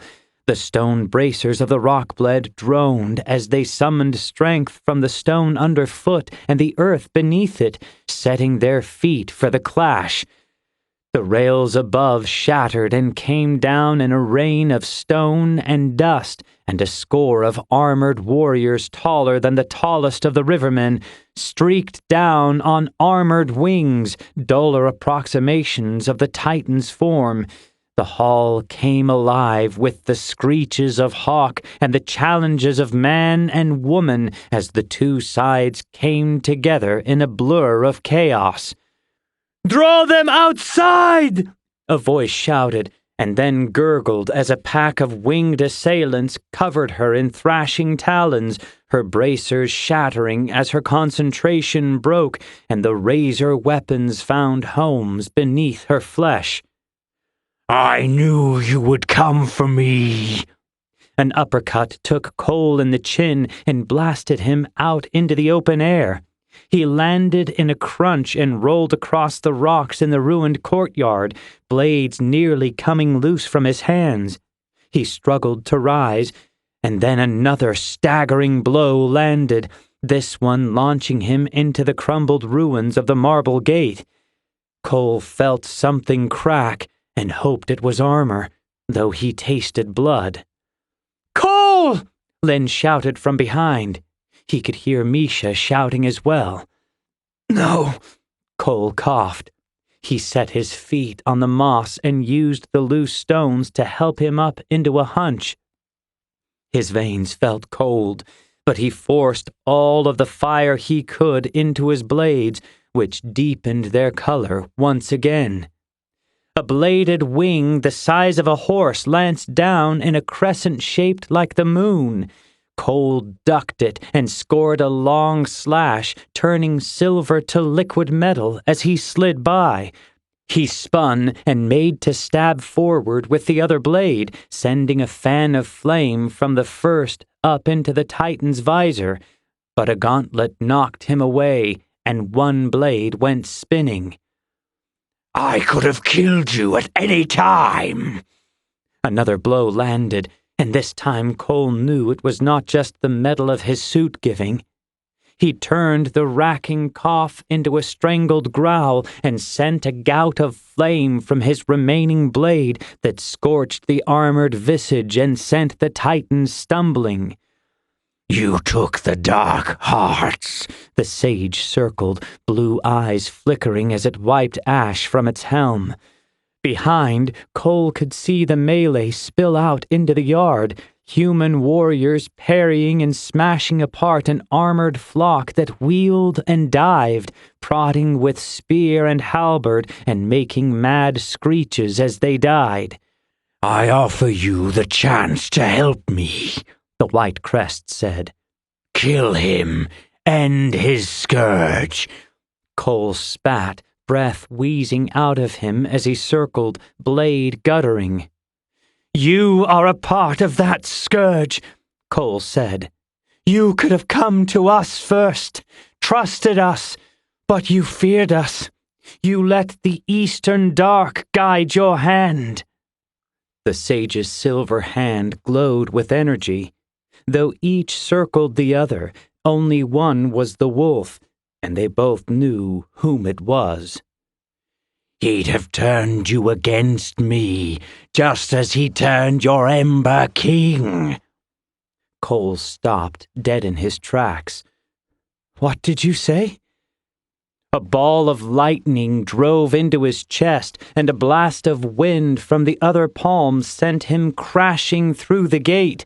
He hit the ground with a thud, loose rocks scoring scrapes as his shell split. He tumbled down the slope before coming to rest in a heap a few strides from the lip of the ledge where Lynn stood watching. He could hear her yelling, pleading, but Misha held her back in an iron grip, her other hand leveling Jank's glowing blade as a ward. The avian warriors fell on them, and Misha released Lynn as she did all she could to keep the lancing spears at bay. There was a weight on Kole's chest, and he looked up to see the hawkish visage of the sage glowering down at him like molten ice. He hacked a bloody cough as the Titan's foot pressed, folding him up in a haze of pain and phlegm. "Yes," he said, easing up so Kole would not expire.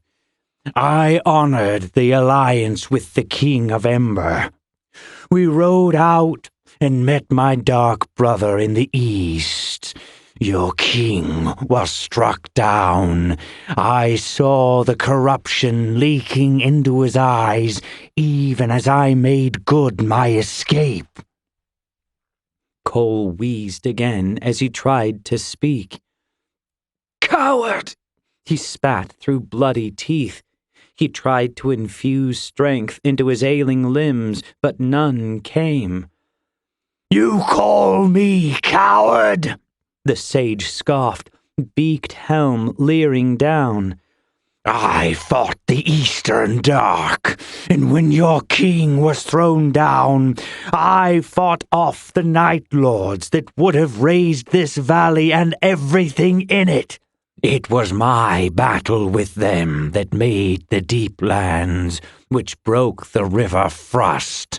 I took their hearts, and though they sank me into a poisonous sleep, I have awoken, and I had control.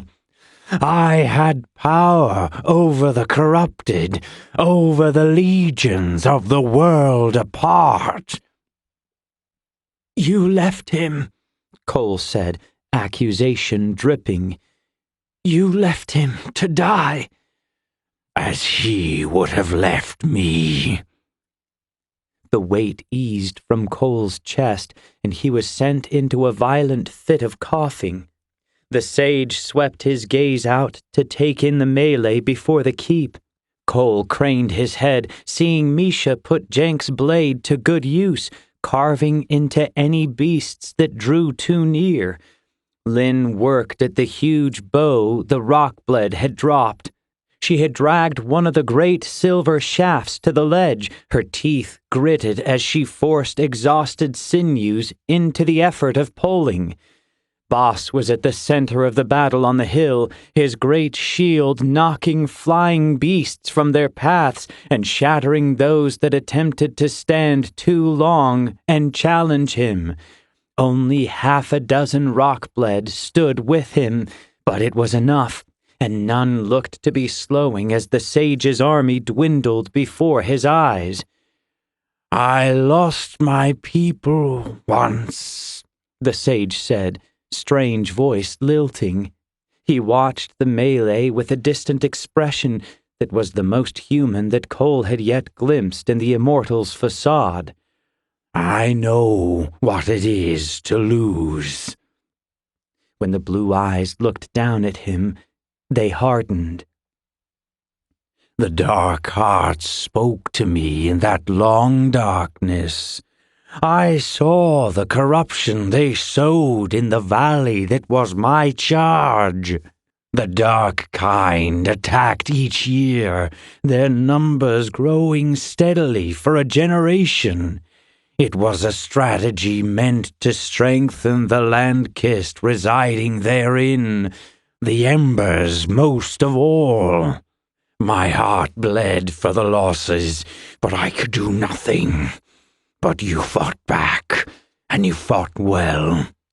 There are braziers in the hearts of your people that will not be put out easily. Flickering. The Eastern Dark was too preoccupied with finding his champions in other lands and making his wars on the other sages to pay any real heed to the goings-on in his valley at the edge of the world. And that is where I saw my opportunity. To destroy us, Kole rasped. His darkness would have taken you all eventually, the White Crest said in a tone that approached sorrow but came up wanting. I learned of the Sentinels. I invited them in. Better you be used by me than him. A pause. But you surprised even me. A few of you, that is. Some not even counted among the LandKist. Together, we can stand up to him. without the denizens of the world apart, without the dark kind and their dark gifts. Horrors, Kole said. Yes. Kole sat up, his face coming within spitting distance of the armored visage. Why take down one evil just to prop up another? The blues flashed dangerously. For vengeance. For your mother. Something snapped in Kole, and the sage sensed it too late. He called to them, and the flames answered. Kole's eyes peeled back to expose the fire within, and the flames from his discarded blade leapt of their own accord and traced a path to his waiting palm. The fire coiled there like a disk of sunset. The Titan shrank back, blue light arcing up through the feathered contours in the silver armor, but Kole was the quicker.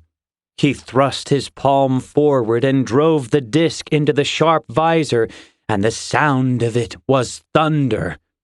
The sage roared and keened as it lit amber, its head thrown back in a violent retort, the armored body following as it twisted, wings flapping as it careened through the air like a meteor, smashing through the wall of the keep across the way. Fire sprang along the newly made entrance, and Kole was up and charging, his hand glowing, the orange outline spreading along his form until his body held a sheen that matched his blazing eyes. Some part of him heard Lyn screaming for him, but he kept on, eager to carve the darkness of the gap with his own burning. Just before he reached the smoking stones, he saw the blue glow flaring to life within, outlining the silver form, which was now topped by a half-melted helm that glowed a dull red from Kole's attack. Kole launched himself, wisps of flame trailing. The wind hit him like a hurricane, sucking the air from his lungs, but his rage only redoubled, and he smashed down in the gallery, his landing making a crater where the sage had crouched seconds before. A bolt struck Kole in the shoulder as he charged again. He shrugged it off, along with the next gust of supernatural wind. He shot forward, slamming into the Titan's armored chest with a crack like heat lightning. They locked hands, Kole's fiery glow muted by the blue and white of the storm. The power of the skies flowed through him and set his teeth to chatter, his spine to quiver, but the sage's gauntlets began to glow. They morphed from orange to red before warping to match the pitiful helm that stared at him now through one open slit. Kole glimpsed fear within, and the fear fed him, building his heat to a crescendo as his armor split, his bare skin reflecting the colors of their clash, all amber and blue. The loose slate and marble from the broken floor and gallery spun in a cyclone as the Titan called the air again into its service, its great wings thrashing in the maelstrom. "The dark has made a weapon of you," Kole said. The white crest recognized its death was close at hand, and the wind became a tornado.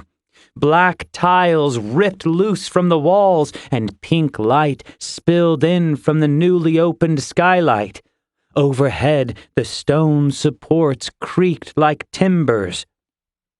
One metal hand shattered like ice in Kole's palm, and the sage screamed something that sounded the cousin of rage and pain.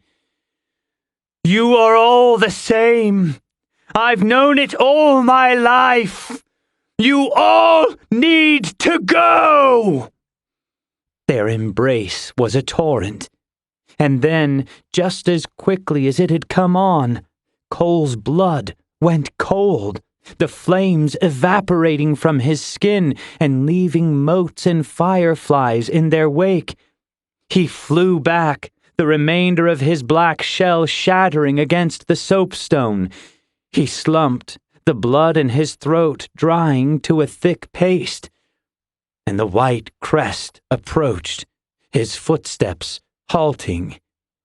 "Fool," he said, blue sparks jumping from the one good hand to match the glow behind the melted helm. The storm quieted, which only served to heighten the sound of popping as tiny bolts built to their lethal charge beneath the armor. There was not a seam that was not lit. "If you cannot defeat me, what hope have you against him?" Kole struggled to find his voice. The sage stood over him, blue hand raised in the premonition of a god's smiting. "I sensed your coming," he said. "I sensed your power in the fields of Hearth as you turned the dark army to ash, as you killed hundreds." "Your army," Kole croaked.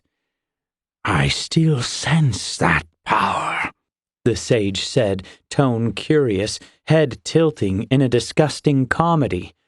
"And yet here you sit, all but spent and at death's door knocking. Tell me, what tricks have you left?" Kole doubted he could have lit a candle at that moment. His look said as much, and the white crest sighed as if he were disappointed. "No matter then. Thanks to you, I must go into hiding, never to return. I cannot hope to defeat the Eastern Dark now." "You never could." And the voice that issued from the shattered sky above was not Kole's. The white crest wheeled, and Kole felt his fear keen as a knife's edge. The Eastern Dark had come. Chapter 37. Legacy of the Flame. Lyn Veran had fought creatures of dark from the time she could hold a bow. Now those had given way to beings that shined golden in the dying sun, angels of silver and red that streaked before her like harbingers. They struck with spears and raked with talons, gnashing beaks never still. But the worst of it were their screams. They screeched like eagles riding the winds of death. "Run!" Misha had yelled the order 3 times now, but Lyn would not heed her. The Ember wielded Jenks Everwood blade better with each passing beast, slashing and stabbing from the shifting balls of her feet. Winged assailants came for her by the dozen, and many of them fell, but she could not keep it up forever.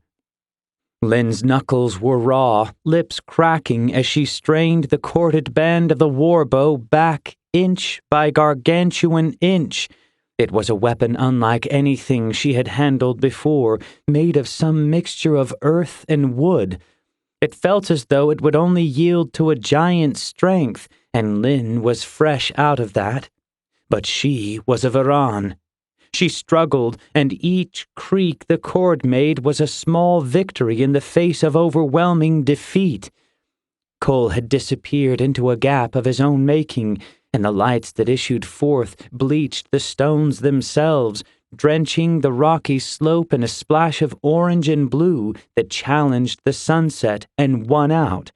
The howling of the wind merged with the sharp retorts of lightning, and at its center, the maelstrom within the keep expelled its chaotic sounds and smells, all ash and ozone. Lyn cried out as the cord snapped back and nearly took her thumb, her concentration broken by a boom louder than the others. She looked up, and through the mess of avian beasts and the warriors of the fork, to see a rain of red tiles that littered the slope like frozen blood. A swirling tornado of spinning clay speared its way through the roof, tongues of yellow flame climbing free. Ah! Misha staggered and nearly went down, her blade flashing out to parry a hawk's spear that nonetheless came away red with the ember's blood. The third keeper of hearth clutched her side and growled. Nathan struggled to rise, but he was too weak, his bout with the dark hearts having sapped what remained of his strength. Lynn cursed and rose, bow in one hand, silver shaft held like a spear in the other. Misha whirled to meet a second attack, turning the lancing spear aside and striking back in a shower of sparks, but her left was unguarded, and the first hawk dove back in. Lynn shouldered the ember out of the way and intercepted the spearhead with the front of the bow. She spun, dipping down and lifting her hips as she slammed into the armored chest. The arch of the bow caught the barbed spear under its head, and Lynn used the anchor to send the creature flying over her back and toward the ground, the razor wings gouging lines along her back and shoulders as she heaved. They finished face to face, Lynn and the wide-eyed hawk. Before the beast could right itself in a furious flapping of wings and armored limbs, she released her hold on the bow and brought the silver arrowhead down with all the force she could muster. It was enough, shattering the metallic visage and cutting short the painful echoes of its dying. Lynn retracted the shaft from the earth and was surprised to see that it remained intact, none the worse for wear after passing through metal, magic, and the face of the cliff itself. Something flashed, and Lynn fell back as the shadow of another winged beast angled toward her. She dove to the side, the ground rushing up to meet her, but she needn't have. The hawk fell dead, its midsection ripped open and dripping molten, eyes losing their sparking light soon after. A hand reached out, and Lynn took it, wincing as the heat scalded her palm. She pulled it away with a curse, and came up to see Misha with her shock of red hair staring, her face broken into a savage grin.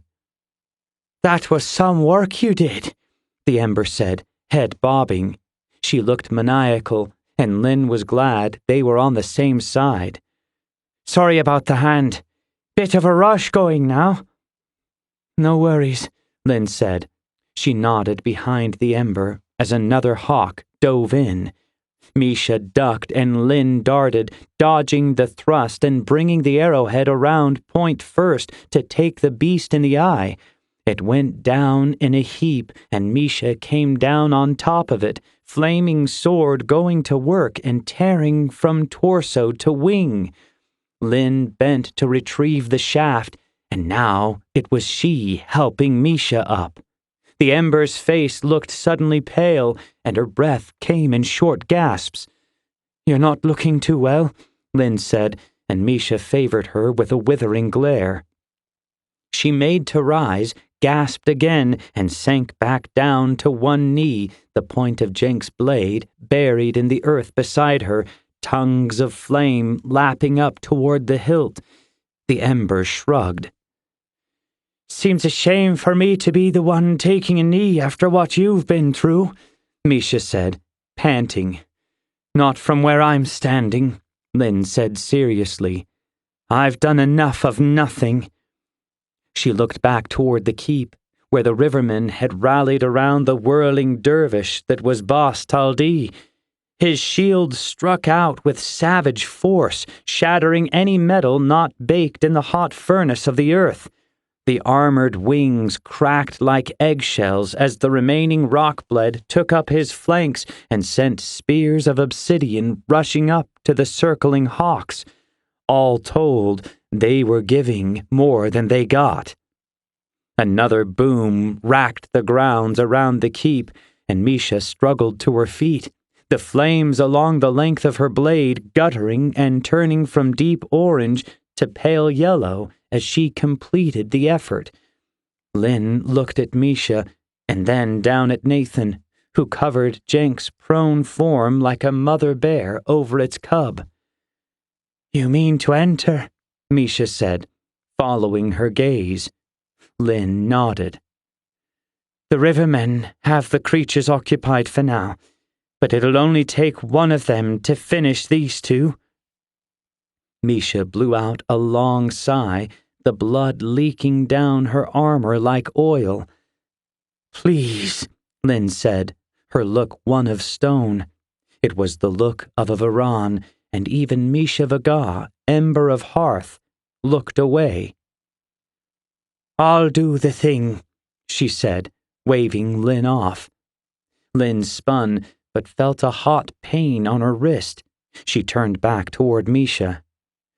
"You make sure it gets done," Misha said. "Whatever needs doing." And she released her. Lynn nodded. She clutched the bow in her right hand, shaft in her left. The sun had dipped low, painting the broken keep in red shadow. The lights had faded to a dull orange glow within. And then an explosion sounded, the hole Kole had made erupting with a mix of flame and lightning. The force was so severe that it knocked Lynn from her feet. She scrambled back up and saw that several of the flyers had gone down. The warriors of the Fork took advantage, hacking the fallen apart with their deadly tools. Flames lapped hungrily in the miniature pools of fire that now littered the slope, a microcosm of those in the fields below. Wind howled through the peaks, drawn by the white crest's call as the torrents streaked into the blasted roof. The air buzzed with energy, and the ground shook with a sudden staccato of quaking bursts. Was all this power directed at Kole? How could he hope to survive it? What could she possibly do to help? Lynn took a steadying breath and took off at as close to a sprint as her starved and ruined muscles would allow. She skirted the edges of the melee, Boss shouting for her as she passed, his shield shattering another of the gnashing beaks. The slope leveled as she climbed over the ruined gate, and the hellish mouth of the keep beckoned her, red and blue flashes interspersed with streaks of amber. Lynn closed her eyes as she took the cracked stone steps, two at a time, plunging into the house of horrors she had so recently fled. And the sight before her defied all sense given to those of mortal birth, even one raised among the Embers and their ilk. She wondered what the gods would say of this. She wondered if the beings throwing themselves at one another on the currents of violent magic counted themselves among them. This was a battle between sages, she was sure, just as she was sure that she had no place in it. No one did. Kole lounged like a broken thing against a far column that had half melted, its black surface reflective as mirrored glass. He watched the titanic clash through half-closed lids. Lynn ran to him, screaming his name over the blasts of flame, roar of wind and scream of lightning. The white crest, Kole had learned, was one who had a propensity to mince words. It was a bit shocking, then, to see him attack the intruder without pretense or preamble. He shot a howling bolt as he whirled, blue orb flaring in the half-melted helm, warped beak gleaming in the bright. Kole was sure the visitor was none other than the Eastern Dark. Though the figure was not cloaked, a darkness hung about him that seemed a separate thing from the lengthening shadows of dusk. He was sure of it right up until a torrent of red-orange flame erupted from the stranger's palms, absorbing the wind and burning up the lightning like a snuffed lantern. This was no sage, then. This was an ember, and as the clash was joined in earnest, Kole knew he was witnessing a battle between the White Crest and a man out of place and time. This was the King of Ember, none other. Kole struggled to rise, but his body hurt all over, and his palms were slick with his own blood. His lungs burned and displaced ribs stabbed. He wondered with a detached sort of interest if he was dying. Mostly, he just watched. The White Crest raged, but the dark ember, his face wreathed in shadow and flame, let his fire do the talking. The roaring flames transformed the keep into a furnace, and the sage's winds did nothing but act as a bellows. The heat had the effect of nourishing Kole, filling him with a slow and aching vitality, and his senses began to return as if from a great distance. He thought he heard a voice calling to him. It was familiar, echoing with pain and fear. Kole craned his neck, rotating his torso best he could. A gout of flame shot up and blanketed the vaulted ceiling and all its arches in liquid fire that billowed like clouds. It cast an amber light on her hair, and for a moment in his daze, Kole was certain his mother had come for him in his final hour. He could almost see her green eyes shining under the shock of hair, which was tied back in a braid, but then she hid them behind an upraised arm, the force of the tumult knocking her back toward the entrance. This was not Cerise Azu. Kole bent onto his hands and knees, willing life into his ailing legs. They felt heavy as cast iron. He glanced up at the ceiling and saw that the black stone had warped around the hole, and he glimpsed a panicked image of himself encased in the very glass he leaned against, a tomb no light would ever penetrate.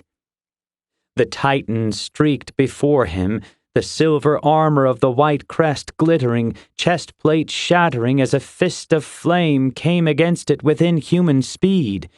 The Ember warrior carried no weapons, dark hair waving in the heat and face hidden in the black shadows that rose from his red armor like ink as he sent the sage reeling. "Kole!" The welcome face of Lynn Varan smoothed the hurt from having lost a mother twice. "Lynn," he rasped, legs tingling as they leached heat from the stonework. Her face was a mask equal parts determination and fear. Fear for him, he realized. She looked in that moment to be a thing of beauty. Perhaps it was the way a streak of lightning framed her. Maybe it was the tiny stars of amber and gold that stood out on her brow and set her plastered bangs like tiny chandeliers. Past these, Kole knew it was the impossible way she pushed compassion to the front of all her hurt. LandKist or not, Lynn Varan would not be cowed by flames. Even as she bent over double in the midst of what seemed the glowing belly of a drake, she would not break. She helped him up, supporting him, but his legs failed and they fell to the ground, Lynn yelping as the stones burned her skin. The image of the black tomb rose again, and this time Kole saw Lynn embedded with him. His legs flared to life in agony, the fire in his blood sparking. "What is this?" Lynn gasped, looking around. "The King of Ember," Kole said, pulling her up with him. He saw a length of silver sticking through the strap across her back, the bow across her shoulders making a trail through the sweating stones as they lurched toward the entrance. "How?" She shielded her eyes from a blinding flare. They turned. When the smoke from their latest clash faded, the White Crest was on one knee, streaming palm glowing blue. His wings dipped, scraping the floor and scattering motes of golden ash as he struggled to rise. The lone blue orb flickered weakly, fear and anger leaking from him in equal measure. His power was all but spent, and the King of Ember strode toward him, burning hands at his sides, and a look of disgust etched onto the contours of his impossibly young features. Truly, he looked no older than Kareen. The red sash around his torso fluttered in the sage's dying winds. He was unhurt and unconcerned. "We could have used Holspa, you fool." He spoke with a clear voice that reverberated through the crumbling, melted galleries and the flames that burned absent fuel. "Is he our enemy?" Lynn whispered. "Ask me again once he's finished." The white crest laughed, and the sound was a broken thing. "We, is it?" he cackled, hawk voice piercing and shrill with all authority driven from it as he knelt before the King of Ember in a throne room wreathed in flame. "You're no different than Holspa was at the end. A sentinel. A slave. I was fighting fire with fire. But he's done some work on you, I see." As he finished, he gave a grand flourish, wings undulating and gauntleted hands sweeping out to encompass his burning cathedral. The King of Ember did not look impressed. "I am no slave," he said. "And yet," the half-melted helm tilted in that inhuman way, "here you are, come to tie up loose ends before they come calling." Lynn saw it before Kole did. She tackled him to the ground behind the nearest pillar, his back screaming in protest as the air was forced from his lungs. Blue light filled the chamber as the white crest attacked, and another primal shriek rang out, this one long and keening. The glow faded, as did the echoes of thunder. They sat up in a tangle and saw the two figures in much the same position they had been, only it was the King of Ember who stood with glowing palm pointing down. As for their valley's great protector, his head was bowed, remaining hand clutching at the melted and dripping mess of his other limb. "Our battle is done," the King of Ember said, his tone broaching no argument. "This is your ending." "You," the white crest said, recognition dawning. "You were the one I sensed. You were waiting this whole time."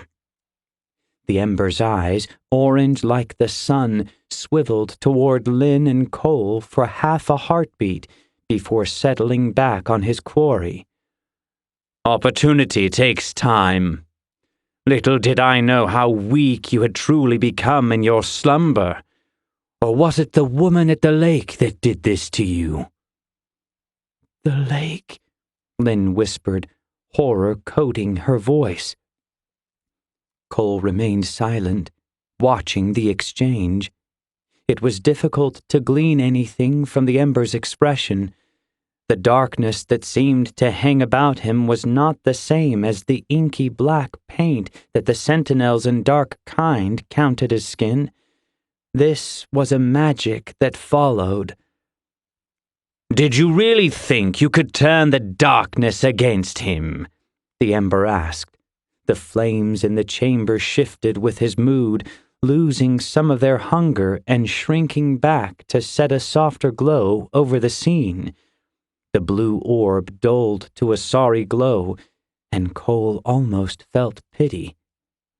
"I have to admit," the Ember said, "you surprised him by coming out of the sleep as you did."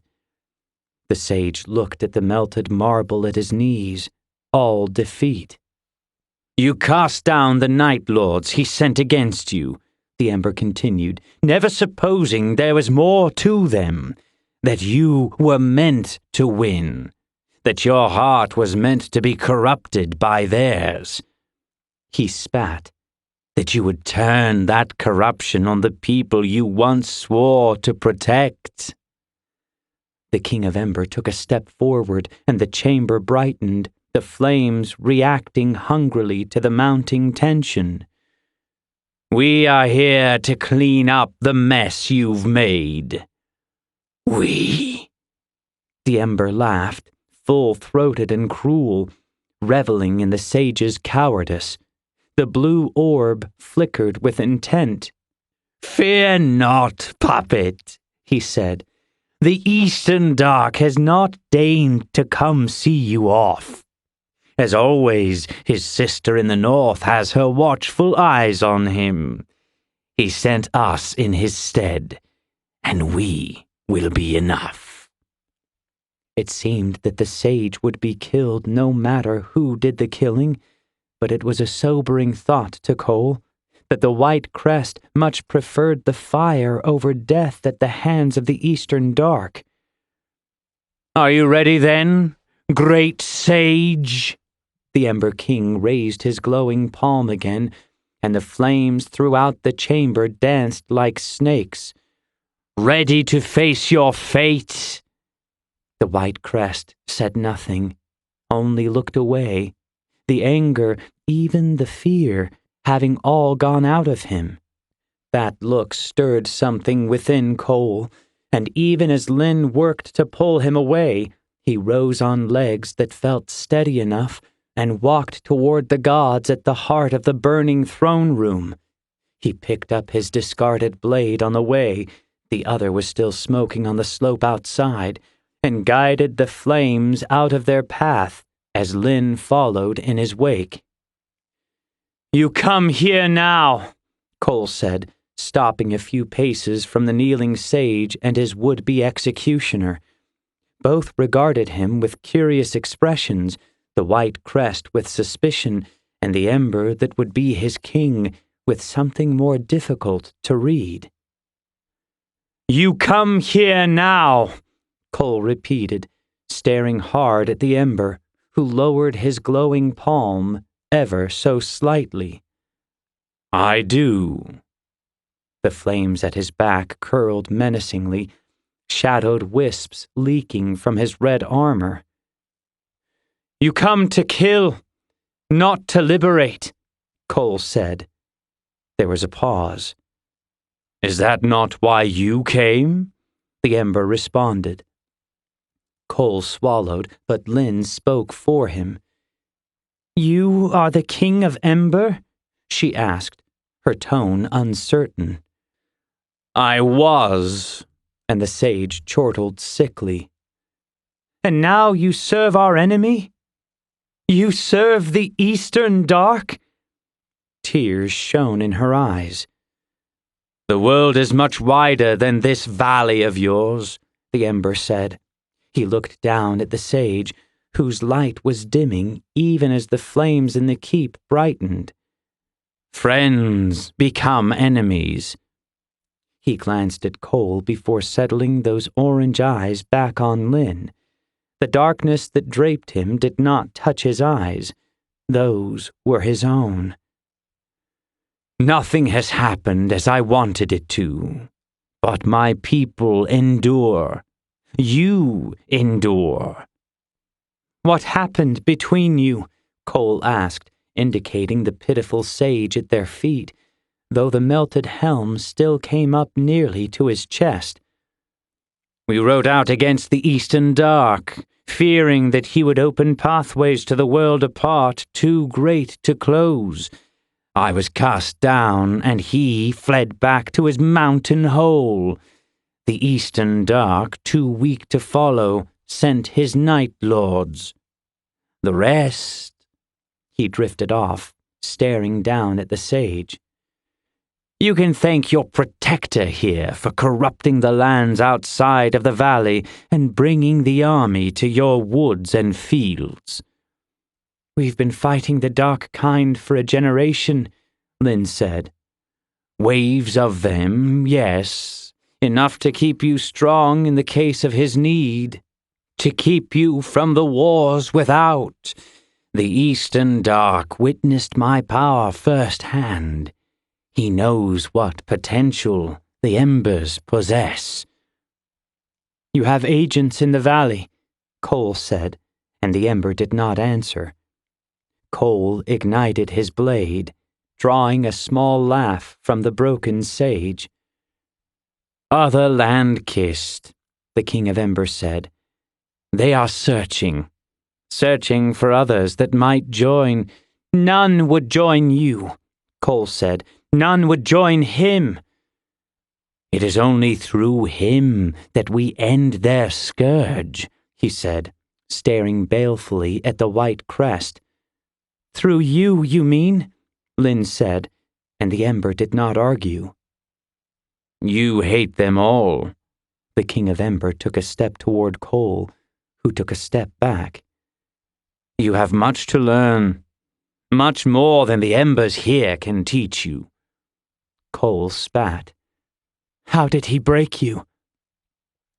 The King of Ember's expression was inscrutable, but the flames around him swirled and edged closer. Given what he had seen them do, even Kole feared their touch. We grew up on tales of you, Kole said, refusing to back down. The great King of Ember, hero of the desert and descendant of the first keeper, a man that fought against the dark kind. The world is large. The world is complicated. You made it small enough for your people, Kole said, venom rising. You trapped us at the edge of the world and set one monster to guard us from the rest. The world is full of monsters. The Ember indicated the sage at his feet. It's time we got rid of the worst. All of the worst? Lyn asked. All. Those orange eyes did not waver, and Kole swallowed.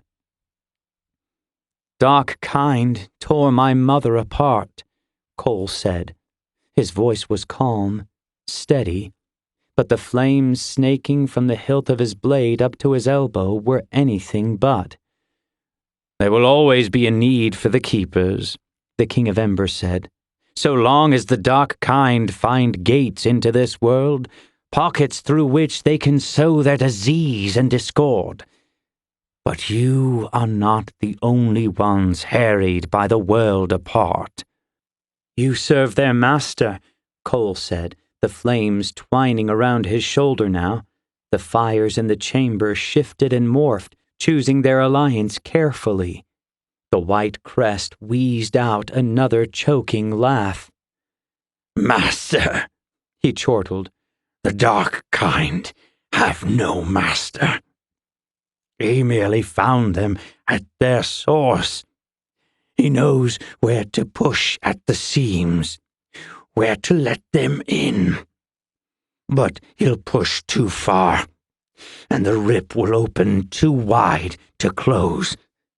He almost did when he sent the Night Lords against me. Kole slew a Night Lord not a moon past, Lyn said disdainfully, earning another maniacal bout. A Night Lord? The white crest cackled. That ape was not fit to be one of their standard bearers. It was nothing more than a corrupted beast from the hills of your own valley. The sentinels did their work well. The problem remains, Kole said, ignoring him. You serve our enemy. I serve mankind in whichever way I can. And what of the LandKist at your back? Lyn asked. They follow me. For now, Kole said. You're here for him, Lyn said, nodding at the melted mess of armor and wings. Then what?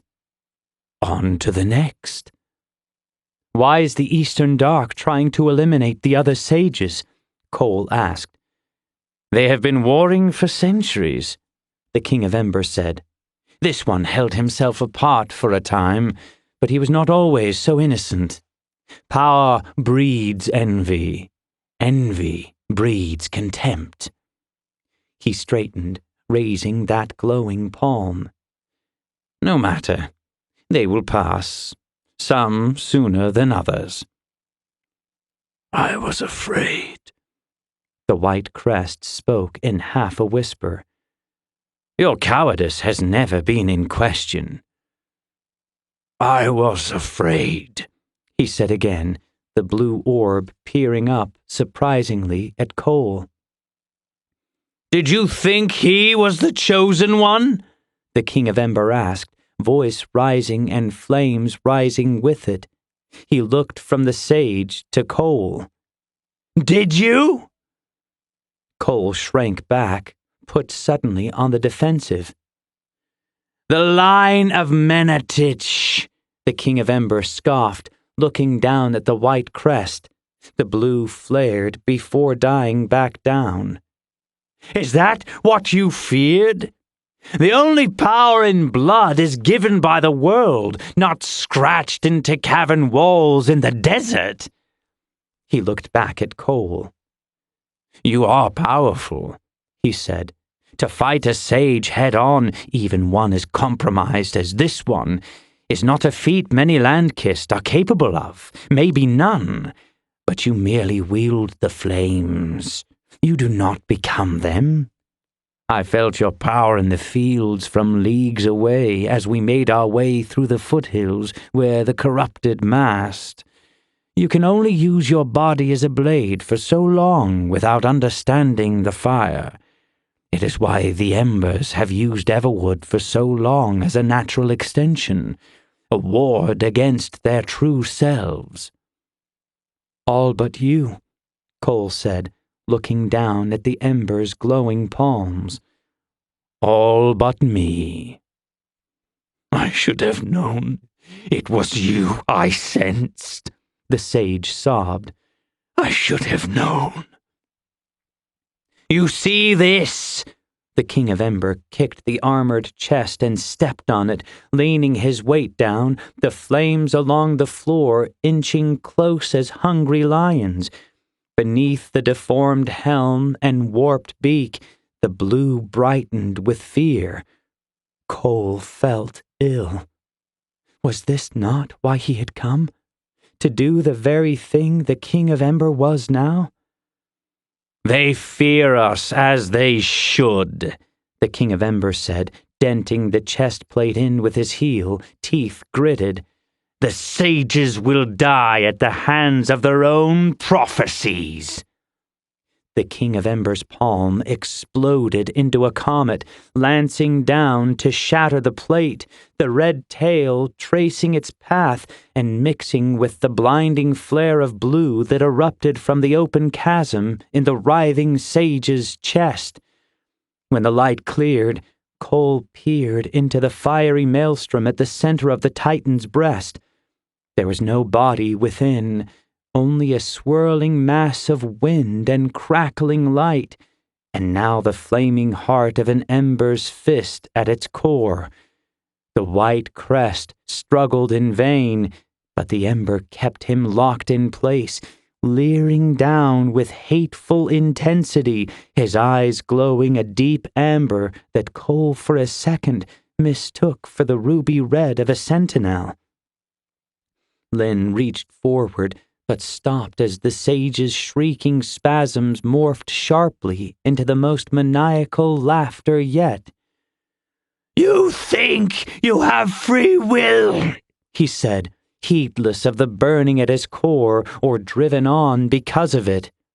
You think you are your own, just because a sentinel isn't driving you. I see the darkness in you.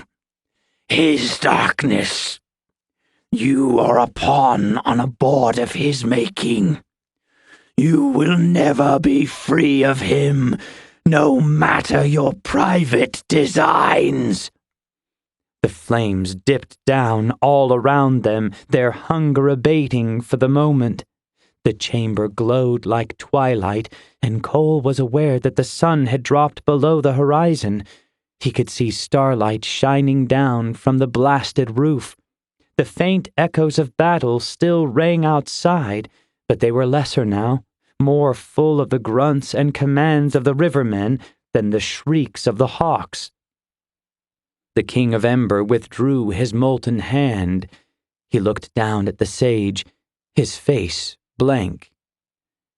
"His time will come," he said softly, as if he were speaking to himself. "Darkness is the absence of light, and there are still bright lights remaining in this world."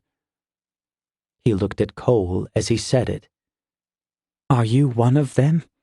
Kole asked. "How could he know?" Lynn asked, and the amber eyes switched to her, orange lights passing over the surface of his glowing hand. "I thought I was protecting you," he said, eyes glazing in the haze of memories too distant for Kole to imagine. "Protecting them!" The white crest was making the most of its death throes. "By stalking the valley with these jewels of the desert, you sealed their fate. You cut them off from the source of their power. You kept them safe from the wars without, safe in his keeping, until he had need of them, as he had need of you." "We would never join him," Lynn said, though her voice wavered. "Do you think the sorry souls before the gates of Hearth had a choice when I set the dark hearts to calling?" The blue eye flicked up to the King of Ember. "This one had a choice." "As did you," the King of Ember said, "and you ran." "You do his bidding?" "I do what I must." "By killing the only beings capable of standing up to him?" Lynn asked. "They are all the same, or they will be eventually." He almost looked sad as he considered the broken form at his feet, one who Kole had no doubt projected majesty a century ago. "We could have stopped him that day, you and I."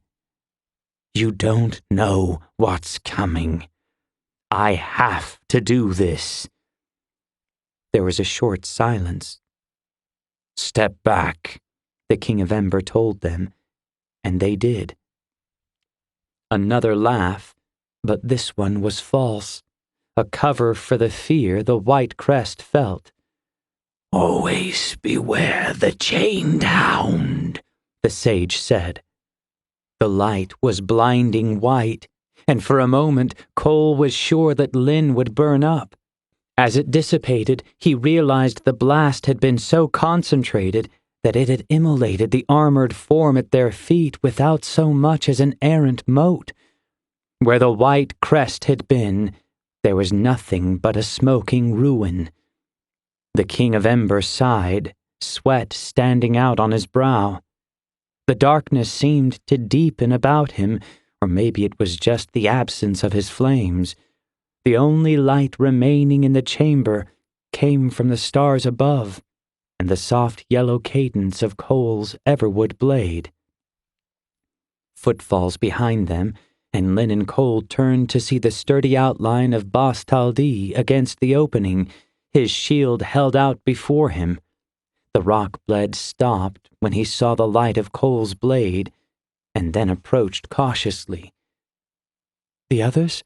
Lynn asked as he neared. Bas was made of something strong as stone, for he was none the worse for wear, his skin unmarked and the blood already drying beneath his nose. Bas nodded, his attention caught up by the strange presence of the King of Ember standing over his smoking pit. A flood of relief washed through Kole, knowing that none of the others had perished, a feeling that did nothing to ease the terror that gripped him when the King of Ember uttered a single word at his back.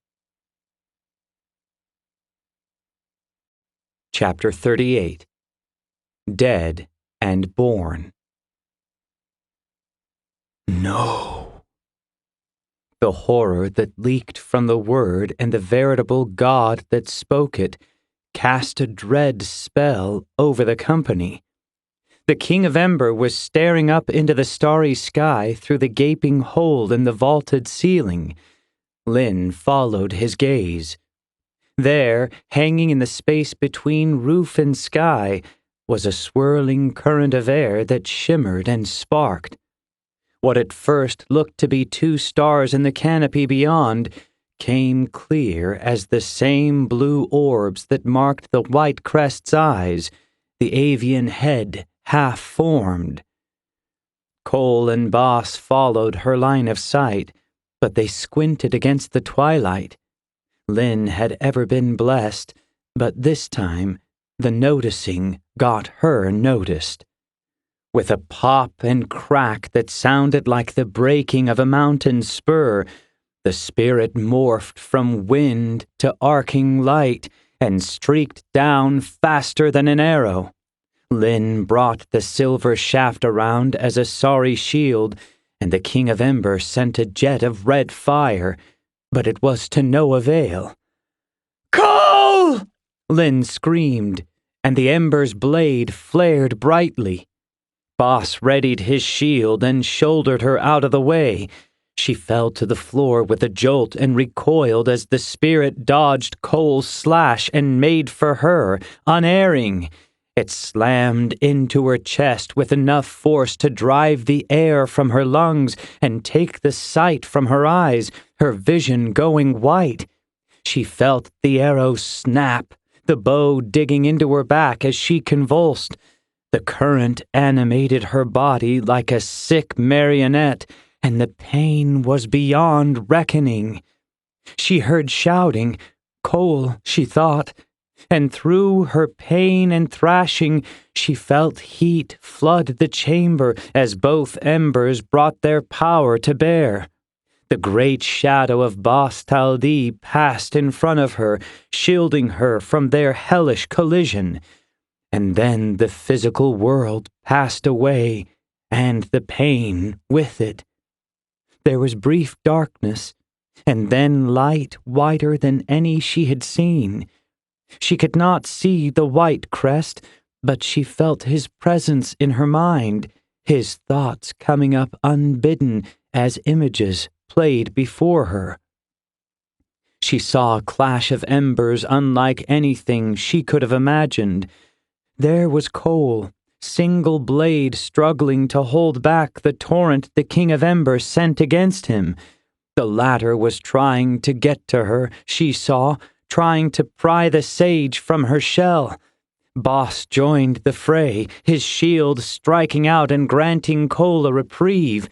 The flames danced their wicked dance, delighting in the chaos of combat, and both embers drank it in and poured it out in equal measure. Lynn had thought it impossible for an ember to be hurt by the fire unless he willed it so, but Kole was burning.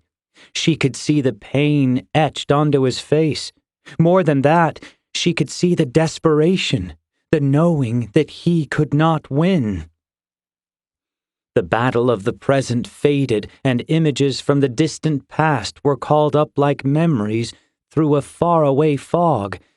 She saw bronze-skinned men and women arrayed in staggered ranks, perched among the red rocks of a foreign land. Their wings, white and gray, flapped gently. They were LandKist, unlike any she had seen or heard of. At their head was a great leader whom she recognized, his crown bedecked in white feathers, body encased in brilliant armor that shone gold and silver in the light. There was a great host embattled across the plains before them. The number of combatants was beyond counting, but there was power among them. She saw LandKist of all manner locked in mortal combat. Some rode great beasts with eyes shining like the emerald of the Fakin, while others turned their skin to armor, shattering weapons on impact. There were stone throwers that reminded her of the rock blade, and there were archers who guided their shafts with thought alone. Wings beat, and the ranks of birdmen took off, eager to join the fray. She did not see the clash, but she saw its aftermath. The white crest's armor cracked and pitted, feathers red with blood. Behind him, the last of his LandKist perished in the swirling dust, and she felt the heartbreak almost as keenly as the guilt that threatened to choke him like so much bile. Next, Lynn saw the valley that had ever been her home, but she saw it in a different time. She saw the white rocks poking up from the green fields where hearth would be. She rode on great wings over the shining silver lake, its shores bare but for the moss and stone that littered them, no long hall in sight. She saw the children of the Fae duck between the branches of trees at his passing, the rivermen turn from him in the gap that broke the mountains where his titanic clash with the Night Lords would later cave them in. Most of all, she felt the loneliness and regret, as well as seeds of anger too deep to contain. She felt fear in the knowledge of the growing threat posed by the Eastern Dark and the tense anticipation of their inevitable conflict. Finally, she saw Nineveh standing in the rain, bloody before the wreckage of her tower at Last Lake. She stood taller than she was, casting a shadow against his violent light that frightened him. And Lynn's heart broke when he struck her down. She felt his shame then, and that was what lingered longest as he passed beyond her reach. But some of him remained. "He has to die!" The King of Embers seemed able to fly, jetting around the chamber on blazing trails. He dodged the sorry tongues of flame Kole sent for him from the edges of his blade and absorbed the geysers with his glowing palms. Kole had been struck twice by the beams those palms produced, and the heat of it shocked him, leaving him shaking with an energy that threatened to break him apart. Blood dripped from his nose and burned up in a red mist. He fought on. He ducked and dodged, going to work with his blade and infusing his muscles with the fire they needed rather than wasting it on attacks the other Ember rendered moot. If it were not for Boss, who took the latest beam off the crown of his great shield, Kole would have fallen in the third exchange. As it were, with the combination of his resistance to the fire and Boss's masterful defense, they were able to keep their adversary away from Lynn, whose thrashing had given way to a stillness Kole feared to contemplate. "Stop this!" Kole screamed, but the King of Ember only brought more power to bear. He sent Boss crashing into the far wall, his leather doublet smoking. Though the rock-bled skin was unmarked, the glazed look in his eyes suggested that the heat was taking its toll, leeching the strength from him. "He must be excised," the King of Ember said, ducking Kole's swing and slamming him hard in the side. The percussive blast was accentuated by a crack that had Kole falling to one knee, sword held before him in shaking fingers. The King of Ember stood over him, comet fists at his sides, eyes glowing molten amber. For a moment, his look softened. He hesitated before a shadow passed over him, darkening his features like smoke. He raised his hand, and Kole tried to rise and found that he could not. And then the King of Ember vanished, disappearing under the hurtling side of a section of black marble. Kole looked to the right and saw Boss on his hands and knees, chest heaving, face pale. A huge chunk of the keep's base was missing, a missile of Boss's make. Framed against the doorway, Kole could see the running forms of the other rock-bled warriors, iron-forged weapons held aloft. An explosion rocked the gallery, and night turned to day. Fragments of stone shot in all directions, embedding themselves in the crumbling soapstone pillars and throwing sparks up as they struck the glowing tiles in the floor. And the King of Ember approached in all his majesty, stepping over the ruins of the throne. Blood caked his forehead and ran hissing down his neck, but he was alive, and he was angry. "You cannot have her," Kole said, rising on shaking legs. Two of Boss's warriors flanked him, weapons ready. Their breath was ragged in the furnace the keep had become, but they stood strong and unmoving. "They must all die," the King of Ember said, steady in his approach. Stones flew at him from each side, two rock-bled calling pieces from the broken floor and whipping them in rapid succession. But the ember called up his flames, and they burned so hot around him that the stones were reduced to ash before they bounced lightly against his red armor. "The good in them is not worth saving in the face of man's fall," he said. "The white crest was good once. So was the sage of the waste. It was he who told me of the valley. It was he who repelled the eastern dark for generations, keeping the night lords from the cave doors so the keepers would only have their minions to face." "And you would kill him too? Or have you done it already?" Kole cried. "His time will come," he said. "You of all people know the ruin their magic can bring. How many wars must we fight on their behalf?" "A war of which you're a part!" "The final war, a war the Eastern Dark will finish before I finish him." "He'll never let you get close again," Kole said, desperate. "He knows your mind." "It won't save him. It won't save any of them." The warriors on Kole's flanks charged. These rivermen were not LandKist, and Kole screamed for them to stop, but it was too late. With a flare in the smallest of shrieks, they were gone, snuffed out. The rock-bled throwers were themselves thrown back, slamming against opposite walls before falling in dazed heaps. The King of Ember stood over him, wreathed in flames. He was like a god to look upon. In that moment, looking up into a face turned golden, Kole knew this man could do anything he said. He raised a glowing palm, and Kole braced for a heat unlike anything he had ever felt. It was cold.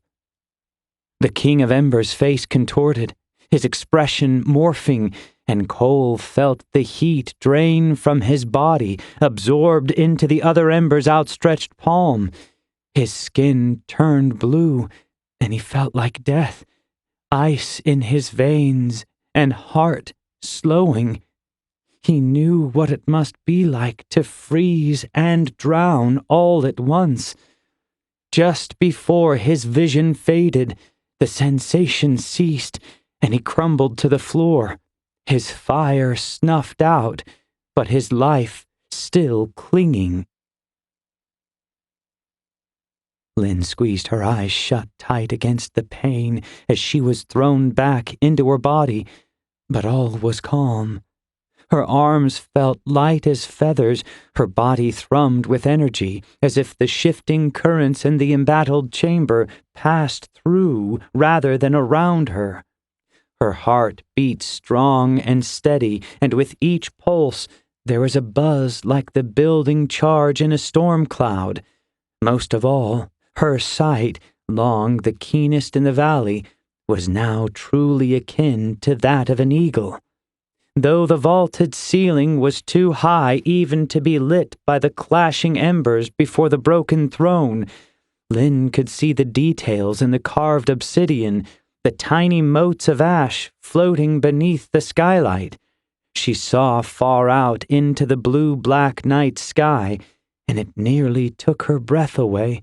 So clear did it appear, so in reach. And then she heard Kole's anguished cry. Lynn went to stand and felt none of the agony she had expected. She brought the bow with her, which had stayed together where the silver shaft had split in two. Kole cried out again, and Lynn cursed, snatching up the fletched end and setting it to the string. She settled down onto one knee. The arrow was halved, but the broken end still had enough length to scrape the bow when drawn.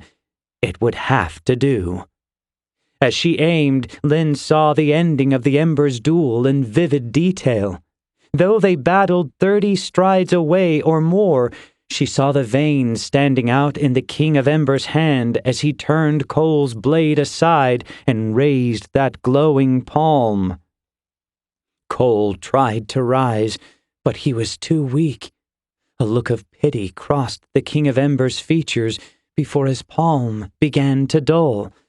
Kole's skin turned ashen blue, and as she watched, Lynn felt something stirring within her. Her palms tingled, hair waving with a breeze she had not felt moments before. There was an energy about her. It teased the tips of her fingers and played softly along the edges of her lips. Lynn smiled, feeling the storm as the clouds wheeled overhead.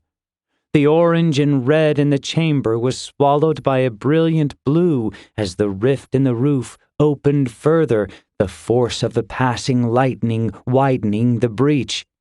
It came for her, and this time Lynn did not recoil. She breathed in as the bolt struck, closing her eyes and feeling the electricity infuse her body and charge her heart. And then she harnessed it, passing the lightning through her veins and moving the wind with her will.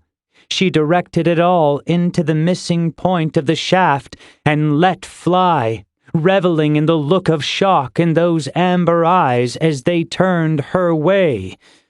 The bolt struck true, blasting the ember back even as he brought his palms around to block. He screamed out as the shaft went tumbling, teeth clenched as the storm racked his body. Lynn was standing over him by the time he hit the ground, his red armor blackened and his eyes losing their glow. "You will not take him from me," she said. The King of Ember coughed, spots of blood standing out on his chin. "I would not kill him." "You wouldn't, but then you are not truly you." He looked up at her with a mix of awe and denial. "You don't understand," he said. "Their war will consume." Lynn knelt beside him.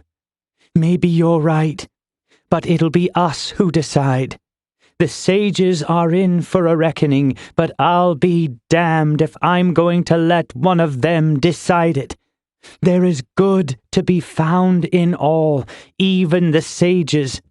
I have felt it. Perhaps your master is the exception."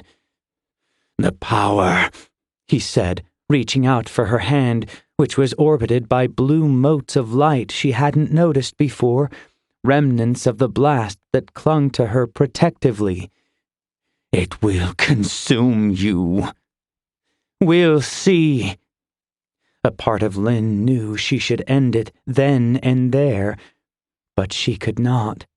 Rather, she chose not to. "Mother Nineveh believed in you," she said in a whisper, eyes watering. The name seemed to strike something within him. His eyes widened as footfalls broke the silence. Lynn whirled and was relieved to see Misha Vaga and the remainder of the Rockblade enter the moonlit gallery. The Ember had shed her armor and now sported nothing but her leggings and an immodest sash of cloth that she had tied from wounded hip to scraped shoulder. One of the warriors carried Jank over one shoulder as if he were a child, and another set Nathan down to rest by the doorway before racing to check on Boss, who laid face down by the blasted hole in the wall. "What's this, then?" Misha asked, her voice echoing oddly in the recent stillness. The King of Embers shot up faster than Lynn could have anticipated. He put his back to the nearest pillar, and Misha ignited Jank's sword and sprinted forward, her wounds forgotten in the rush. Lynn stood surely, her hair fanning as the wind greeted her through the open roof. The Rockblade ringed the cornered Ember, weapons twisting silently in their hands. "He is an enemy?" one of them asked, curious as to why Lynn had not pressed her advantage. "I don't know," Lynn said, earning a confused and frustrated look from Misha. "And I don't think he does either." The wild look in his eyes painted a stark contrast to the power he had displayed just minutes before. Something more than Lynn's bolt had rattled him, something much like doubt. Misha seemed ready to decide things for them all when a piece of tile fell with a clatter from the skylight above. All eyes in the chamber shot up, and even Lynn could not make out the figure clearly as it crouched over the lip of the yawning gap. "Is it done?" the voice asked, lilting and certainly female. The King of Embers stared at Lynn a long while, and then he gave the slightest of nods. "Good." "Who?" Before Lynn could finish, the form had melted into the shadows. There was a hint of movement, a rustling like the shifting of leaves, and a pale arm curled out of the closer dark to grasp the King of Ember on one armored shoulder. "We must be going, then." "What of the others?" he asked as he began to recede into the shadows with her. "No luck," she purred. Lynn caught a glimpse of a lavender iris glinting and the sheen of teeth that were impossibly white.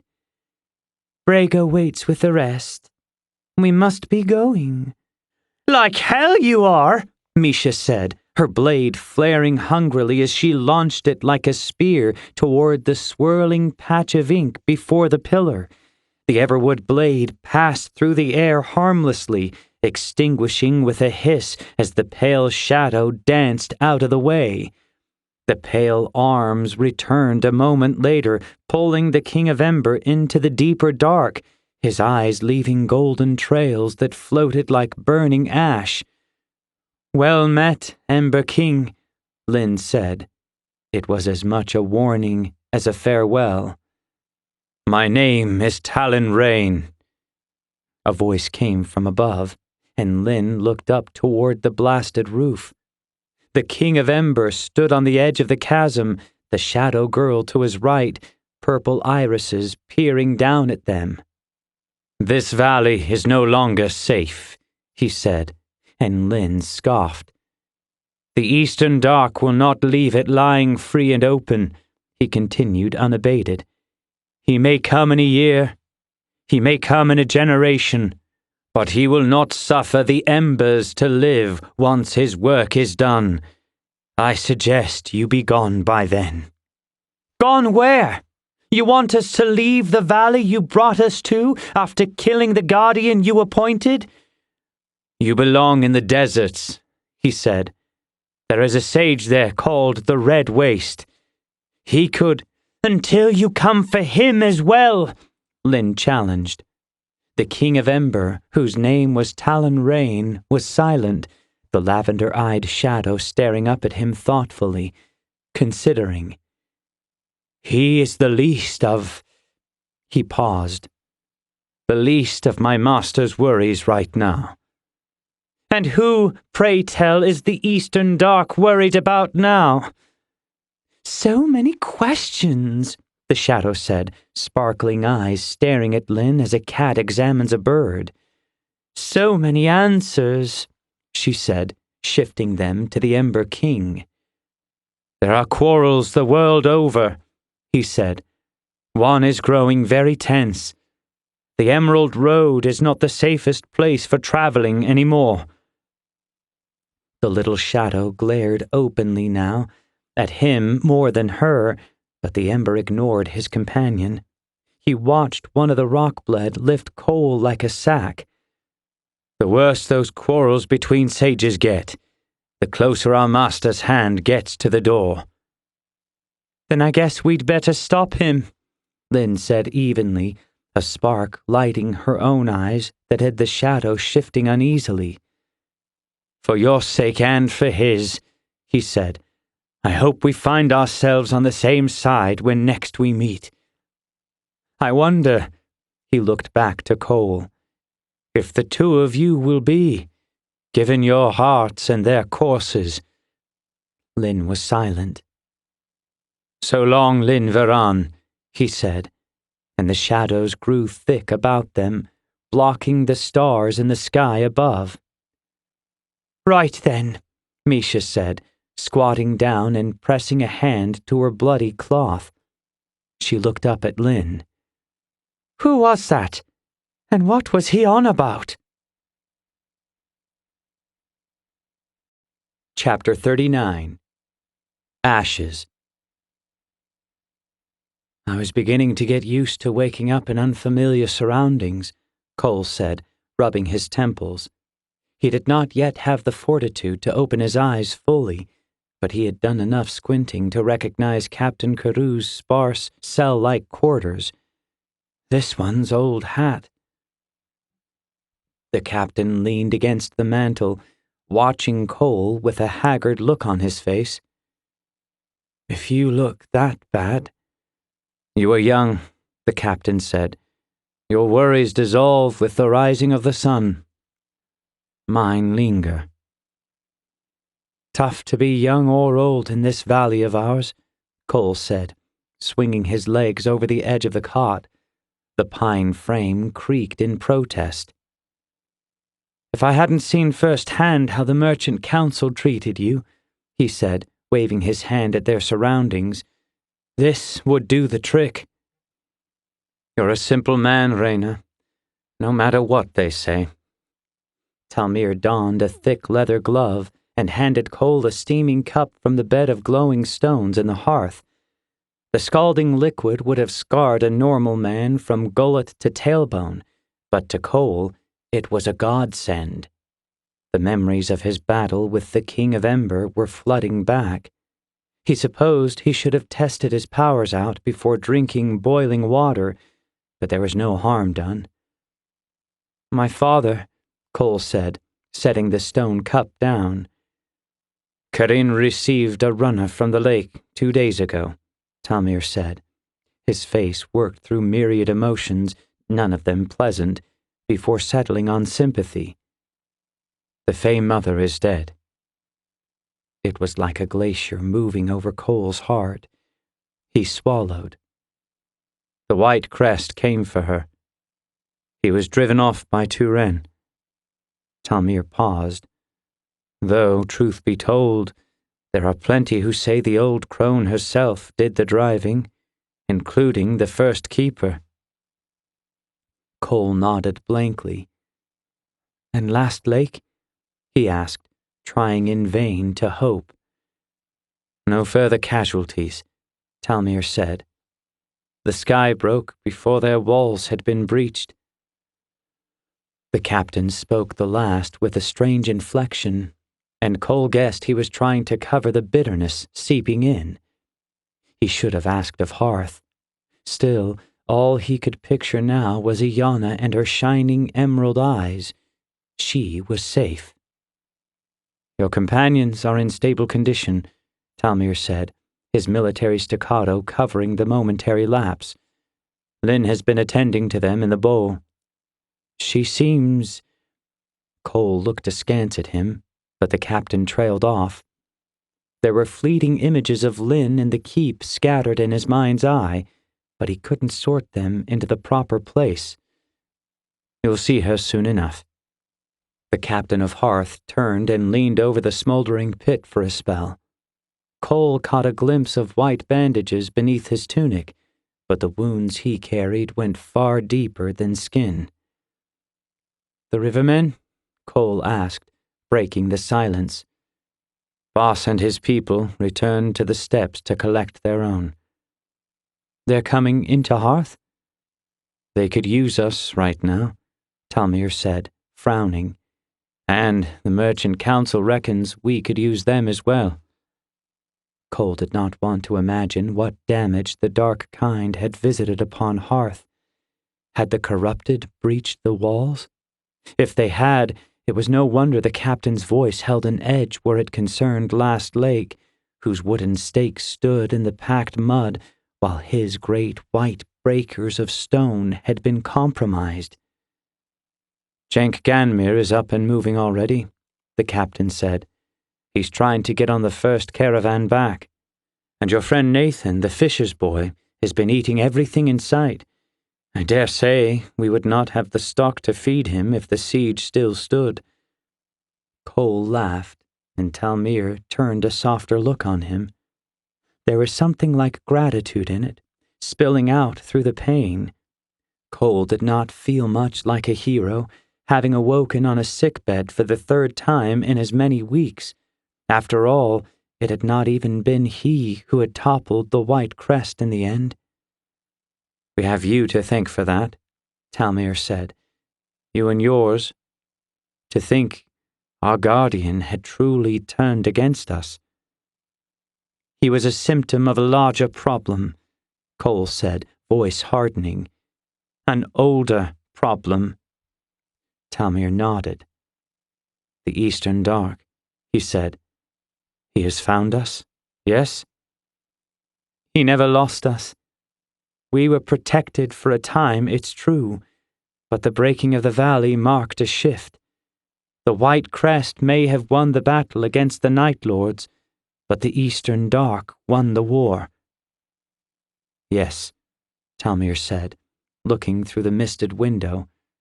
"That was when the Dark Kind first entered the valley.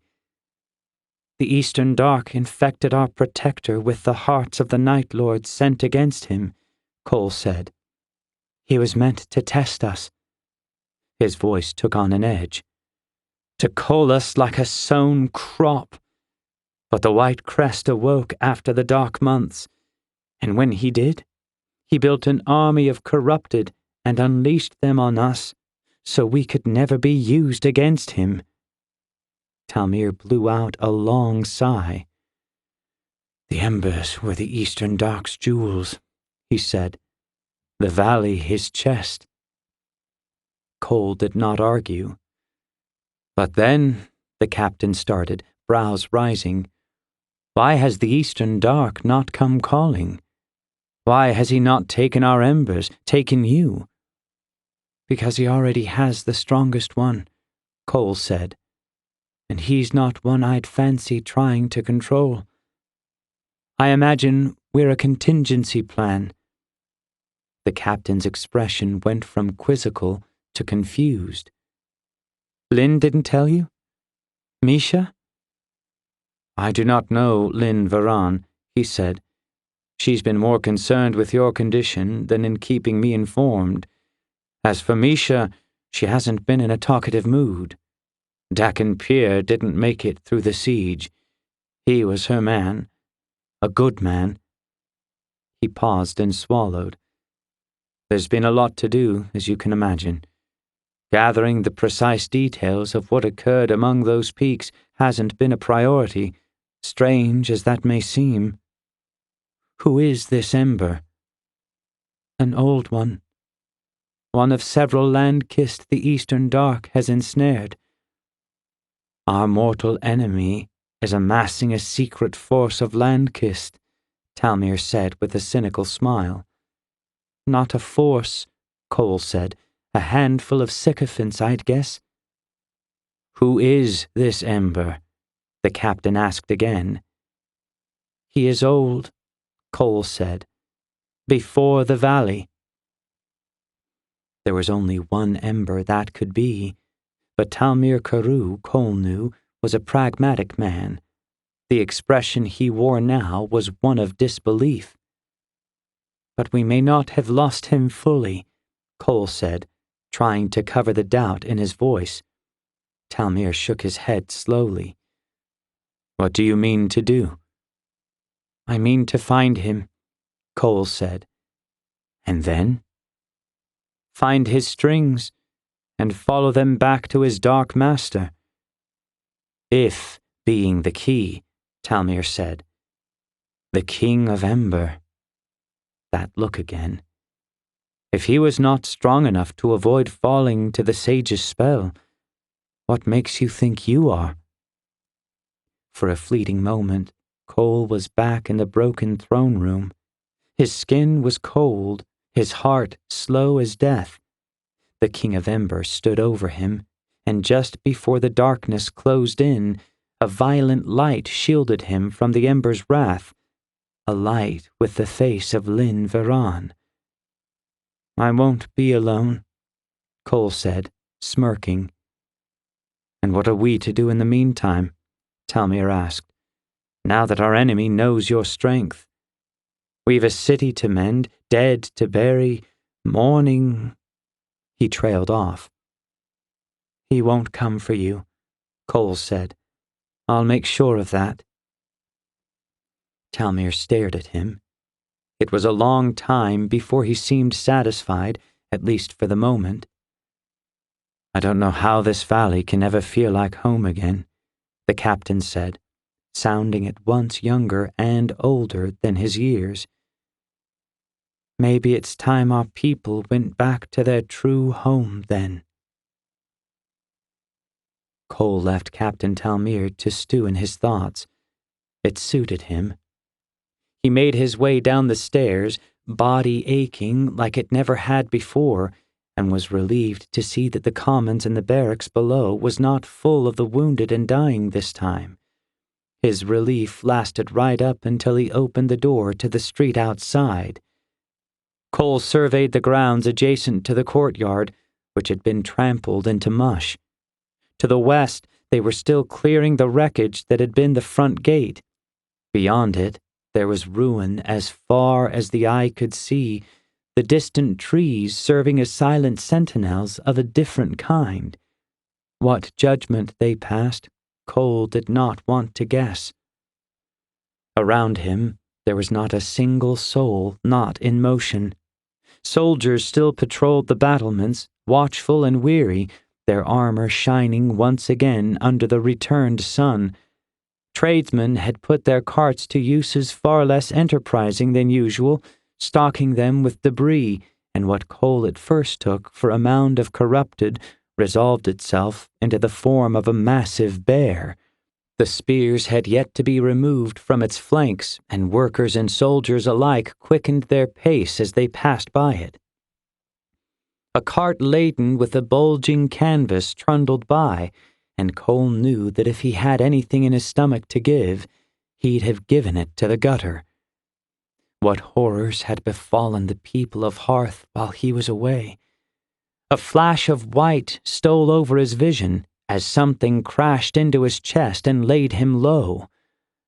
"Hi, girl," Kole said, grabbing the hound by the scruff and rebuffing her kisses. An old woman laughed as she passed by, dragging an empty stretcher stained brown with old blood. Kole managed to gain his footing and cast about. Predictably, he saw the dark-haired boy standing under the eaves across the way. He wondered how many more had been orphaned this year, this week. "Jacob," Kole called, waving.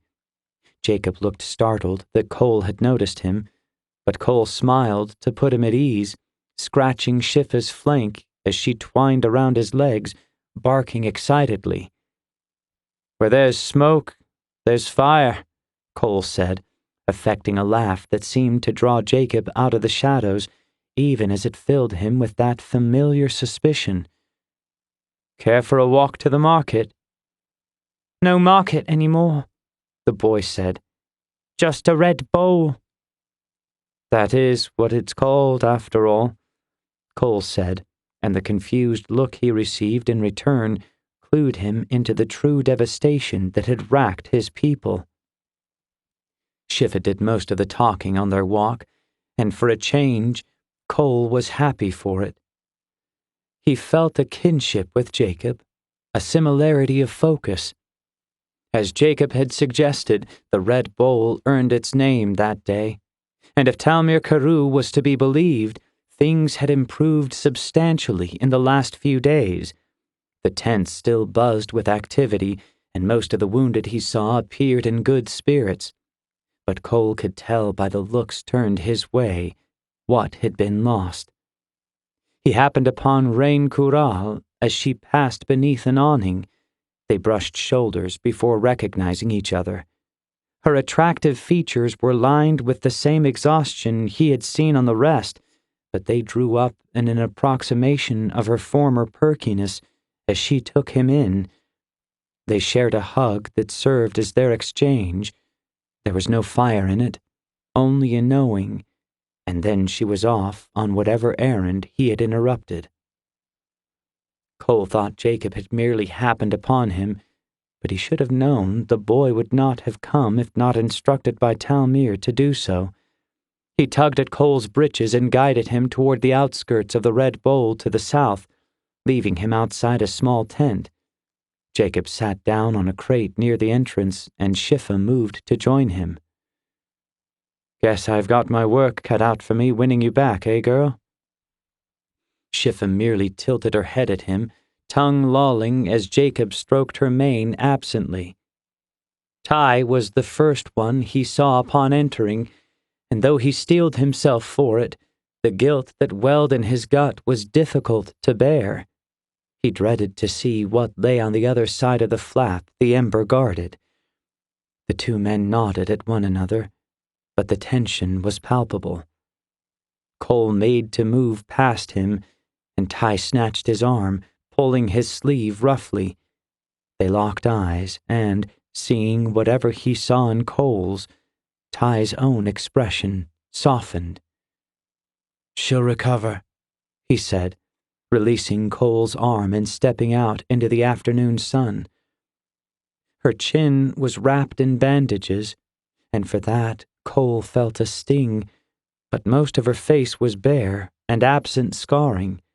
Her arms were wrapped tightly, and bowls of water littered the chamber, many of them soaking fresh wraps. Kole wondered how many times they had already been changed. He sat by Finn's side and took her hand. She winced as he did so, but did not wake. Kole tried to say he was sorry, but all that emerged was the racking of silent sobs. He felt a flood of heat from Finn's palm as a bandage came loose from his pressure, and she woke. Kole let her hand fall away with a start, and she looked him in the eyes, steady and alert. Such a flood of emotions passed over her face, and each of them broke Kole's heart more than the last.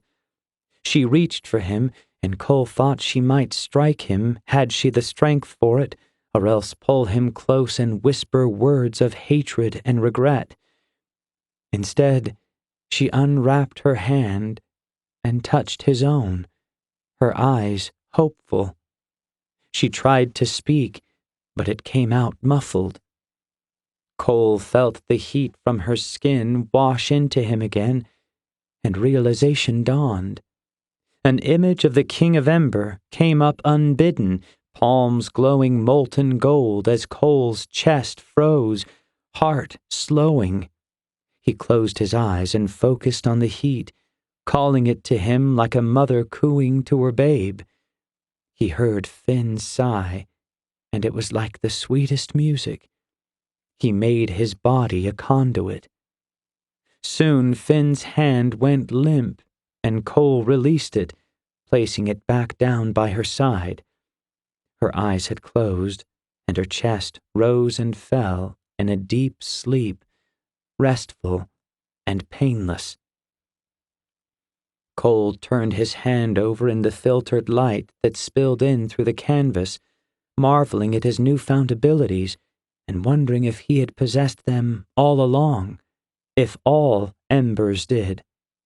His kind had long been able to draw the heat from flame, coal, and stone, but from another person? That was something else entire. He felt movement as the sheet was drawn back in a rush behind him. He turned to see Lynn framed against the light of the opening, eyes shining. Ty was at her side, his expression concerned. He looked past Kole to Finn and rushed to her, touching her bare hand and raising his brows in shock. "What did you do?" he asked, not taking his eyes from his sister. "What I could," Kole said, and Ty favored him with a curt nod that felt like a warm embrace. Lynn did most of the talking as they rode. There weren't many horses in the valley.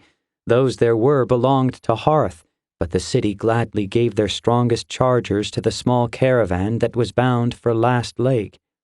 Hearth had been hit hard by the siege, and the burden now fell on the Ember folk of the lake to give what they could. Of course, this caravan's only cargo was a grievously wounded Ember. Jank had not so much as twitched in his sleep throughout the afternoon, and a fisherman's boy that was regaining his former strength and good humor with frightening speed. Kole supposed they had to stop thinking of Nathan Swell as such after the role he had played in the destruction of the Dark Hearts, and the role he played in the rescue of the woman that rode beside him. Lynn described the state of Hearth when they had arrived before the still smoking ruins of the front gate. The city had been in chaos. Although the sky had broken and the corrupted had lost much of their vitality, the care of the wounded was too much for the healers in the Red Bowl to bear. Luckily, the Fae had emerged from the forests to the east in some number, moving among the husks of the corrupted like ghosts before lending their substantial gifts to those who needed it most. From the time their Faekin arrived, more learned in the arts than those of Ember birth, Hearth did not lose another soul. Kole wished he had the chance to thank them before they withdrew to their own villages, whose devastation was largely guessed at. When all topics had been exhausted, including Lynn's arduous trek through the deep lands and Kole's own trials, they exchanged feints and dodges, moving around the one subject both were uncertain how best to approach. Things felt strange between them, and Kole did not entirely know why, though he had a few guesses.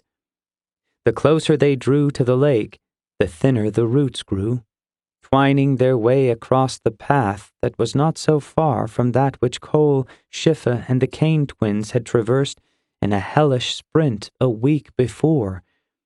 The longer roots reminded him of Misha Viga and her fallen spear, another ally he would not have made it far without. And yet, how far had they made it, truly? They had played no small role in bringing down one tyrant, only to learn he was merely the shadow cast by a larger one his people had called enemy for centuries. And though he truly felt the valley was safe for the moment, he could not shake the knowledge that the wider world was suffering under the sages, even as the Ember folk settled. "What you did back there," Lynn said, "in the sickbed with Finn. How did you do it?" "For once," Kole said, "I didn't command the fire. I offered myself to it, and it answered." "That's new," she said. She meant it to come off light, Kole knew, and yet there was a heaviness as dusk filtered down through the hanging branches. Kole was glad the dark months were far off. He wondered how much less the threat would be now that the Dark Hearts had been purged from their land. No rift had opened in the valley before. He hoped it remained that way now. "I'm not the only one with new tricks," Kole said, and Lynn looked away. She sighed, opened her mouth to speak, and then closed it in a tight, worried line. "Have you tried again?" Kole asked hesitantly. "No, but I know I could. I can feel it." "Will you?" She looked at him, and for a moment her eyes flickered from striking to otherworldly. "You mean to follow them?" she said, as much as asked, and Kole nodded slightly. She sighed. "Then I suppose I don't have much of a choice." They both looked ahead. "Is it—" he started. "Is he still—" "No," she said after a time.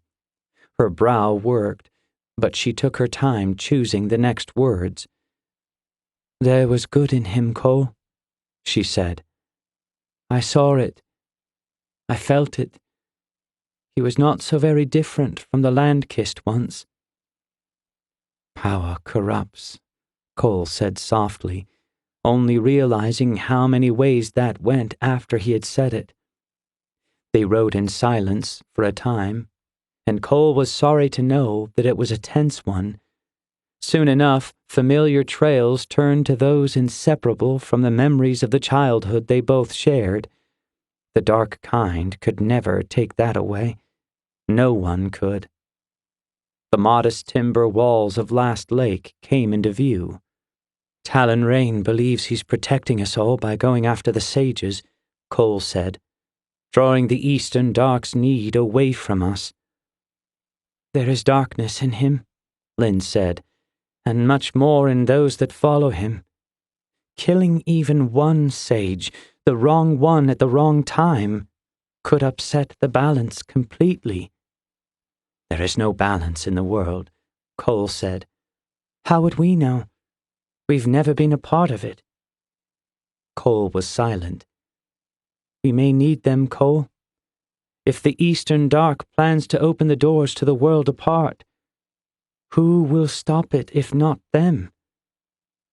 "He has to die," Kole said. "At the very least, he has to die." "Yes, but we can't do that on our own. And Rain needs to be stopped. His enemies could be our allies.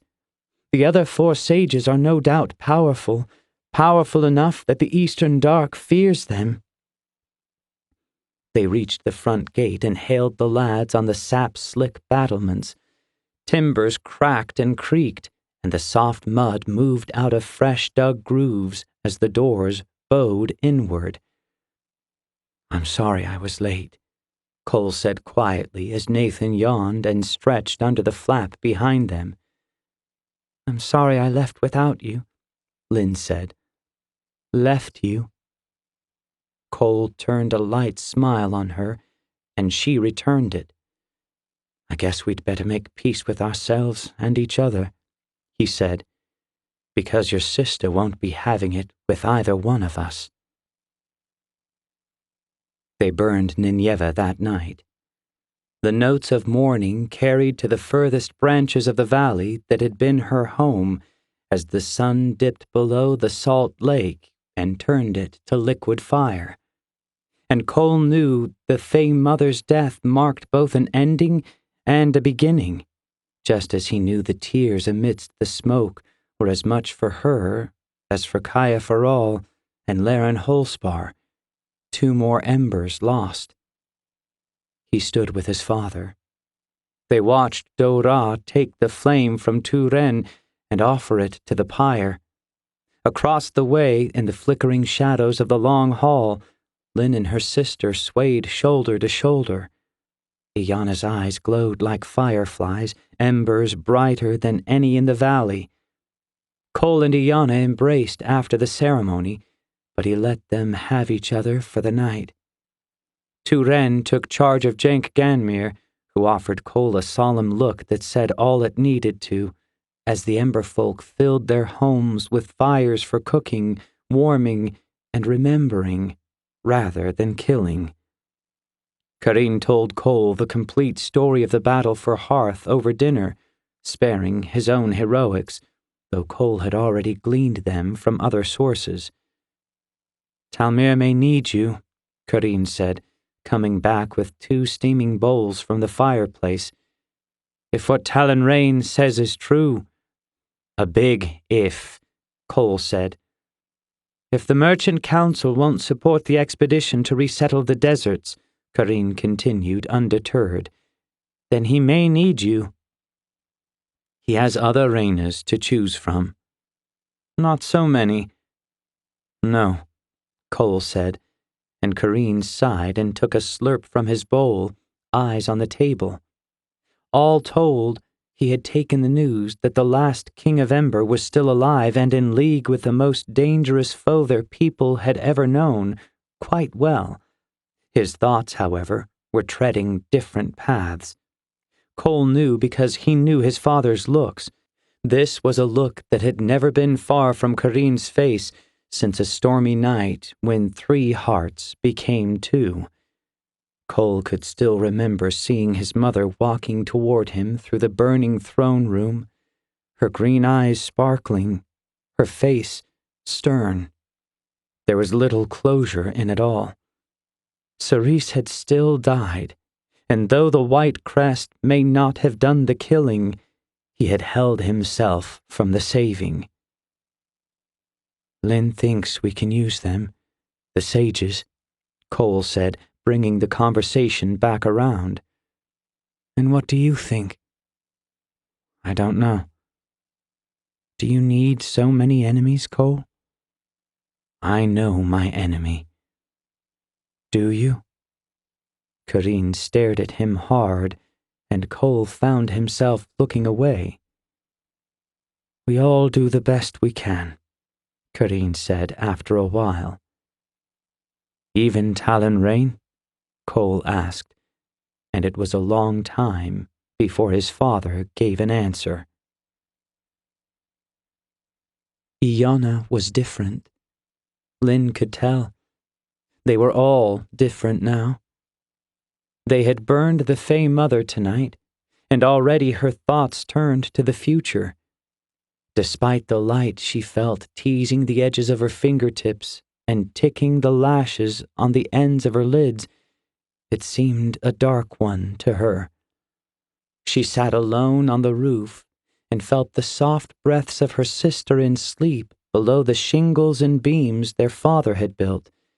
She heard the wind whistling along the water, a sound more soothing to her now than the lapping of the waves along the docks. The moon was out, and nothing stirred beneath it. It would be some time before the animals made their way back onto the forest paths. Am I good? Lyn asked the skies. She wondered whether the White Crest had asked that of himself, even toward the end. She wondered if Talon Rain did, and she thought that he might. Last, her thoughts turned to Kole Reyna. With her new sight, Lyn could see the northern peaks this time of night. She felt the valley was a small place. She could see the light in Kole's window from here too.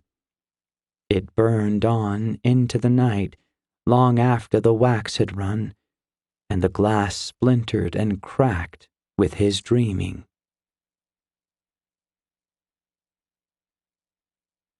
This is the end of Book 1, but the story continues with the Emerald Blade, Book 2 of the LandKist Saga. Keep listening after the credits for a free preview. You have been listening to Valley of Embers, Book 1 of the LandKist Saga, produced by Greg Lawrence, associate producer Emily Durr. Text copyright 2016 by Stephen Kelleher. Production copyright 2017 by Podium Publishing. All rights reserved. Chapter 1. Baron. Have you ever known Rain to talk as much? Wasn't there. I know you weren't there, Shadow purred, but I told you. She turned those lavender eyes on Talon. He didn't flinch, just twitched a brow and kept staring into the fire. Don't know, Brega grunted, all throat. Don't care. Shadow cooed from atop her latest promontory, a broken tree that had half rotted.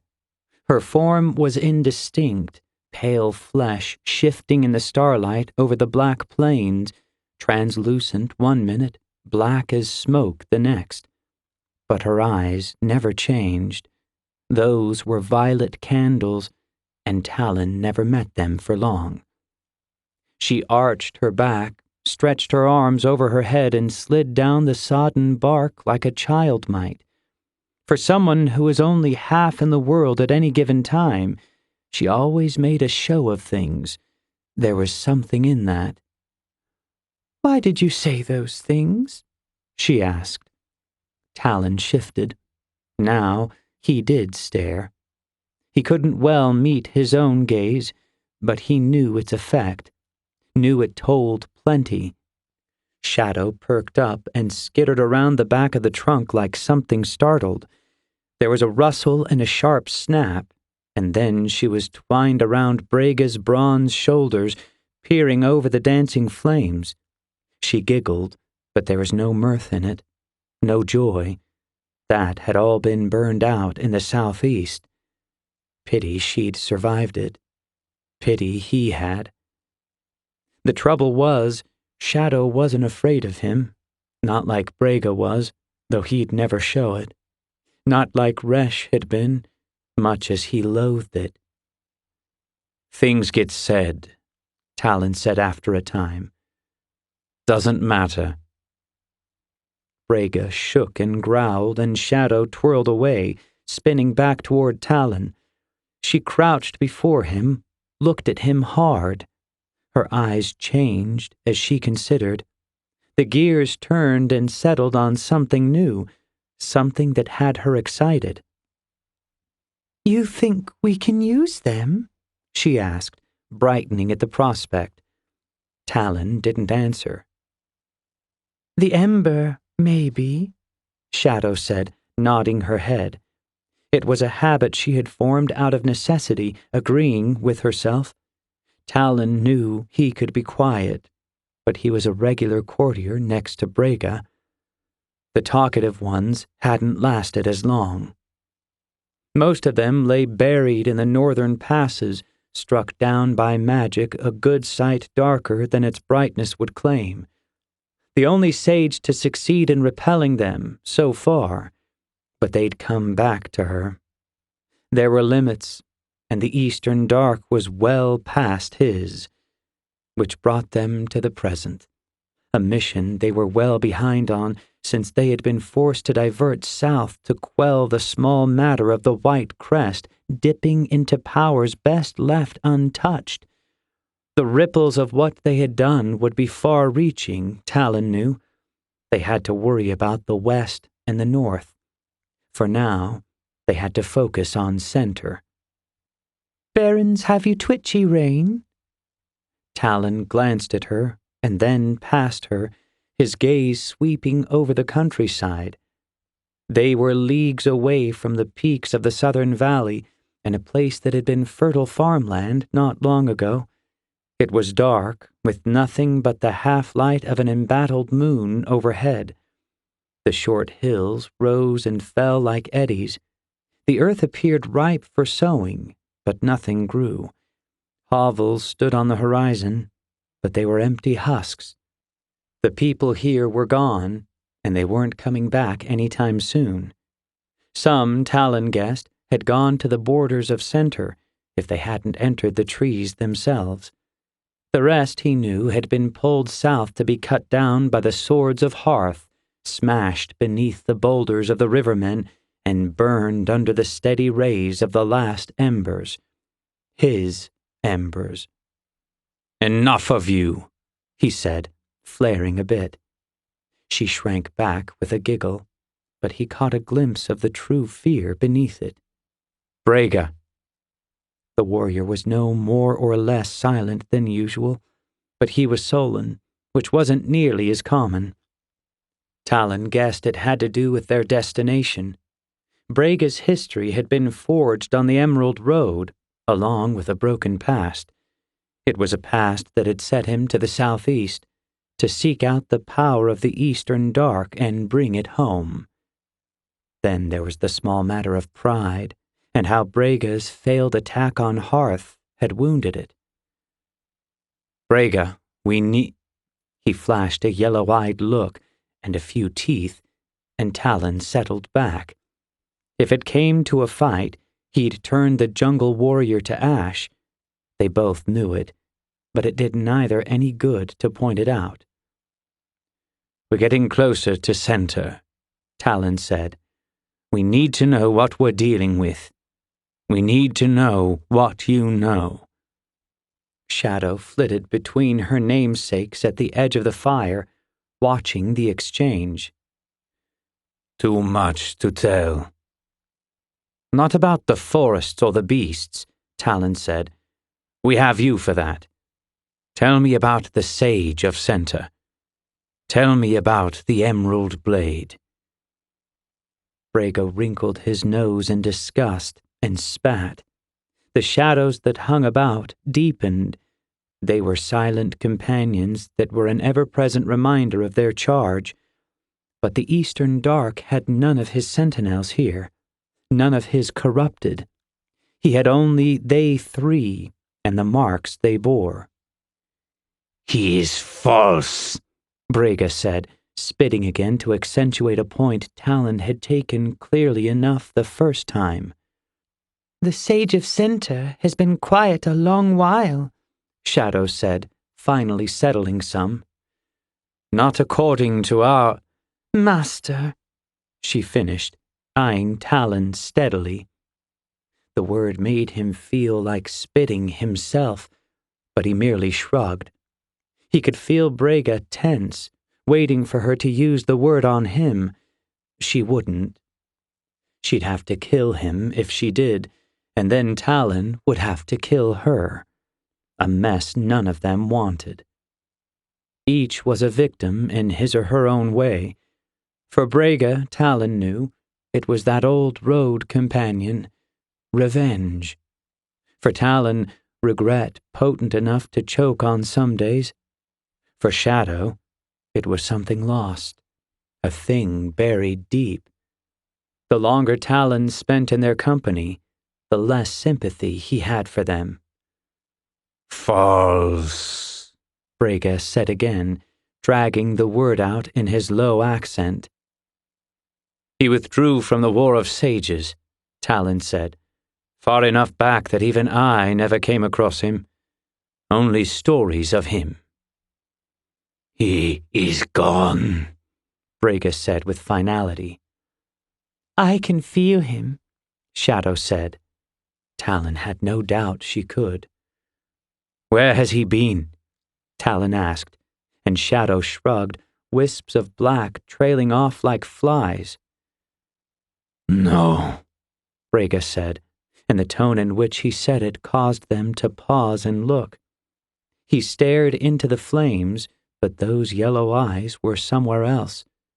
They waited for him to continue, a rarity where Shadow was concerned. After a time, he did. His power remains, he allowed with a slow nod. But he is changed, gone in truth. He looked to Shadow, yellow meeting lavender. I know this. Now you do. Shadow frowned but stayed silent. The White Crest was asleep for a long time, Talon said. The Dark Hearts kept him under, used him to power their magic. This is not the same, Shadow said. When the Valley Lord was under, I could feel him without searching. He was a flitting tether, like a moth's wings thrumming in the abyss. And this? This is a beacon, she said, her eyes glowing softly as she did. A great pillar of jade. I saw it even from the crags in the east. But, Talon prompted. She had a strange look. There was more she wasn't saying. I can feel each of the sages, she said, looking down at her pale fingers, the shadows clearing some under her attention. And some of the stronger LandKist besides. Her eyes flickered up toward Talon for a moment, an unconscious act. His power used to be a great green haze, spread out and drifting over center. It made sense, hearing her explain it. After all, it had been Shadow who had alerted them to the trouble stirring in the valley. Someone had been calling to the world apart, she said. Someone unused to its gifts and unaware of its consequences. It was her warning that had forced them to forego their mission at center and sent them streaking like comets to the southwest. And now, he said, it is like a pillar. He nodded. For how long? Not long, Brega said. Not long before the time I have known you. They both turned toward the warrior. I saw him, Brega said, the words seeming sour in his mouth. He worked his tongue over the filed points he kept for teeth. It was he who drove me out, forced me to make the choices I have. The Sage of Center? Talon asked, somewhat dubious. He is not. Then what is he? Talon asked, growing impatient. The fire before them had little fuel left to burn but ash and scrub, but it rose then, and his two companions shrank back. He breathed, deep and slow, the fire receding as his temper cooled. What did you see, Brega? Who drove you from center? Brega looked from the fire to Talon and back again, collecting himself. I led the attack on the willows, he said. We fought in a riverbed choked with new summer growth. He paused. We had them cornered. Our beasts were very near to them, and then the pretender came in from the northwest. He had a small host, but he could have been alone. He came already bearing the head of our queen and my mother, still dripping. He was quiet for a long moment. We retreated in the chaos, but before I did, I saw that blade flashing. It was like a green storm. He met Talon's considering gaze with a challenge. But its wielder was a man. Just a man, and no sage. A skilled man, Talon said, and Brega did not argue. A man, he said. He rose, muscles flexing, the contours shifting in the dim light like black snakes. He left his gauntlets resting against the rock he'd been using as a seat and slipped into the blue shadows, silent as the voles underfoot. Talon wanted to press, but he watched him go.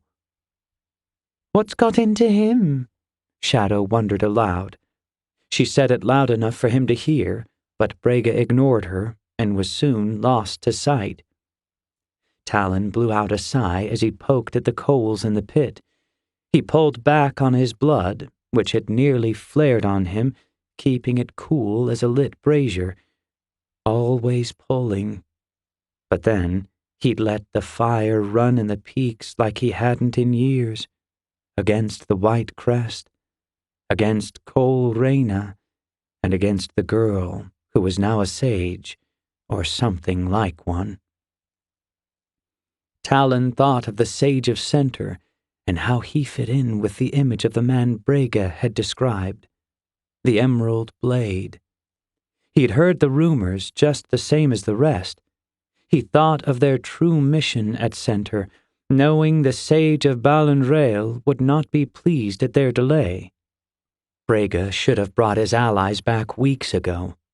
He meant to press his attack on the LandKist who protected the Sage of Center or his power soon. Talon had no qualms about killing one sage on behalf of another while serving a third, but he was not warm to the thought of burning a continent to do so. There was something strange about the Sage of Center's disappearance. The white crest had been dormant for a generation, it was true, but the eastern dark had set his barbs, and the rest had followed. Where had the Sage of Center gone? He who might have been the strongest of the lot, the one none of the others would come against. His power had been gone a while, and had now returned in another form, in the form of this mortal man, perhaps, a LandKist, or something like it. You think we can use them, then? Shadow asked, light and lilting, and Talon pressed a palm to his forehead. You know they'll be following. In fact, she said, eyeing him, I think you meant them to. That you talking? He asked, or him? Her lips formed a tight line, and the black deepened around her, the atmosphere dipping in before bowing out. Her eyes were a purple promise, and the only promises Shadow made were threats. Talon didn't feel like rising to one now. You should hope it's me, she said, her voice coated. The fire rose, heedless of its lack of tinder. It set a char on the dried mud around the stones that ringed it. You're still young, he said. You don't know how threats lose their bite when you put words to them. She played it off as a jest and laughed before looking past the ebbing flames, over the rolling fields and toward the blue canvas to the west. The stars were out, making the skies seem fuller than the lands below. Talon did not look. He knew the deserts beneath those stars better than the backs of his eyelids. You think he'll be angry about the girl? Shadow asked. She asked it genuinely. What girl? Shadow looked at him, those purple irises looking like lilacs for a spell. Dawn wasn't far off, and it always made him sad to look at her at first light. She seemed so faint, so fleeting, but he'd seen the power she could wield firsthand. The white crest is gone, he said. Whatever got into her, it's not enough to challenge him. It was enough to challenge you. Like I said, it's not enough. Talon had left the choice with them, and wasn't entirely sure why. With Kole Reyna and the girl whose name was Lynn Varan, it wasn't much of a choice at all, really. He knew they'd follow. Do you think the Sage of Balonrail will like me? Shadow asked, changing tack as often as she liked. He won't be happy, Talon said. He won't be trusting. Depends if he's winning or losing, she said with a shrug. She stretched her legs out like a cat stretching. He has an army, Talon said, shaking his head. I don't see why he needs us, especially if he knows from where and from whom we come. Armies are big things, Shadow said. To get something done right, sometimes you need the small things. Why else would he accept Brega's offer of allegiance? Brega said he would bring him the King of Ember as friend. That's a friend Balonrail could use, or an enemy he could use close.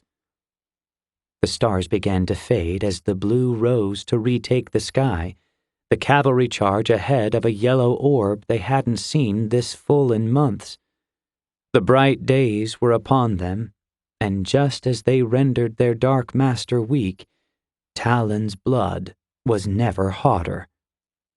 Talon made a sound of frustration, and Shadow caught it. What? You're underestimating him. Who? The true sage of Center, Talon said. Balin Rael has long been the weakest of them. Why do you think he survived as long as he has? Thrived, even. He's not the only one with a mind, Shadow said. The Eastern Dark is occupied, Talon interrupted. His hands are full undoing the damage the White Crest wrought by opening those rifts. He let a score of sentinels in, a dozen at least. They kept Braga alive when he turned them on Hearth. He made the best of a chaotic situation. As he always does. Talon shook his head. You think Balin Rael knows we mean to kill him too? He knows we're not coming to Center for nothing. It's a common enough thing, Shadow said. 2 sages working together against a third. Not with the Eastern Dark. He's held himself apart, cultivating his Valley of Ember heroes. His beacon against the night that's coming. The night he brought. Shadow cut him a glare that morphed into half a smile. You know he's right, she said, about what we have to do. You know they have to die. I don't know what I know, Talon said, sounding unconvincing even to his own ears. Ridding the world its sages was something Talon could abide. What he could not abide was something his own sage, the one who would call himself master, could as well. Perhaps the girl had been right, and he and Reyna wrong. Maybe there was a way to use them for good. After all, they hadn't all been bad. But the Eastern Dark's hand was on the door to the world apart. All he had to do was twist the knob, and as much as he worked to keep the planes separate, Talon feared he'd open it the instant things stopped going his way. The last time he had, the Night Lords had brought down the mountains in the south, splitting the earth as they warred with the White Crest. The valley was a failed experiment. The embers were dying out, his last line. Now he had set himself upon the others like a wolf with mange. If he won, the world would suffer his designs. But if he lost... Braga's lithe form broke the western horizon. He looked like a sentinel himself from their vantage. Feeling their eyes on him, he made a show of crouching, sniffing, and listening. But Talon knew the truth of it. Braga was thinking. Braga was planning. He was doing a lot of that these days. There had always been tension between him and Shadow. It was out in the open, plainly laid and ever present. Braga hid his ire as he hid everything else, but he did not hide it well. The Eastern Dark spoke to Shadow most, and to Talon not at all. He didn't have to think hard to guess how it would go once the other sages were dead and gone. He only wondered how they'd try it. "Who do you think he talks to out there?" Talon asked. "Same as you?" Shadow was silent. "He never favored Resh and me like he did you." "Resh is dead," Shadow said, twisting it. "The dead need no favors." Braga turned toward them and began his slow walk back. He kept his eyes down, feeling theirs on him. "Braga has his mission," Talon said. "But what of us?" "What of us?" Shadow sounded as annoyed as she was dubious. "Ours is to see his succeed. For now." "Braga is fighting for a past he still believes he can win back," Talon said, watching the warrior and his heavy steps. "My own is buried beneath the sands in the west. My legacy is secreted away in a valley at the edge of the world." He looked at her. "But you, Shadow, you are young." She met his amber stare, suspicious. Not so young. He smiled and turned away. If you don't have a past, all you have is the future. That quieted her, doing its work in one of the ways Talon had intended. Similar to the LandKist in the valley, to Kole Reyna and Lyn Varan and those who followed them, Talon planted seeds in whatever soil he could find, never knowing what they might grow into, but always eager to see. I don't have one of those either, she said, surprising him. A future. You could, he said without turning. You may be half out of the world, Shadow, but you're still half in it. The future. Much as he spoke of it, Talon had no need of it himself. It was freeing in a way his current road was anything but. The sun was rising over the fields when Brega returned, exposing the crack and char in the gaudy light of day. They set off toward the north without another word, Brega tossing sidelong glances at Shadow all the while. She was never this quiet. Center was close. They could already see the brown turn to green a few leagues ahead, and beyond that, what looked to be shimmering shrubs on a raised plateau. The trees grew taller there than anywhere else, each one harboring more life in its trunk and branches than leagues of desert to the west. Talon's eyes glazed as he watched the leaves form a carpet that glittered like the jewels that had given the winding paths beneath their name. Bright days, indeed. Chapter 2. Horizons. Lyn could feel the sky breathing, and she timed her own breast with it. Clouds drifted as lazily overhead as the ripples on the surface of the lake below. She could see the vapors drifting between, clear as the day shining through them. She was sitting on the roof of the lakeside abode she shared with her sister, sighing at the glamour of it all. The skies seemed an endless depth, moving up instead of down. Endless depth and no small amount of power. Though it was warm and clear, blue skies with patches of white stretching to the far ridged horizon, she could always feel the next storm brewing. She smiled. What had once tingled on the edge of threat was now a private thrill.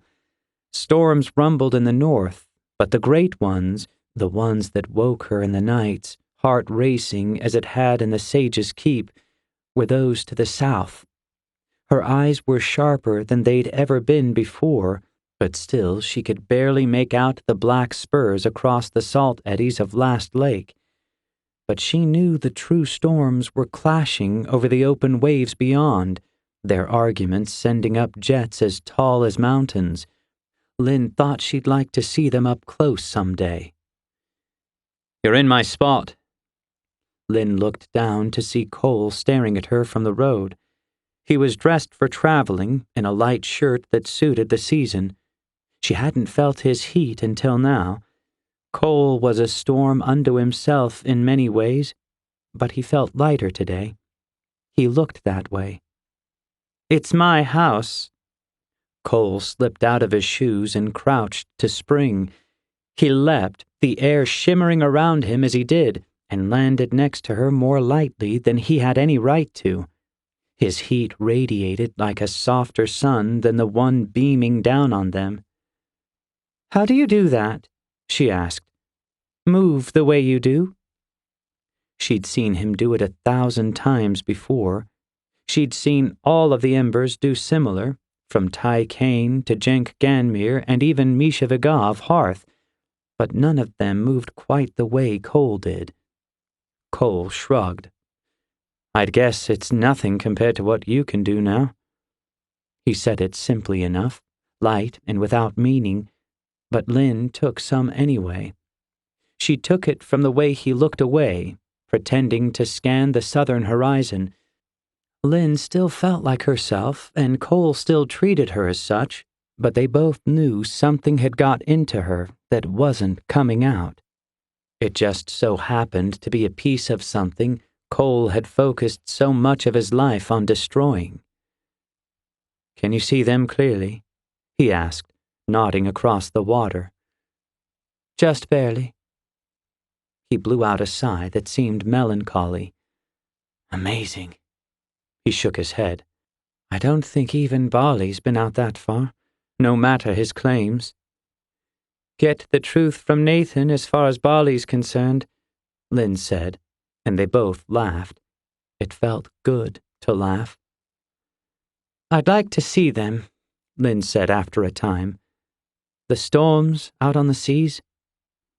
Kole squatted beside her. "Our path is to the north, I'm afraid," he said. He looked at her.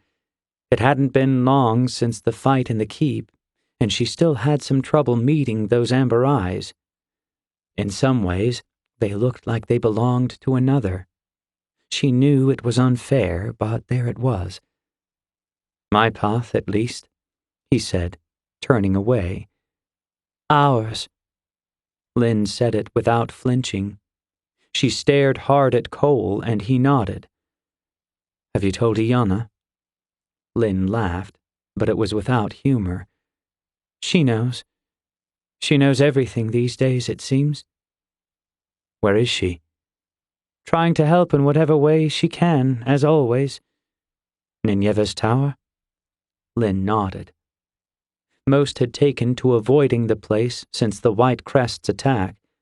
Though they had learned of it before returning home, seeing the reality of the destruction the sage had brought to Last Lake had been something different. The leaning tower of the Fey Mother was still leaning, but it was an unsteady thing now, broken and leering. Still, it could not keep Iana of Iran away. Iana had told Lynn of the storm. She had told her how the sage had called down the skies upon them, how Nineveh had stood up straight in the lashing wind and rain, how it was her magic that had weakened him enough for them to do what work they had done. Without the Fey Mother, it was probable that even Talon Rain, the king of Ember, would have fallen in that fight in the north. Then again, Lynn had seen the power of those flames, which made Kole's look like a pale candle. Lynn didn't understand why her sister insisted on parsing her dreams and visions within those splintered and broken walls, not after so much that was bad had happened. But her sister had the stony, stubborn will of a Varan. She had not shed a single tear in her company since they had burned Nineveh. Lynn was a killer. Being cold was a lonely thing, but useful for one like her. For Iana, one of the Fakin, it was a contradiction. "Lynn." She looked over at him, tears gathering round the rims of her eyes. She was overcome with both pride and a strange sort of mourning for Iana. More than that, she worried. So much had happened since that great ape, not a true Night Lord, they had later learned, had smashed through their timber gates. Lynn and Kole had trod separate paths in the days that followed. Now they had it in mind to follow one, but she knew Iana's mind was on another. And once Iana was on a thing, not even the sages could dissuade her. Lynn offered a weak smile and turned back toward the lake with a sigh. "She means to go north," she said, "and not the same north as us." Kole nodded, recognition dawning. "I suppose I should shoulder some of the blame for that," he said. Lynn regarded him, confused. He waved his hand. "Something I said to Captain Carew. Something about going back home." "No," Lynn said. "She's following Nineveh's ghost as much as anything else. She was of the deserts. Though the valley blessed her and called her its own, she was born between sun and sand." What do you think she's after? Kole asked. I don't know, Kole, she said with such bare honesty it seemed to take him aback. I don't know what she sees, but I can't take this from her, no matter how much I want to. Has she found anything on Rain? He asked, changing tack. She caught something yesterday, wanted to puzzle it out more. Kole laid his hand on her leg. It was as warm as ever, but it didn't burn. Even as she struggled with her newfound abilities, with the next storm beckoning between each break in the clouds, his seemed to have quieted some. She could still sense them hiding just beneath the surface. A beast like that never slept for long. Kole had ventured north to claim vengeance for a mother lost, true, but ultimately he had used that fire to defend them, to protect her. Lynn took his hand in her own and smiled. He breathed out and she breathed in, and it felt like an indrawn wave stretching onto new sand, dried and cracked from neglect. We're going out into the world, she said. At least the other has withdrawn for the time being. Bright days ahead. As the sun rose higher than it had in months, it seemed like they might be. For a while, at least.